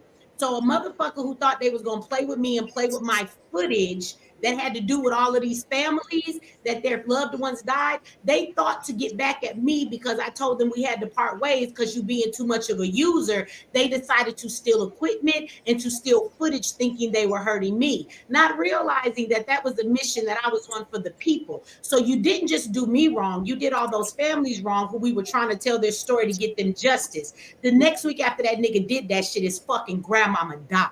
His mother got upset because of what happened, and that bitch went to the hospital. This nigga got cancer, and he just don't know it yet. So again, I didn't do anything to him. He did that shit to himself. True. You It's said you're true. going to destroy me, and in what you did, you thought you was going to fuck over these families. You thought the mission that God sent me on to help those families tell their story, you thought you was going to fuck over their footage and you was going to get away with it, nigga? You about to die, and I give no fuck. Let me tell you something else. Every time I ask for one thing from the ancestors and the spirits.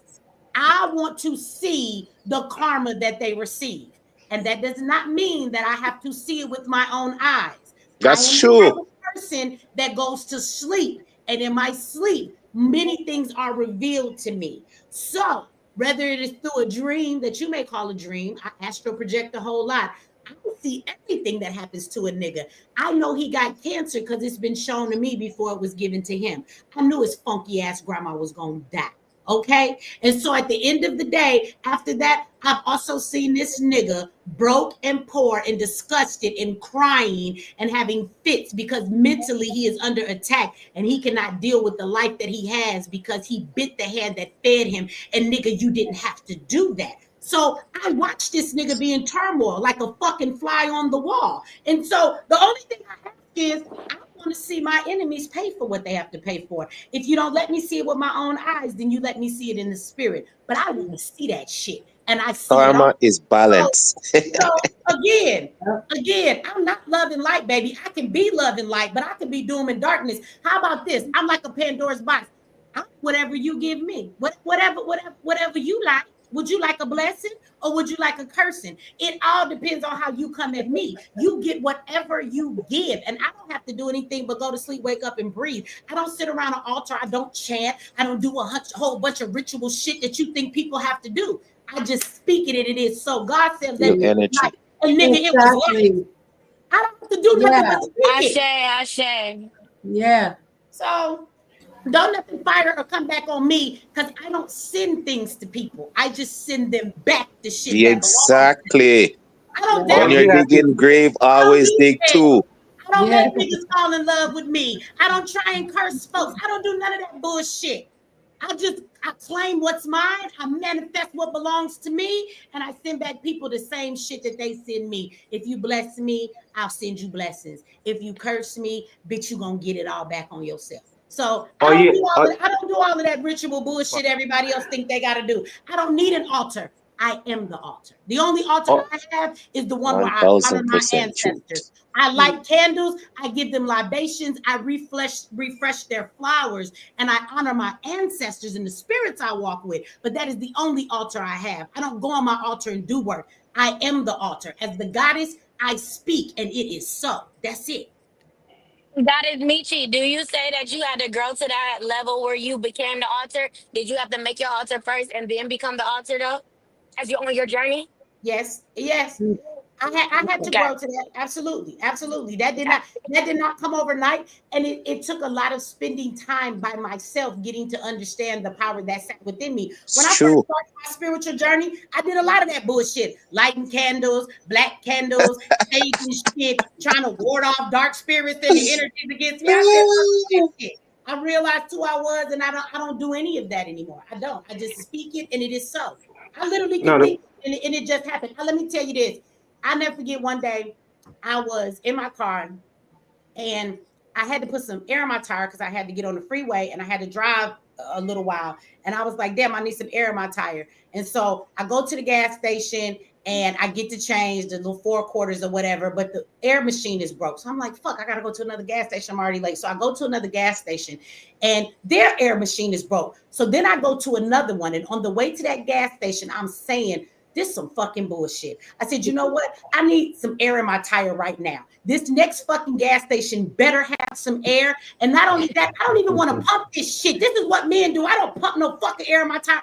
I'm one of them women. Like, y'all think I'm rough and tough, but I don't take out the trash. I don't like pumping my own gas. I'm not going to get the car fixed. I don't find a man to do that shit. I don't need a boyfriend. My son will do it. My brother will do it. My ex-husband will do it. Somebody gonna fuck the neighbor will do it. For I fucking do it. I'm gonna find a man to do all of that shit. But to myself, I don't even want to pump this fucking air in my tire. I need somebody to do this shit for me, and this next gas station better fucking work. I'm upset. I'm heated. You must understand in manifesting, emotions are important. A frequency equates to a feeling. So how do you feel? How does money feel? How does love feel? How does poverty feel? You need to find the frequency, which is the feeling of whatever it is you desire, and stay in that frequency, meaning stay in that feeling. So my feeling was, I don't want to pump this goddamn air in this tire, and I don't want to have to go to another gas station. And so this is what I'm thinking, and I meant that shit with my whole soul, okay? So I get to the next gas station. They got air, but this air is $1.50, and all I got is 4 quarters, and I went out my way to get these 4 quarters because all I carry is a debit card. So now I don't have the 50 cents. I'm mad as fuck, and I'm like, wait a minute. So I get out the car, and I look at the pump, and the look on my face is like, God damn, because I need 50 more cents. The homeless man, he's a man, the homeless man sitting on the ground walks up and says, can I pump the air in your tire for you? I said, yeah, but I don't got the other 50 cents that I need. This homeless man gave me the other 50 cents I needed, told me to get It shows you help can come from anywhere. Man, what the fuck I needed in that moment. And that's how I live my life with everything. Help comes from anywhere, so don't be surprised where help comes from. Like I said, you got to be able to manifest the things you want in that moment. To think you always need an altar, you need a candle, means you're lacking, because altars and candles and all those things, and even your stones and things that bring energy, those are great. But all they are is a physical reminder of what you should be focused on. When you see them, it's supposed to keep you in a constant state that your mind, which is really your heart that pumps your body, let your mind die and your body still breathe. You're not alive. Your mind is what controls this body. Your mind is true. When you go to sleep, your mind is the thing that has telekinesis, that can think. Your mind is the thing that sends the thought that says, I'm thinking about this person, and then they get the thought, and then they pick up the phone and call you. True. It's the mind. So when you understand that, you understand those objects, your altar is nothing more than a reminder to keep you focused on what you should be manifesting and what your mind should be on. But once you get that down, you just keep your mind in check, and you never need to light another motherfucking candle for the rest of your life. Man, you sound so much like September. What do you call the whole? But I was saying, but like, so what about, you know how you give your libations, their bread, their money, their liquor? Isn't that still like an altar for them, so they can receive their libations? It is. But that altar, again, it is a reminder. So what happens is that altar is a way of me taking time to always remember that my ancestors and my spirit guides are always with me. And that is my way of acknowledging them for all that they have done for me, right? So what I do is I will light a candle, and it's in honor of them. I will pour libations, and it's in honor of them. I do go to the store, and at least every 2 weeks, I will get new flowers. I cut the tops off my flowers and lay them So, all over Auntie, the I'm altar. just asking, what's the difference between an altar and giving them libations and their flowers? Because even when you give them their flowers and their So when I have an altar for them, it's just a place where I honor them, right? But you can have altar for other things. I used to have altars where you can have a money altar. You get what I'm saying? Okay, I do. Okay, so that's why I was asking. You So can it have an is the altar altar, with but your it's a different enemies on it. form. You can have an altar with your enemies on it. You can have an altar for all kinds of stuff where you are working certain energies you are trying to produce when you're manifesting something. You can have altars of all kinds of things, right? So for me, I have a very big altar I keep in my room, and that altar is for my ancestors. If there is something I am trying to work on that I want to remind myself to manifest, I actually will sit that candle on that altar. because my ancestors are not separate from anything that I'm doing. If I'm sending karma back to a nigga, my ancestors gonna be the one to deliver that shit. So I don't have separate altars anymore. I just honor my ancestors on that altar mostly. And if I ever do want to put something to manifest something good or karma or whatever it is, I would just add what I'm doing to that altar, because none of those things ever take place without my ancestors assisting me anyway. The whole subject is education, and education's root word is means to draw out of. So that means it's already within you. Absolutely. And, And so again, to bring it the- back, as Black people, everything that we need, what the sister brought up earlier, everything we need to fix our problems, we already have it within us. Yes, we just have do. something outside of us for somebody to save us. It's So, true. Yeah. Like, So I want to give King a chance to talk, because he's been so patient, and we finally got him up here. And he like, Wait, but I me. want to talk about textbooks and shit, and y'all talk about some spirituality. Go ahead, King. I know we. Take us all the way back to education. We're Whatever. talking about our existence. education. Can Go y'all ahead, hear me? King got the flow, y'all. Can you hear me? I can hear you. All right. Well, first of all, good morning because it's 2 a.m. here in New York City. And I don't know what y'all was talking about, but I did hop on a live during the part about education and being a teacher in New York. I just want to say, first of all, the Department of Education needs to be abolished. Uh, what most people don't realize, they keep saying that, black and brown children in these schools in these areas, they need more funding, but what y'all don't realize is that there's a whole lot of funding in education. There's just not a whole lot of funding for education. So I would say like 95% of the funding goes to teachers, deans, assistant, not teachers, excuse me. Damn, it's not us. Principals, assistant principals, deans, the network of charter schools, curriculum creators, consultants. Like it's a whole lot of money in education that's just being wasted. That's number one. Number two, there's no accountability because public schools got teachers unions that don't give a damn. And charter schools, we don't got unions, but the network is like a union, so they don't give a damn either. And I just also wanted to say that when it comes to education as Black people, I just feel like we need to we need to build our own. And I'm so tired of saying that as a Black person, as a Black man. I'm only 23 years old, but I feel like if I can get it at 23, I don't know why you guys are not getting there like 52 and 68. Like it's embarrassing. But we need to build our own because Shots fired, shots fired. no, shots really fired because I don't know what's happening with the men. I don't understand how we call people unks and uncles, but none of the men are really taking care of the community. You have the Black woman being the strongest thing out here, which is why all our boys want to grow up and be like their mom because the only strong thing they see in their life is a Black woman, not a Black man. But when it comes to education, these like parents, we need to build our own. That's number one. But number two, Black parents, Black and brown parents need to be invested in education. As a teacher, I see it on a daily basis. Like I'm up right now actually grading work.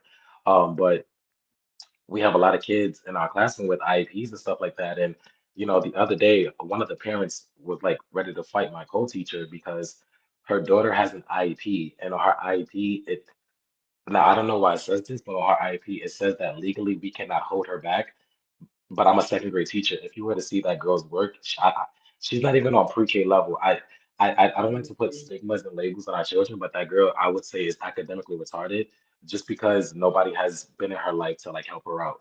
But when we tell parents about their children and when we tell them like they need extra help or this is not the setting for them, we don't recommend medication. We don't even recommend IEPs. We just recommend extra help.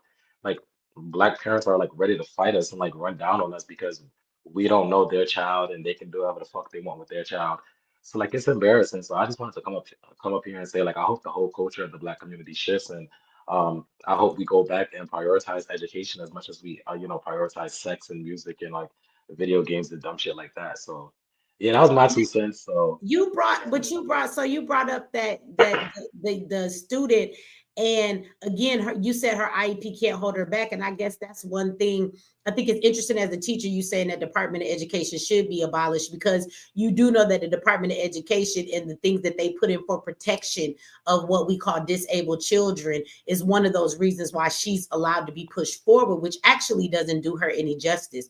Because like you said, if she's in the second grade and she doesn't even understand and she needs to be like on pre-K level, she's just going to keep getting pushed further and further and get more lost and lost, because if she can't read, then how the hell is she going to get to algebra? How the hell is she going to get to paragraphs and reading maps? She's going to be in every grade just sitting there like Spanish and not knowing what's going on in a different language. That is not a justice to that young girl. And it acts absolutely. And my co-teacher, she's a Hispanic woman, but she's a white lady, and she's a sweet person, but she tries to say everything nicely. I'm from Harlem, so I don't like I'm as nice as I can be. Like she sits there and she tries to like coddle the mom, and I'm the type of person that'll look at the mother and say like your daughter is borderline academically incompetent, and it's because of you. And I'm not into calling ACS at all, but my dean has said multiple times that, and she's another black woman. She said, "I will pick up the phone and call ACS and report you for academic neglect." Like this is like not okay. And what you said about the Department of Education is true, which is why I want it to be abolished. Like I don't know what will happen after it's abolished, but I don't think nothing can get worse than what we have now. Because when my co-teacher told me that her IEP said that we legally cannot hold her back, I almost lost my shit in the classroom. I said, there's nothing that we can do. And they're like, no, we can only talk to the mom, but the mom doesn't care.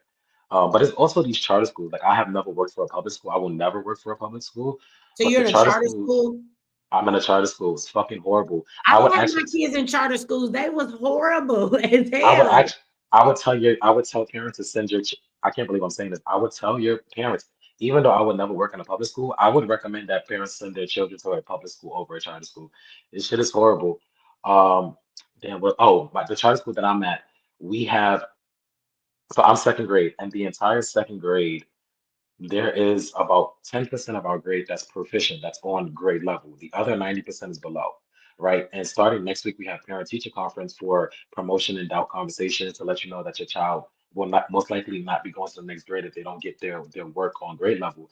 And that when we press the second grade tab and we look at our list, we have about like 92 kids on our list. That's 90% of second grade. But then my charter school has a policy because charter schools don't like to leave kids back because they're all about data. So if it shows that they're holding kids back, it looks bad on their data. And when there's a lot of charter schools in the area, they want to seem like they're the best. So my charter school has implemented a policy that even though 90% of our students are not on grade level, we can't hold no more than 3 kids back per grade. So even though 90% of our kids can't read, write, or do math on grade level, we can only choose 3 out of the 90 kids to hold back. So they're just going to keep pushing kids, even though they're giving us speeches about, you know, how if they can't read by third grade, they build prisons, and if they get held back twice, they're not going to graduate high school. Like they go into all the statistics, but then when it's time for promotions, they still push them through anyways. So It's yeah, crazy. teaching is a hard profession, and especially as a black man. Yeah, I think you guys should pull your kids out of these schools, and I'm saying this as an educator. I give myself like 4 or 5 more years, and then I'm definitely gonna be out of there. But this shit is horrible. It's crazy. And Wow. pay y'all enough, and That they don't pay that's a lot. at I mean, that's a lot to hear from a teacher though. Like, I'm glad that Yeah. he came up here to say that, because again, like he said, with the funds that are there, I don't know where they're sending them. I guess to them condoms to the Taliban, because like he said, they're not doing anything with the school. I can't see the schools getting any worse with the Department of Education, because in where he worked, that's what I'm saying, in these inner cities and stuff, they're not giving the money to the inner city schools at all. They're not receiving these funds. So maybe if the Department of Education, they're supposed to be overseeing stuff, they're obviously not doing their job, because they're not coming to check the oversight that's not happening. And if these parents are allowed to choose the schools and have the money for their kids, or even homeschool, then maybe more parents will take that as an option. You know what I mean? So I'm glad that you came up here and said that from the perspective of being a teacher. And I want to applaud you. Like, you're 23 years old and you out here teaching our babies. Like, thank you. Thank you. Uh, I'm trying. I'm trying. Listen, I got me for 4 more years. I got me for 4 more years.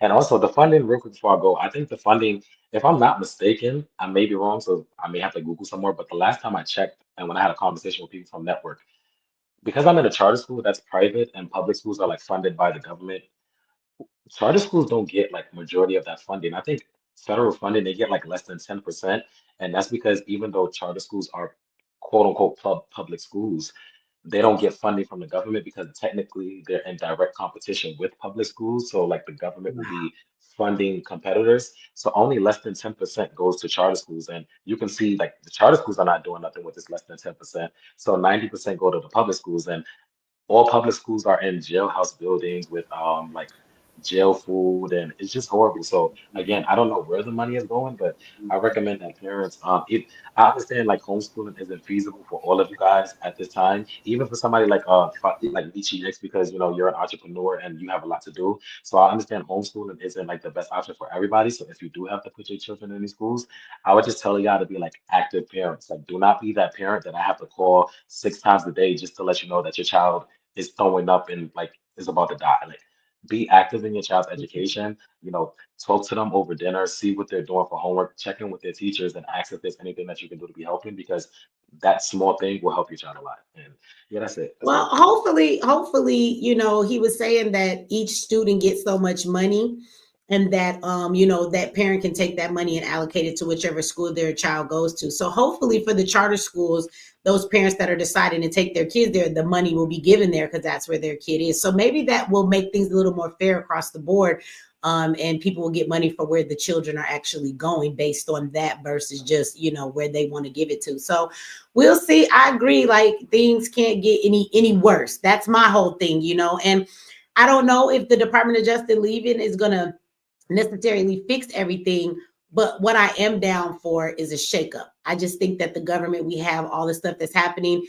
Things can't stay the same. And so I don't know what's on the other side of this, but if it's different from what we've always had, like I'm down with that. So, Yeah, thank you. That's all I want to say. I'm gonna drop down. Have a good night, all Michi. I right. Well, love you. I thank you for appreciate you. coming up here. I'll be so happy when No y'all problem. young people come up here. I know y'all be listening to me.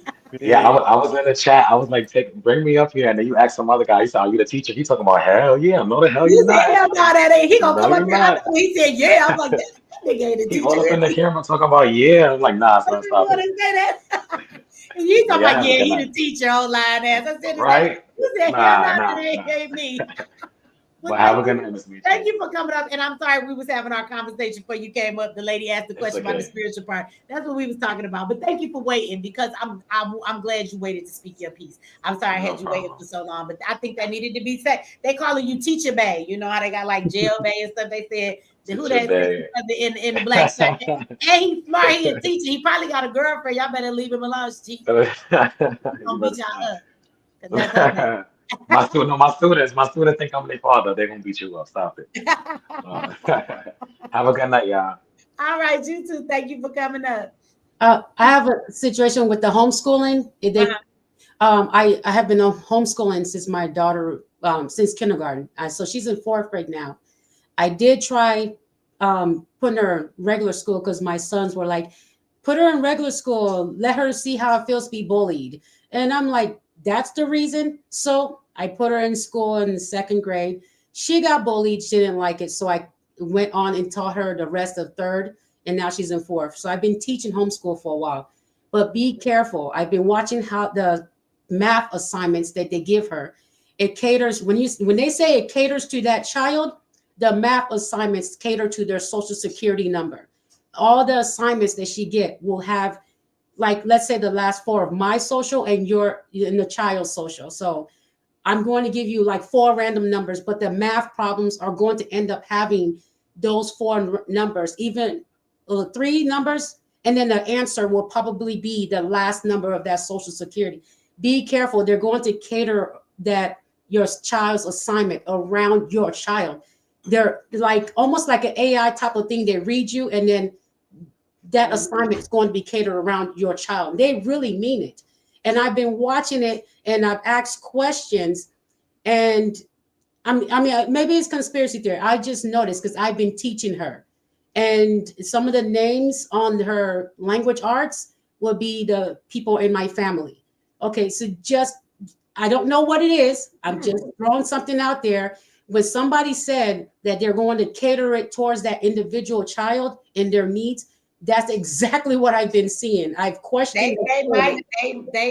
That true. If like you say you look at her paper and like even the people, you know, instead of like Bill had 3 balls. It's her uncle and her cousins in them names. Well, everything is connected again. I told y'all they know who your family is. They know what you're doing. They know all the connections. And so again, I think that they are going to promote AI in the way that it is the best teacher for your children, because they're going to say that it's tailored just for them. A teacher now, I mean, technology can be great in some ways, but if it's in the hands of the wrong people, they can use it for devious things.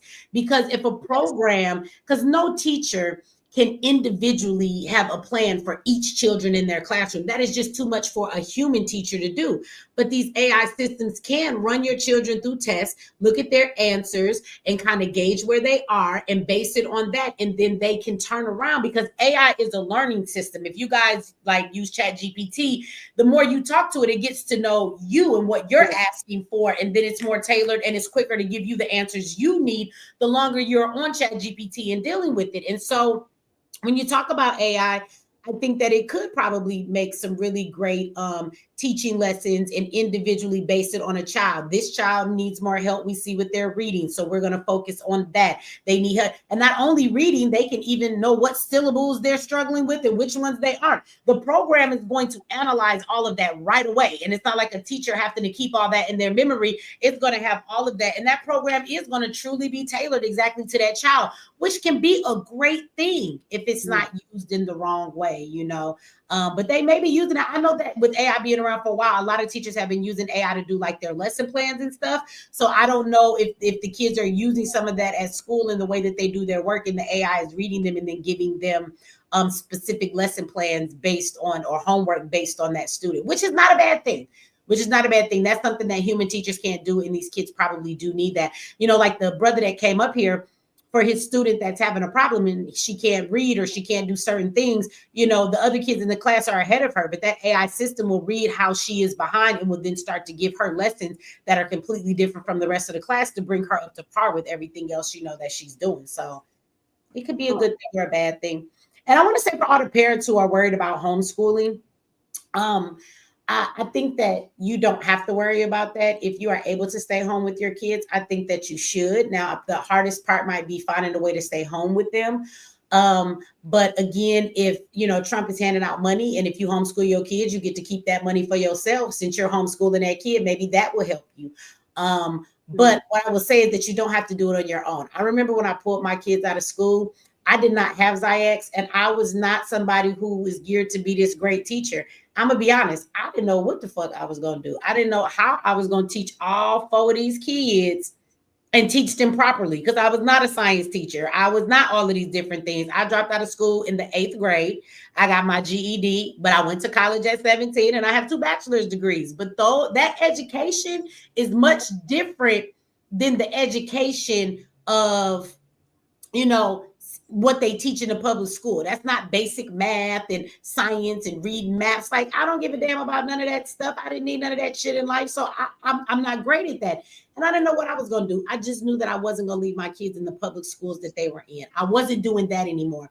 And so I got some books. I started some curriculums with them. When we first started, it was crazy. I didn't know what the fuck I was doing. I got some little lesson plans. I made them sit at the table. I was having them do shit in the books, and they was like, Mama, I don't understand this. So I'm trying to teach myself so I could teach them. It wasn't the greatest in the beginning.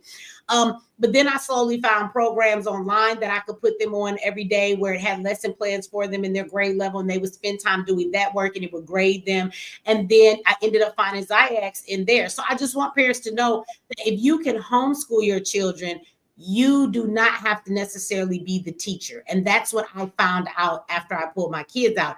Even back then, there are even more today, but there are plenty of, who is Charles calling lazy?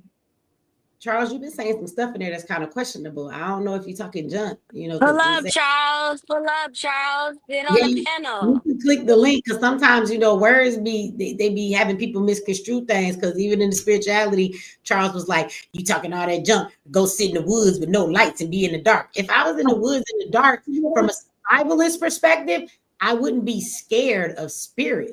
I would be scared of the weather and being out and finding shelter and being able to survive from physical aspects. But we were out there in the dark at one point in We time. were. Well, who he talking about, Will? Like we was I out don't. in the I dark mean, creating bonfires, walking around getting fucked yo, up by mosquitoes in the pitch black. Will was there with me. I was cussing motherfuckers out. I'm like, turn that fucking light off because we can see. Just let your eyes adjust. You don't need that light. Matter of We fact, had to adjust it. That was all the regular people. But again, like I said, I don't know if you said you trying to pull up. Well, there's a lot of people that got off. We got plenty of spots left. We got 3, 4, 5, 6, 7. hit that link. Come on, 3 Charles, spots. hit the link There and goes share Gary. the live too. Hey, There yo, goes the link. I mean, if you have something to say, Charles. But again, as far as the homeschooling, what I did want to say is that you can go. There's even more programs now. If you put your kids into homeschooling, your biggest obstacle is being able to be home with them, probably for most of y'all.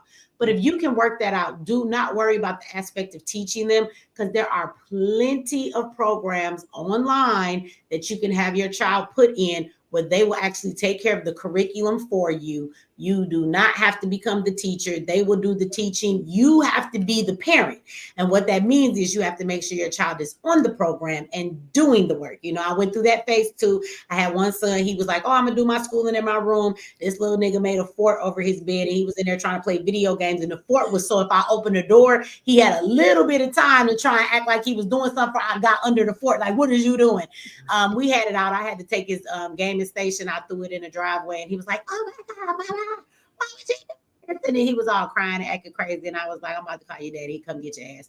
Yeah, I had to throw the gaming station in the driveway and he lost his mind. You throw a kid's Xbox or whatever the hell it was. I was like, you be here every day. You don't be in school. So you have to be a parent, but I did not have to be the teacher. So there are too many programs that will assist you in teaching your children. You just have to make sure they're on it. When they're at school, they're in a classroom with a bunch of other kids being focused on certain things. And even then they're not focused. But at home, don't let them get too comfortable. One thing I will give it as advice is that my children have to have separate learning stations from their rooms.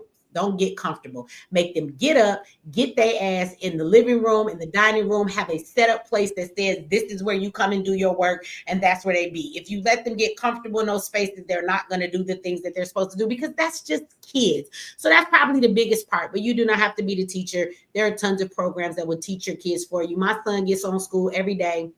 His teachers teach him what he needs to learn. I'm not in here teaching him none of that. He is in his office because now he my only baby at home. He's 16. He got a whole room that's his schooling office. And he got all kind of electrical wires. He's in there lighting shit up. He doing coding, things I can never teach him. He coming downstairs using the biggest words and we made it this and I'm about to make a hydraulic crane and I got to do the coding for this. And I just be like, you so smart. I don't know what the hell you just said. I don't understand none of that stuff, honey. But I'm proud of you. Because he be on some smart shit and he gets that as I ask. So, you know, he has his teachers teaching him that. They learn politics and everything. And so I don't do the teaching. I just do the parenting. And I make sure that he's in front of that computer and that he's doing his damn homework and that I'm ordering all of his electrical STEM kits and things like that to make sure it's done. That's it. So don't let homeschooling And scare I'm you. saying, and I'm asking, like, what does it take? Like, is Ziac still getting the same funding that charter schools get? Or No. private schools, or Funded by the people. No. why they're not getting government assistance or the same way that churches are? Well, let me tell you why. Because I'm gonna tell you exactly why. That is a good question. So Ziac is funded off of what they charge parents for the kids to go there. Now the fee is not that much, and Q works with parents. So even parents that cannot pay the whole fee, I think it's like $200 a month. Don't quote me on that. But I think it's $200 a month. And I don't know because I don't pay the fee monthly. I just send big donations to Q all the time. You know what I'm saying? $1,000 here and there. So I don't pay. Put that. Let me get the link for that too. Okay. Let me go look it up here. If it was somebody, one of the moderators, Will, if you got to say, will you put Ziac's website in there? But he gets funding from that, and then Q just pulls it off with donations and getting money. Now, the reason that he hasn't got any funding from school programs is because Ziac is a Black STEM-based school. So what we find the problems like in organizations, as long as he is for Black kids, they won't give him funding because he needs to be for all kids or minorities or Black and brown, people of color, you know what I'm saying? So that kind of locks him out of stuff unless he's willing to open up the program, you know, for other people. Okay, we'll put the Zyx in the chat for anybody who want to look at that as well. So that's Yeah, the like web. if you're gonna try to do your own thing, get it on your own, basically. Yeah. Yeah, and he make it happen. I mean, Q work hard. He makes stuff happen. He get donations. He is going another route. So we have a lot of our children who are participating in science fairs, right? And so when we get enough children that are participating in state science fairs that are statewide, right? They're competing within the state, not just in the. So we have kids in Georgia who are doing that and stuff like that. And so as these kids come from Zyx and they are participating as homeschool children in these fairs, they actually win funding for the school and stuff like that. And so we're kind of going that route with some of these things. My son and a couple of other children here, they're building some devices because we have found that Georgia has some of the worst air quality. And this is what Q's telling me. He's the science teacher. So anyway, they're creating these devices. And my job is when they're done, I'm going to go pick up all the kids that are a part of this in Georgia. We have to go place these devices somewhere. It's based on AI, and it's going to first read the air quality so we can go from there, and then we can create some type of filters that individuals can use, whether they have it in their home or different things like that. So it's an environmental science project. So basically that's what they're doing. And then they are in another state where they are actually testing the water to see how polluted the water is and how they can create something to filter that. So we have children in Zyx who are creating medical devices to help people, all kinds of stuff that they're doing. My son is his separate project he's doing, he's creating he likes to play video games, and he also does self-defense classes. So he was talking about boxing and the different things that people do when they fight. When they're sparring in his class, some of the students will hit you really hard, and you think, because we're practicing, why you hit me that hard? And then some of them are scared to hit hard enough to where it really matters. So he's actually creating this device for you to wear in class. There are gloves that go with it. It has a headpiece and a chest piece. And so what happens is it measures how hard someone is hit, and they can see how hard of a hit that they can take, right?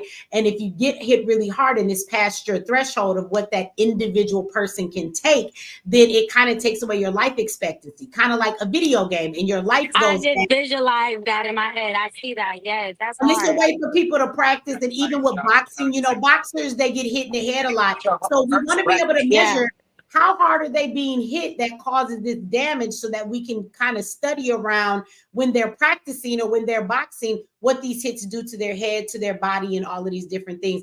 And so he's designing it for that purpose, but he's designing it so it kind of works like how video games do. When you get hit enough, it takes away your life force, right? So it will measure the hits that are given, and it will measure the hit that's taken. And then a person can know if they get hit in their chest and they're like, that really hurt, then do you need to strengthen yourself there, right? So each individual person is different. And so we have a 3D printer. He's creating the actual products that they'll wear with it.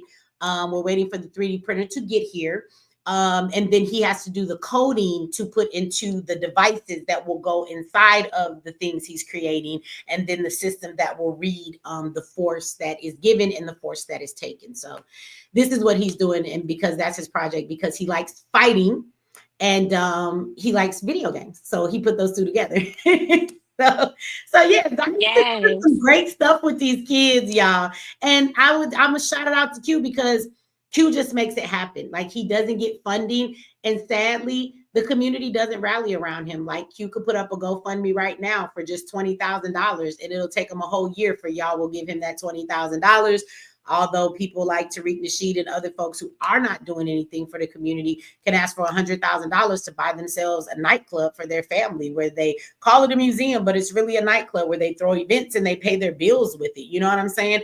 And so that always discourages me and makes me sad, because the people that are doing the real work, it's like, Umar Johnson has collected, and I know it was over like 8 years, 10 years, but that brother got over $1 million.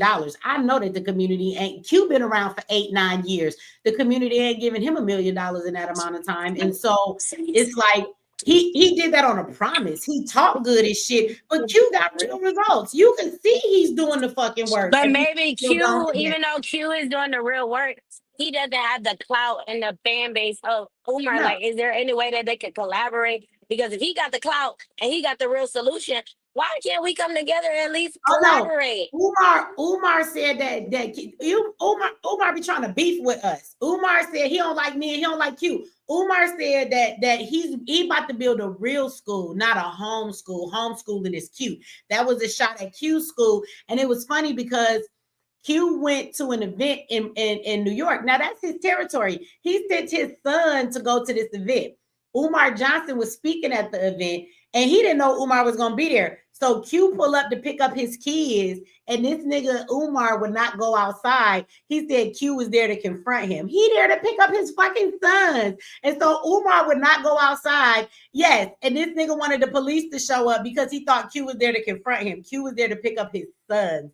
And you in Q's territory. He didn't even know you was there. Q didn't come there to fight you, nigga. Like my brother hairline So is way back here. at our meetings, at our grassroots meetings, or I've never been yet, but I know if you call, like I said, your boot camps, your survival kids, you do everything besides just bring awareness to these panels. And in case anybody is in this live right now and y'all don't know, she set up all type of gatherings, meetings, like everything. So I'm trying to figure out with the agenda and these events, why is it that they can't come together if they're doing the same thing and they're trying to do the same exact thing? One is a school that's online, one is a homeschool, and then one is a regular school. Why is it beef?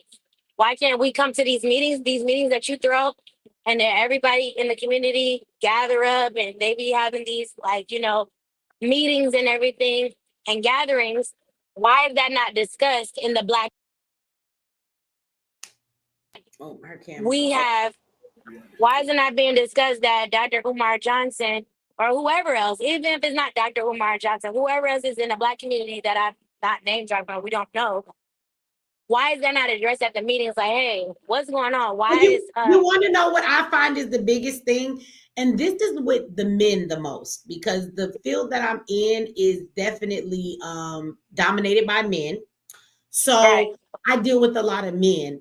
And what I will honestly tell you is that one of the biggest issues with the men in our community is their ego. Absolutely. So like if they can get the credit and they can be the one in the spotlight, like they're fine with you helping their cause. But for them to come around and bring attention to your cause, they don't really want to do that because they want the spotlight. That is what I found to be the problem 100% of the time. People don't really want to hear exactly what I'm saying to them, but like even New Era. So New Era Detroit is a great movement. They are all across this country. I'm never going to take that away from Zeke, but Zeke is an arrogant, egotistical motherfucker. And out of all the work that I've ever done for Zeke, y'all know that I shouted out New Era forever when I was doing the Black Agenda. In every city that I went to, I went into the chapter that was there. I gave them a platform to speak on. I have promoted the fuck out of Zeke. I've literally gotten on a plane to fly to Detroit just to help this nigga clean up the neighborhood to support his events.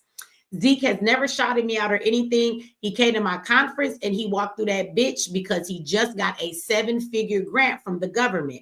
Now, when he got that 7-figure grant, what do y'all think he had to do to get it?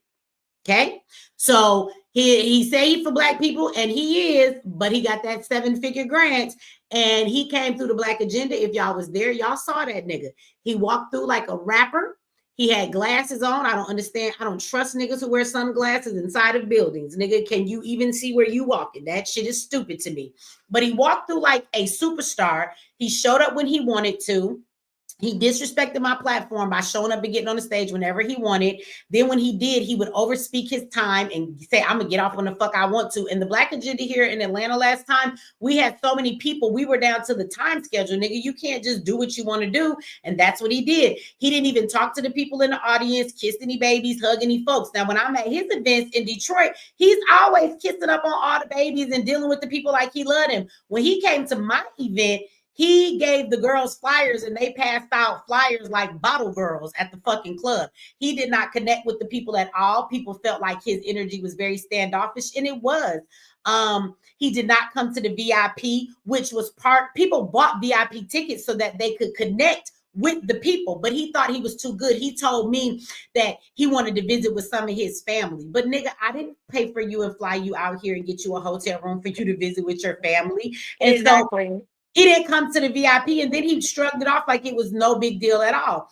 And I learned the hard way because when I first went back to Detroit, there's other organizations there that used to be a part of him, and they split. They're all men. And I said, well, what's wrong with him? Why y'all split? They said the brother do great work. It's just an ego thing. And they left it at that. They said, we're not going to Okay, bash. and then I just want to say, Auntie, okay, so we all got that in our That's family. all of the men, though. But even in our Umar, family, why we can't let them have their ego? If they want attention, you don't want attention. You want the work done. Some people in the community want the attention. Why we can't just, if we're on the same agenda and this, that, and the third, why we can't just let them have their little attention and shine and we still get the work done? Well, this is the problem why we can't do that. This is the problem because what happened was while he was doing this, his ego made him disregard the people. So when he came to the Black agenda, the people felt that he blew them off. There were also people who paid for VIP tickets that came that evening hoping to meet him because the whole point was they wanted to connect with the people who were doing the work in the community so they can invest in some of them and then give them donations or either work with them. There were people that came, and so they paid to be able to speak with this man, and he just blew them off like he didn't care because after he got that 6-figure grant, guess what happened? He felt like he didn't need our shit, and we're the people who helped him become who the fuck he is, you know? But he forgot about the low man, so that's where the problem is. His ego is so big that this nigga was invited to the Black agenda. But let me tell you, at the Black agenda, for all of the people that I invited, do y'all know that when people throw events, you just get them a flyer with everybody on it? Bitch, share this motherfucking flyer. But do you know all of them was so egotistical? I had to make every last person their own flyer just to get them to post it. And even then, they act like they didn't want to post it. Like he act like he didn't want people to know that he was coming to my event. So this is the problem.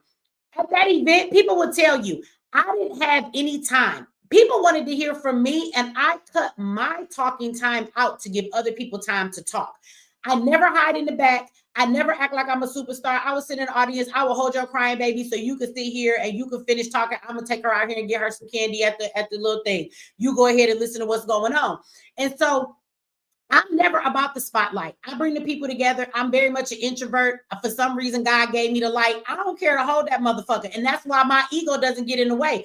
I will go to an event. Will tell you, Will, at the survival event, I did my little part. And what did I do? I spent the rest of the weekend running, buying niggas tents, making people coffee in the morning, asking them, do you want some tea? Setting shit up. I was serving the people. I wasn't over there like, I'm a superstar. That's never fucking been me. But the problem was when their egos get in the way, it actually destroys the work we're trying to do. Like imagine if Zeke had actually announced he was going to be there and put up the flyer like he should have. He just didn't want my event to get the credit for it. But then this nigga got invited to come to an event with 19 keys and he was posting all kind of shit about that event so people could come out. So he felt because 19 keys is on a bigger level than me, he felt like I was lower than 19 keys. So I don't want nobody to know I'm rocking with this bum bitch. I guess that's how I took it. But nigga, I've been supporting you for 8 years. You know how many donations?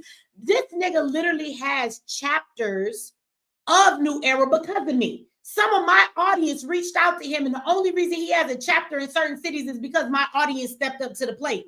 So I've done so much for him, but he didn't want. Do you know that he took a clip of himself speaking on the stage at my conference? He posted the clip, but he would not say where he was. He wouldn't say the Black agenda. It's like he wanted me to highlight him, but he wouldn't highlight what we were doing. And the Black agenda is about all kinds of solutions. So he's so egotistical that he doesn't want anybody else to get the spotlight. You can't help a nigga like that. You cannot help nobody like that because they will destroy what you're trying to do because they don't want to tell anybody about who you are. Look, it's one thing for me to throw an event. I do the Black agenda. I introduce people. I show y'all the solutions, and I go sit the fuck down in the back somewhere.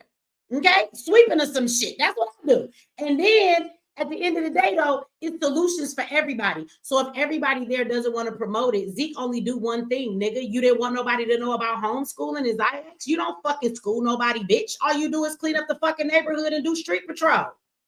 Like there's shit that could have been offered to people that you didn't even want them to know about. So that's the problem. You know, the nigga Umar Johnson, he got such a big ego that he can't work with nobody. So he could promote Q, but he not gonna promote Q because he don't want them donations to go somewhere else because he wants them for himself. So again, I don't, if you want the spotlight, nigga, I'll turn on all the lights and put it right on your ass. Nigga, I'll go get the sun out the sky and put it right in your face and blind you with it, bitch. You can have a motherfucking spotlight. I don't care nothing about that. But it's never enough for them. Like they always have to destroy. And Auntie, and this is what I'm asking. I'm asking you this, Auntie, me and you, because I want to know the same way how Umar or whoever else read his name. I don't even know their name. I only know about these people because you. But I'm saying we give grace, not really a lot, but we take the grain of salt with Trump. We take the grain of salt with Trump when we know he's a cracker. We know he's a hunky. We know he's a white man. We don't fuck with, 80, you're not ADOS and all of that. But we Maurice. say, okay, that's our president. We got to take the good with the bad. And I feel like we should give that same grace to our people because I don't, like I said, I don't follow them. I don't know them. But if you just admitted that you're an introvert and these guys are probably egotistical, like you mentioned, and I'm pretty sure, Umar, whatever, let them get the clout, let them get the fame, let them, if they're bringing them in, if they're still bringing people in, we got to love our Black people where they at. But we know our Uncle Ray Ray, our cousin, our Auntie Pearl. We know, okay, yeah, she, we got to love her from a distance. That's our drunk auntie, that's our drunk uncle, whatever. We still love her. Not the molesters and the hush, hush, hush ones. We ain't talking about them. We talking about the ones that ain't got their life together. They ain't got it all the way, but we still love them. Like I said, we're not talking about the ones. I get that, and I do that, but I do it from a distance because if you go look on MX Network, his documentary for New Era is still up there. If you go on my website under solutions, his organization is there. So I still promote him, but I will not deal with him anymore because this is another thing that I deal with, and Will can testify to this, although he wasn't there when the shit went down. What happens is, even though I don't want the spotlight, when I walk in the room and the attention and the love turns towards me, they get upset with me. I can walk in the room and don't want the attention, but I get the attention. I get the love. Yes, and look at you. You're a strong, Black, educated, and then they get, beautiful and woman. And them niggas get mad at me though. Will tell you. So at the last survival event we had, there is a man who he is the ultimate survivalist. I will not take that away from Dr. Thrasher at all. Yeah, I remember. Great work. I was trying to promote him to the community. Remember and that. Will will tell you when that event came, people showed up and he wanted to be the highlight. But there were plenty of people. What's wrong with that, Auntie? What's wrong with letting that? You're an introvert. What's wrong with it? Nothing is wrong with it. But because so many people showed up there for me and they were showing me love, that made him get upset. And when the event was all said and done, he started acting funny. And the people who had paid for tickets was like, why is he not doing what's on the schedule?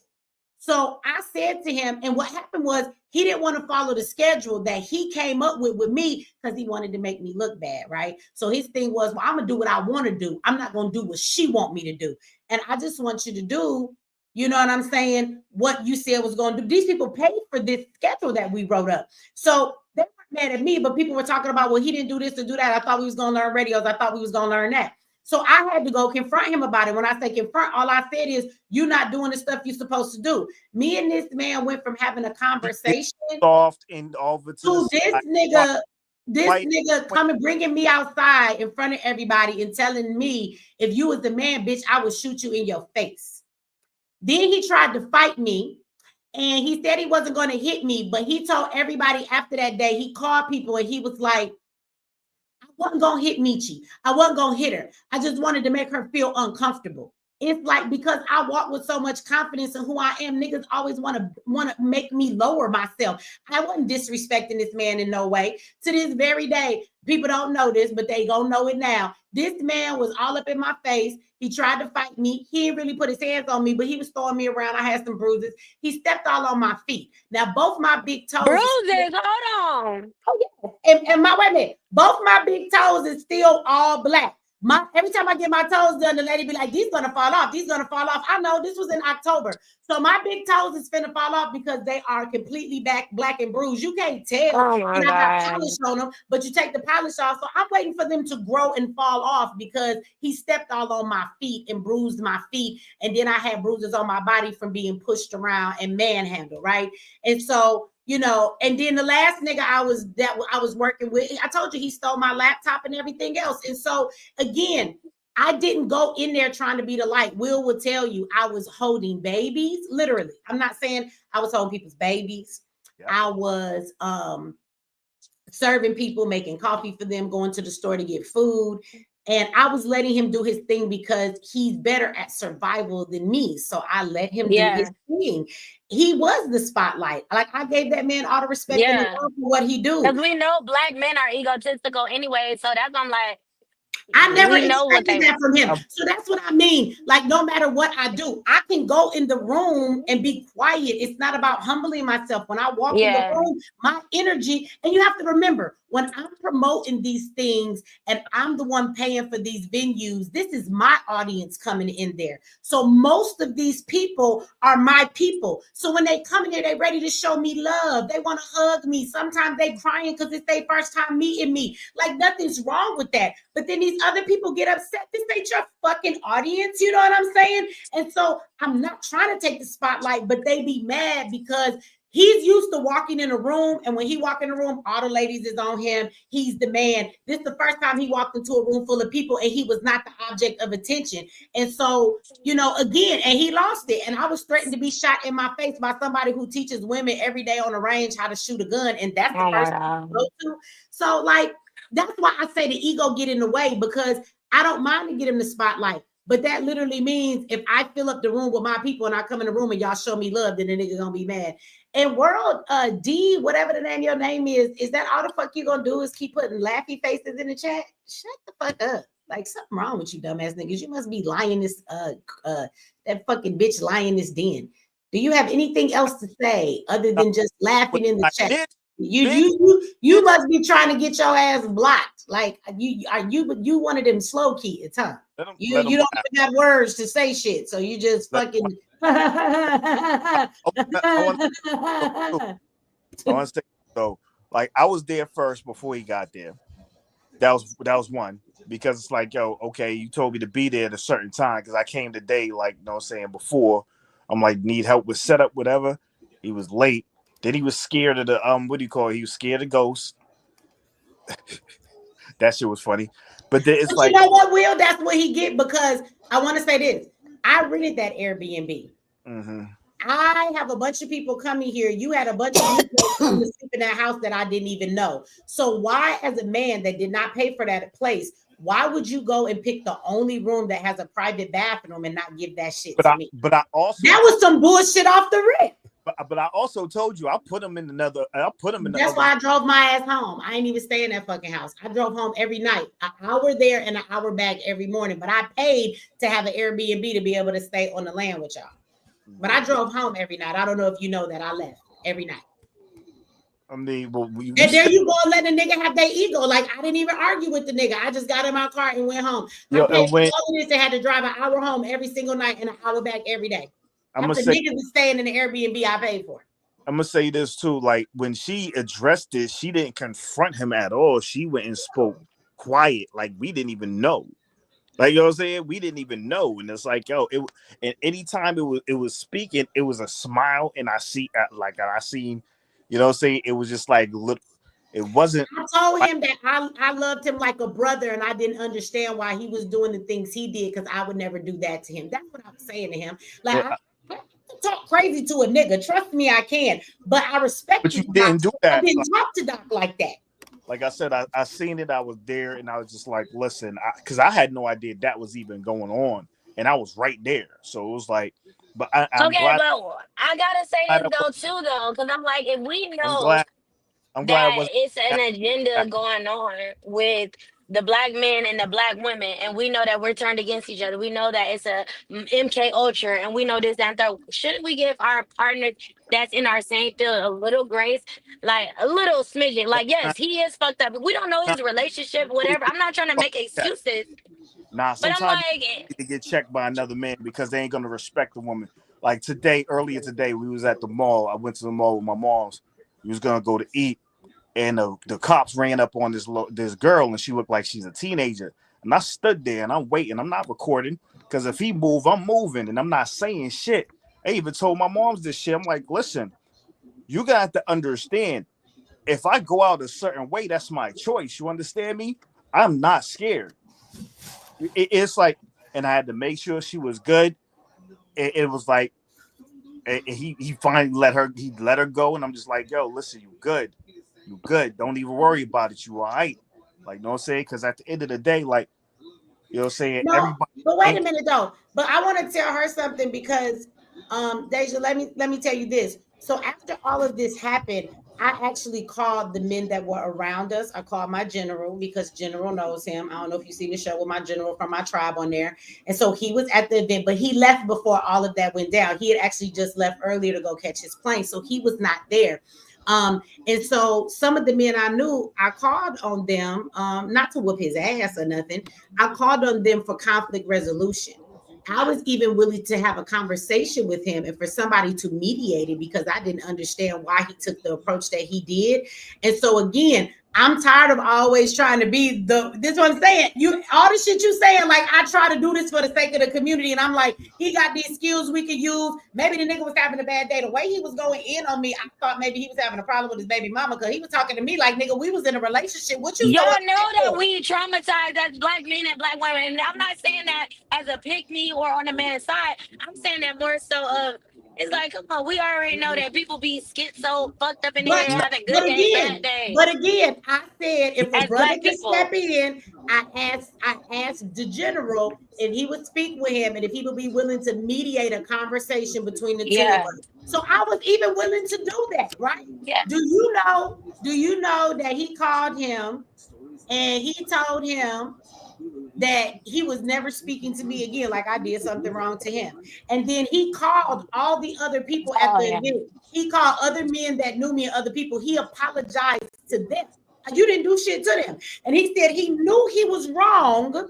He knew he was wrong. His thing was he just wanted to make me, he wasn't going to hit me. He just wanted to make me feel uncomfortable. Okay, and Well, what? I agree with you on that. And I want everybody in this street, everybody on this panel, and all the black men, black women are not your competition because that's what it's giving. From now listening to it, because I remember you spoke on it. You always keep. That's why I love you because you always keep us in the loop. And I'm glad I just remembered this too. Before we move on, okay, you mentioned earn your leisure. Now, I'm a real estate agent, and I'm also you probably seen some stuff with me, real estate bay, whatever. I'm a real estate agent, and I do also international real estate. I'm an ISA. I did a booth in Atlanta, Georgia, of 2023, and it was guess what? Invest Fest. So when I got the call, they paid for my hotel, my flight, and everything. I've been watching you, like I said, since you was on Tasha K. I get the call, they're paying for my hotel, my room, everything. This is my leader, and I guess she did her thing. I've come to find out that who orchestrated, you heard of it, InvestFest was Earn Your Leisure. I've been watching you though, but I didn't know when I got the call that Earn Your Leisure and InvestFest, and that's the only reason why I'm speaking up on these men in your situation because I'm like, damn, you're good. Okay. I'm like, damn, it's fucked up because it was nothing wrong with Invest Fest. I was there. I had a booth. My leader, they paid for my flight, they paid for my hotel. I was in Atlanta, Georgia. Was it 2024 or 2023?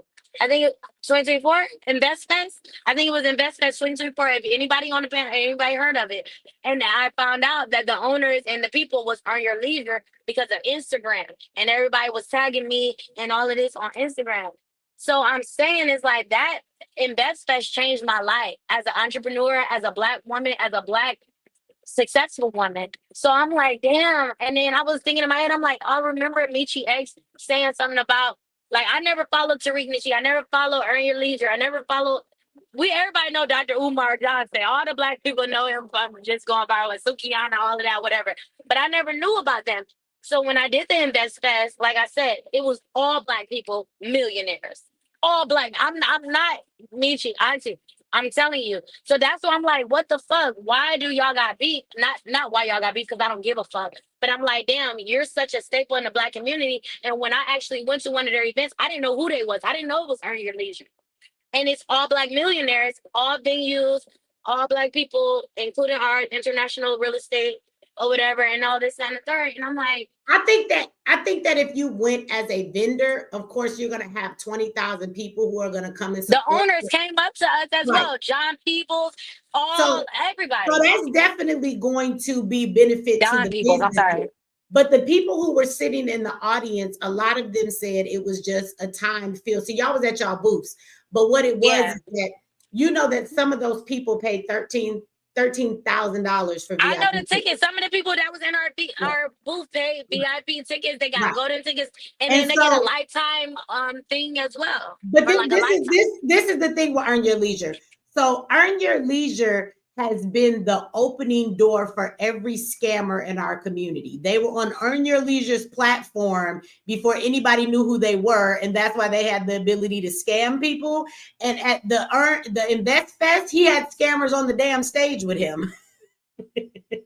So this is the thing. While you are benefiting and everything at that event was not bad, a lot of people who were in the audience that came there for advice, they said that it just seemed more like a superstar event, that they didn't really learn any knowledge for people who didn't actually have a booth or have a business already. Now, I expect for the vendors and the booths to thrive, because that's a different thing. You there to get your money, people. The energy is high. People are going to invest in y'all, spend with y'all. So yeah, businesses were building because they were earning clientele. But all of this stuff going on behind the scene will Earn Your Leisure. And then I talked to him later on the phone face to face, because when I made the video about him, Tony the closer at the time was trying to be good with the nigga, even though he had all them scammers on his platform. He's calling everybody else out. But the only reason Tony didn't call him out for having scammers on his platform is because Earn Your Leisure pulled a chess move and invited his girl, because his girl is a clothing designer. So you're not going to cuss this nigga out and mess up your girl opportunity. So Tony the closer kind of sat back a little bit and said, let me not roast him for all the scammers he bring on his platform. And so he calls me on the phone, and Rashad, we have a conversation. And as me and Rashad are talking, you know, he asked me, what is my issue? And I said, well, my issue is all of the money you siphon out the community. Now, do you know that in Invest Fest in that weekend, based off his tickets, that nigga made like $18 million off the Black community? But he is probably not more than that. Yeah, that's crazy. But he has not built anything for the Black community, and he keeps bringing scammers on his platform. Okay. So my question, my problem is that Earn Your Leisure keeps using words like, this was my issue. He would say that what they're doing, they're closing the wealth gap. He doesn't even really know what the wealth gap is. The wealth gap is a word that is used with reparations, right? So he's using the right political terms to try and say that he's the solution for the Black community, and he's selling himself as some type of a community supporter. But what if he's not the solution, but one solution? But he's not. He's not, because all he's doing is siphoning money out the Black community. Then when I asked him on the phone, I said, well, if you're going to be a businessman, just be a businessman, bruh. But stop saying you're a solution for the community like you're an activist, because this is not what activists do. You done made $18 million off the community. Do you plan on building anything for our fucking community? Are you going to give something back to the community, or are you just going to take money from the community? But what is he going to do with it? He can't take it overseas like the immigrants do. No, this nigga told me that he's not an activist and he's not doing anything for our community. I remember you saying that. He's a businessman. He looked me dead in my face and said, I'm a businessman. And all I said to him was, well, then stop using the pain of our Black community to get them to invest in you. Does that make sense? Like, what the fuck is his name? He kept calling himself Young Malcolm, and he said he was going to rebuild Black Wall Street. The reason why people invested in him is because he used the right terms. Earn Your Leisure kept saying, we're going to help people close the wealth gap. That's not how you close the wealth gap, by siphoning $18 million out of the Black community, while majority of that conference walked away and said they fucking learned nothing for the money that they spent. They were upset. This is what the people who attended that sat in those seats said. Now the businesses, look, when I have but it was a 3-day, but my auntie, it was a 3-day event though, auntie, and it was multiple different, like if they went to just the concert part, that's on them. They probably went to go but that's see what I'm 50 saying. Cent. Cause But no, my again, auntie, they was using big head names like 50 right, Cent, all right, of that. So they right. probably And they did it were for the pulling the people in. celebrities. They had Tabitha Brown there, and I'm finna tell you, Tabitha and 50 Cent didn't teach nobody shit about no money. Nobody. They didn't teach y'all nothing. They just came and bragged about the business people that they were. They didn't give y'all no advice. They helped y'all build nothing when it comes to the business people. Your life changed because of the customers that came to your booth and the clients that y'all obtained. You did not change your business based off the knowledge that was given at that event. And the nigga had 2 scammers on his stage that we already knew in the Black community was a scammer. And so he also put scammers in front of our community. And because his platform was big, people actually would listen to the people on his platform. So he was selling our Black community off to people who are not legitimate and who were giving bad advice. A lot of those scammers be on your leisure. They be telling y'all shit that is fraud and will get your ass put in jail. Oh yeah, no, that part right there. And the only reason you always mention them, but I was just saying that because as women, we're always the ones in the church. We're always the ones preaching. And I'm like, okay, it's Black men they're trying. They don't know everything. Black men, they're still under all the trauma. They're still under brainwash too. But I understand what you're saying when you're actually deliberately robbing. If you don't know, and I'm saying this for all our Black men because I love the Black men that's trying and y'all don't know. Like I said, I'm in the car from the first live stream. I'm in the car with a Black man. He's a gang member. He's from Los Angeles, California. He's a Crip. He been to prison, all of that. And he fell in love with me. He been changing his life around, but now he's changing it on the Black activist level. So I always try to give love to our Black men because I know that they are fucking, they don't know, they're not like I agree with you. And I give people plenty of damn chances. And again, that's why I even But if you say he deliberately going out his way to scam us, then I've been standing with you anything you say anyway. But if you're saying like, like I said, I went to Invest Fest. I was there. Let me be fair. When I talked to him, I asked him, like, do you know that these people are scammers? And he did. He came forward and apologized for the scammers he had. But if you're going to bring them on your platform, then I think that you should analyze what people are talking about. For you say they're an expert, you should know that they know what they're talking about. And I'll be honest to you as well. If you go look at their platform now, because you went to InvestFest, but if you go follow them, their platform has completely, after that InvestFest, it completely decreased and went down. Also, too, that check, Diddy was at that InvestFest, right? Diddy gave them $1 million check saying he was going to invest in them, right? And he said that other people should invest in him because it's a great move. But do you know that $1 million check that Diddy gave them was fake? It was all for show. Okay, I didn't know that. I remember when you talked about that. I didn't know that was Earn Your Leisure. I thought that was Tariq Nasheed or some other people. No. I didn't know that was the same people. Are they all together? Because I don't know, Auntie. No, they're not all together. But that check was fake, and they knew that he wasn't really giving it to him. So what it was doing was causing the audience to feel like, well, if Diddy is going to invest in them, they must be a good investment. Yeah, so that and cosign. It was a cosign. Just yeah. So other people would give, like, nigga, you already made 18 million on ticket sales. You still need donations from people. That's crazy. And you're not gonna give nothing back. You're not gonna give away $1 million grant to a Black business or something. Do something. Right. And nigga said no. He took his ass on vacation. Even 100,000. Shit. Nobody asked what they did for that money. Well, we already know. We know. I wonder what they had don't need to be explained. Nobody asked what they did for that money. We already it was know. a video. Them niggas was at Diddy house. I see them going through the gate. Now she said them niggas was at Diddy house. Let me talk to y'all. And I was like, yeah, I know what you did for that check, nigga. You ain't come through. You ain't come to that next Diddy party. That's why he ain't caring for you. Hold up, you did it for the check and didn't even get the check. He didn't get the check. He didn't, and his attitude was very arrogant. Let me say this, and then I'm gonna let the other sisters that came up here, because I got somebody on here that I ain't heard from in a minute, Miss Watchman. I want to talk to her. But it was funny because when Diddy got in trouble and all that stuff came out about him, because he was in collaboration with Diddy So Tough, people was wondering if he was gonna like say something or disassociate himself, or speak on it and just say, I don't know if these allegations are true, but we don't condone. I mean, we seen the video of him beating up Cassie. So again, this is what this he nigga knew what to do. He better not no, say nothing you at know all. what Rashad came on his live and said? Rashad said, y'all niggas want me to say something about Diddy. Why? Because he gave us a check. How about he didn't even give us that money? We never got the $1 million. That's how we know the check was fake.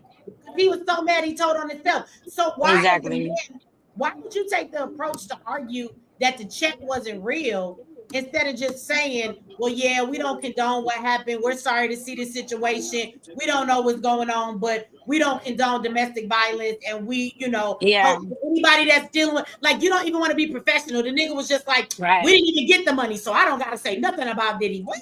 You had him on your stage. You co-signed him. People are asking you to speak on it. So all you should just say is you don't condone his actions. That's what any professional person would do. But instead, he told on himself. He told us out of his own mouth. We didn't even get the $1 million. That check wasn't a real check. He told on himself. Which So means he I probably was, had to do something for it. yeah, he yeah. probably was mad. He probably was at one of them Diddy parties, but Yeah, I want Yeah. back to the Got education topic. no, wait, don't go back. We've been way off the education. You ass want to go back to education. You Yo, gonna leave because me that's what alone. I came You here. gonna leave me alone at 3:28 in the morning Yes. about some damn education. Yes. We got Miss Watchman up here. We got Oh, yeah. Shay and we got Hey, JB, and y'all. they want to say something too now. So I'm listening. What's we up? gonna let them say their piece because we've been in here going on 5.5 hours. Y'all like we don't care. We rolling to the sun. We don't care until the sun come up. I'm not getting out till the sun come Well, up. I'm not going to be too long. I see. I'm a little under the weather. This is JB. Oh, I'm okay. just kind of bless you. taken aback to what they said about earn your leisure because my son, he invests. He's 21 and he's an investor, and he does get tips from Earn Your Leisure, and he watches Earn Your Leisure quite a bit. So yeah, I'm just kind of disappointed in what is being said about their platform because they seem like pretty decent young men. They don't seem like they're out here scamming people. And I kind of agree with what the lady is saying, the one that's in the car, the one who says she has the ex-prisoner in the car, I think, with her. Yeah. Period. Yes. Thank you. I love y'all.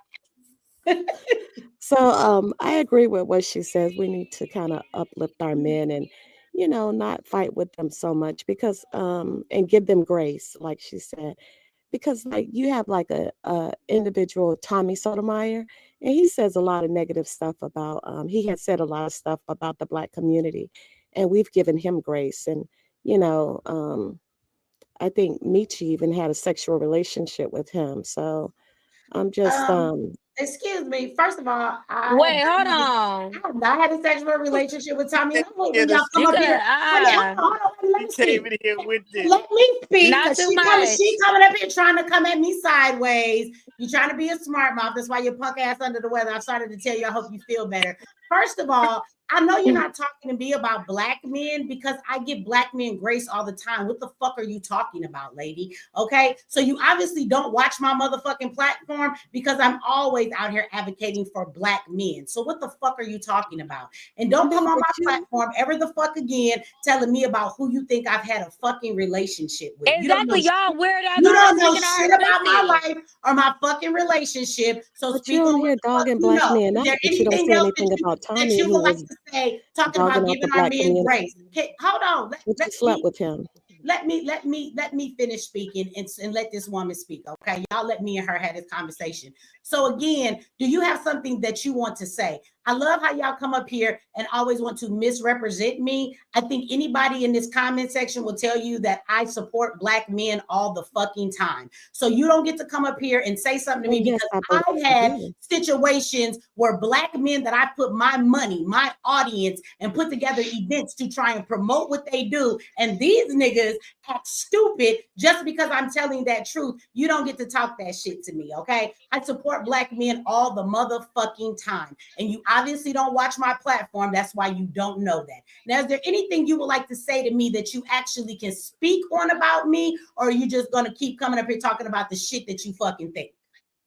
Well, I'm here. I'm listening to you tear down Earn Your Leisure, and I'm just kind of confused because I don't hear them saying negative things about the Black community, but you uplift Tommy Sotomayor and you had sex with him, I and uplift Tommy he Sotomayor. downs So the when Black did I community. uplift Tommy Sotomayor? I love when y'all say this shit. Please tell me and point me out the video where I You uplifted have. Tommy Sotomayor. Because You the say funny he's thing is, no, wait a minute. Because the funny thing is, when me and Tommy used to actually have shows, we actually got in arguments publicly all the time because I didn't agree with half the shit he Sure fucking said. did.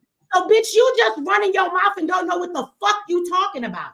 And again, Do you want to fuck him, bitch? hold You on. must want to fuck No. Tommy. Yes, I know, because they I'm motherfuckers keep bringing wondering up how Tommy. The someone last who time me and claims to Tommy be a had a black show was activist fucking 3 can years lay ago up with or Tommy, longer. who And me and him always argued about his perspectives. The next thing, and that's public knowledge, lady. And the next thing is, again, what I'm telling you about Earn Your Leisure is something that everybody has said about them. So why don't you go ask your fucking son if their platform has not gone down tremendously? Because after that event, which I did not attend, the people who attended and paid for tickets, they came out and said those things about him. The next thing is, it is a fucking fact that Earn Your Leisure introduced the black community to every fucking scammer we have.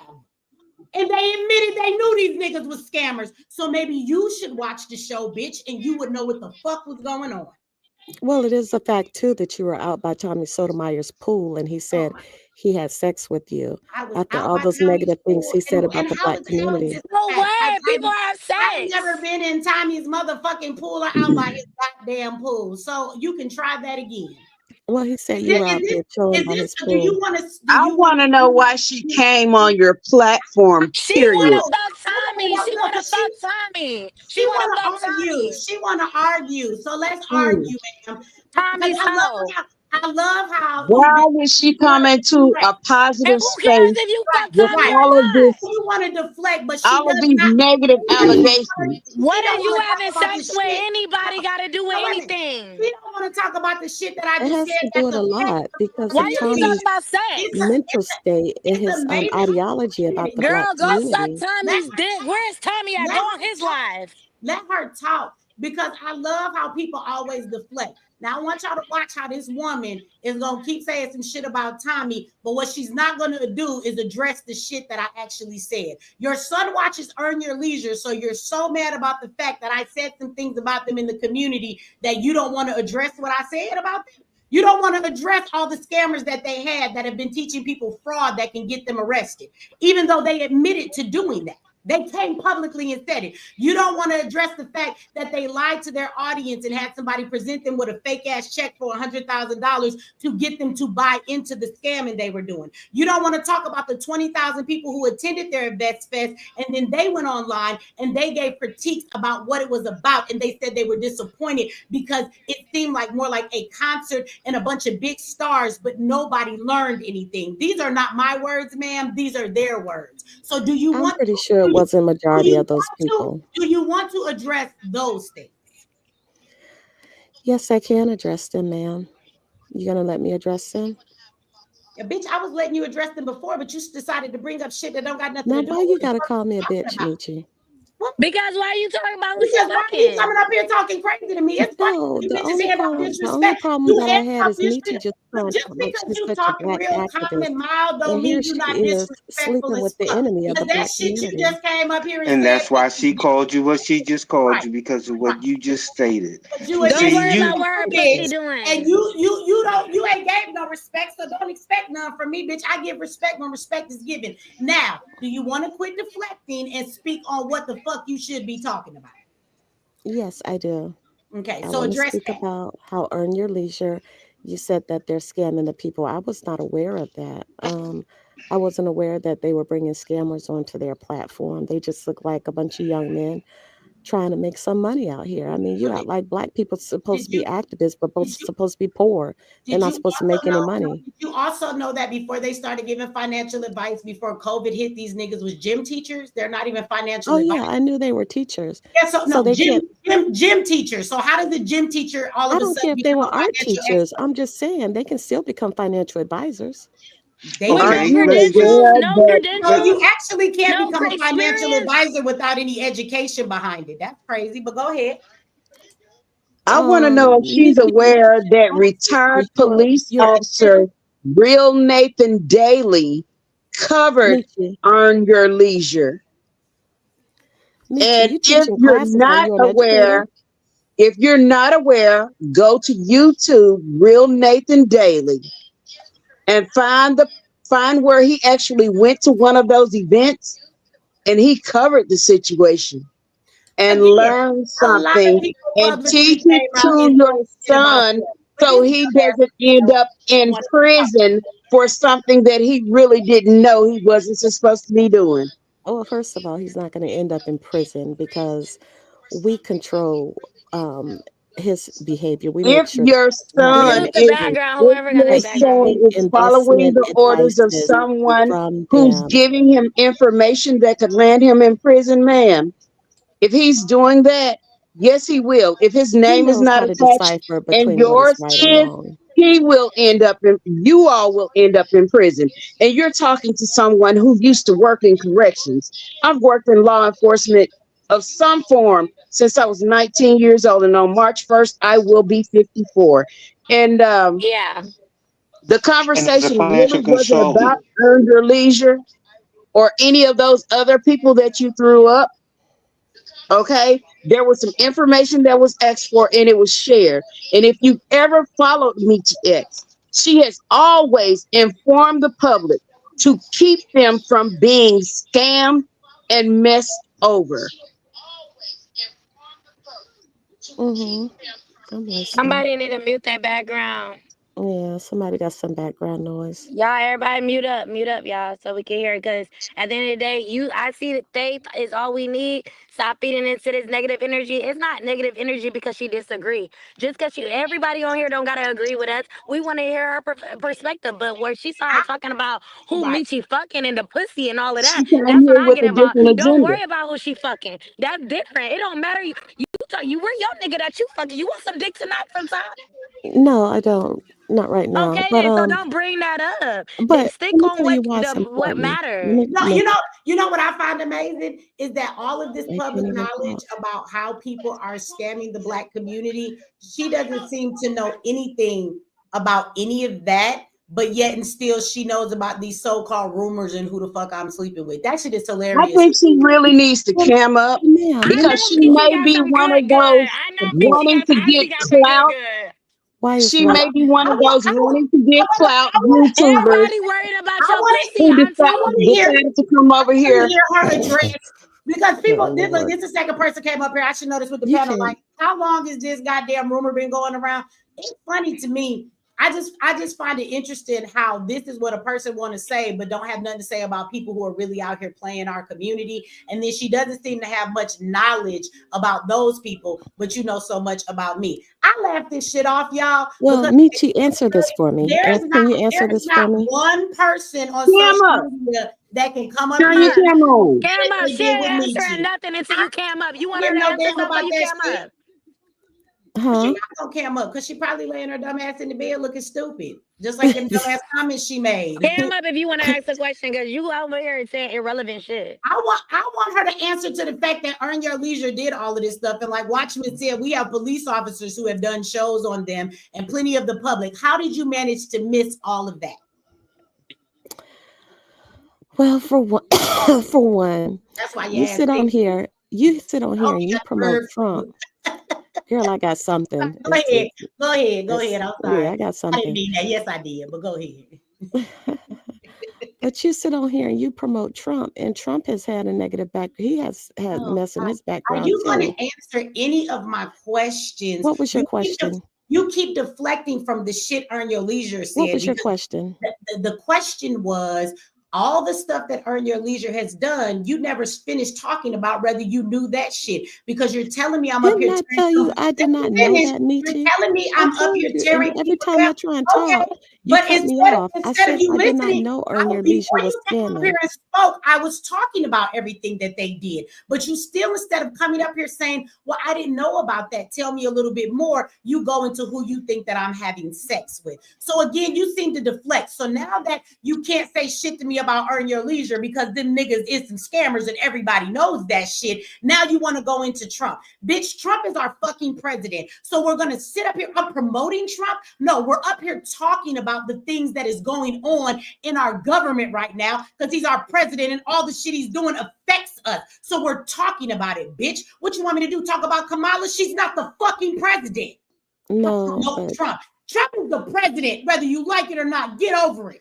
I didn't fucking vote for anybody. So now if I have a conversation about the shit he's doing, all of a sudden I'm promoting Trump. Why don't you address the fact that you were wrong about that shit that you tried to check me about with Earn Your Leisure? Go back and address that. I didn't try and check about anything with Earn Your Leisure. I You said I was not did. aware. You did. You just said it was the amazing skin how that I'm they trying to did. tear black men down and we should stick together. Why you getting He's so supporting upset? Tommy and I slept with him and was out at his pool. Now back that shit the fuck up and now let's talk about Earn Your Leisure. You know the motherfucker your dumbass son keep following and he ain't figured out they a fucking scammer yet.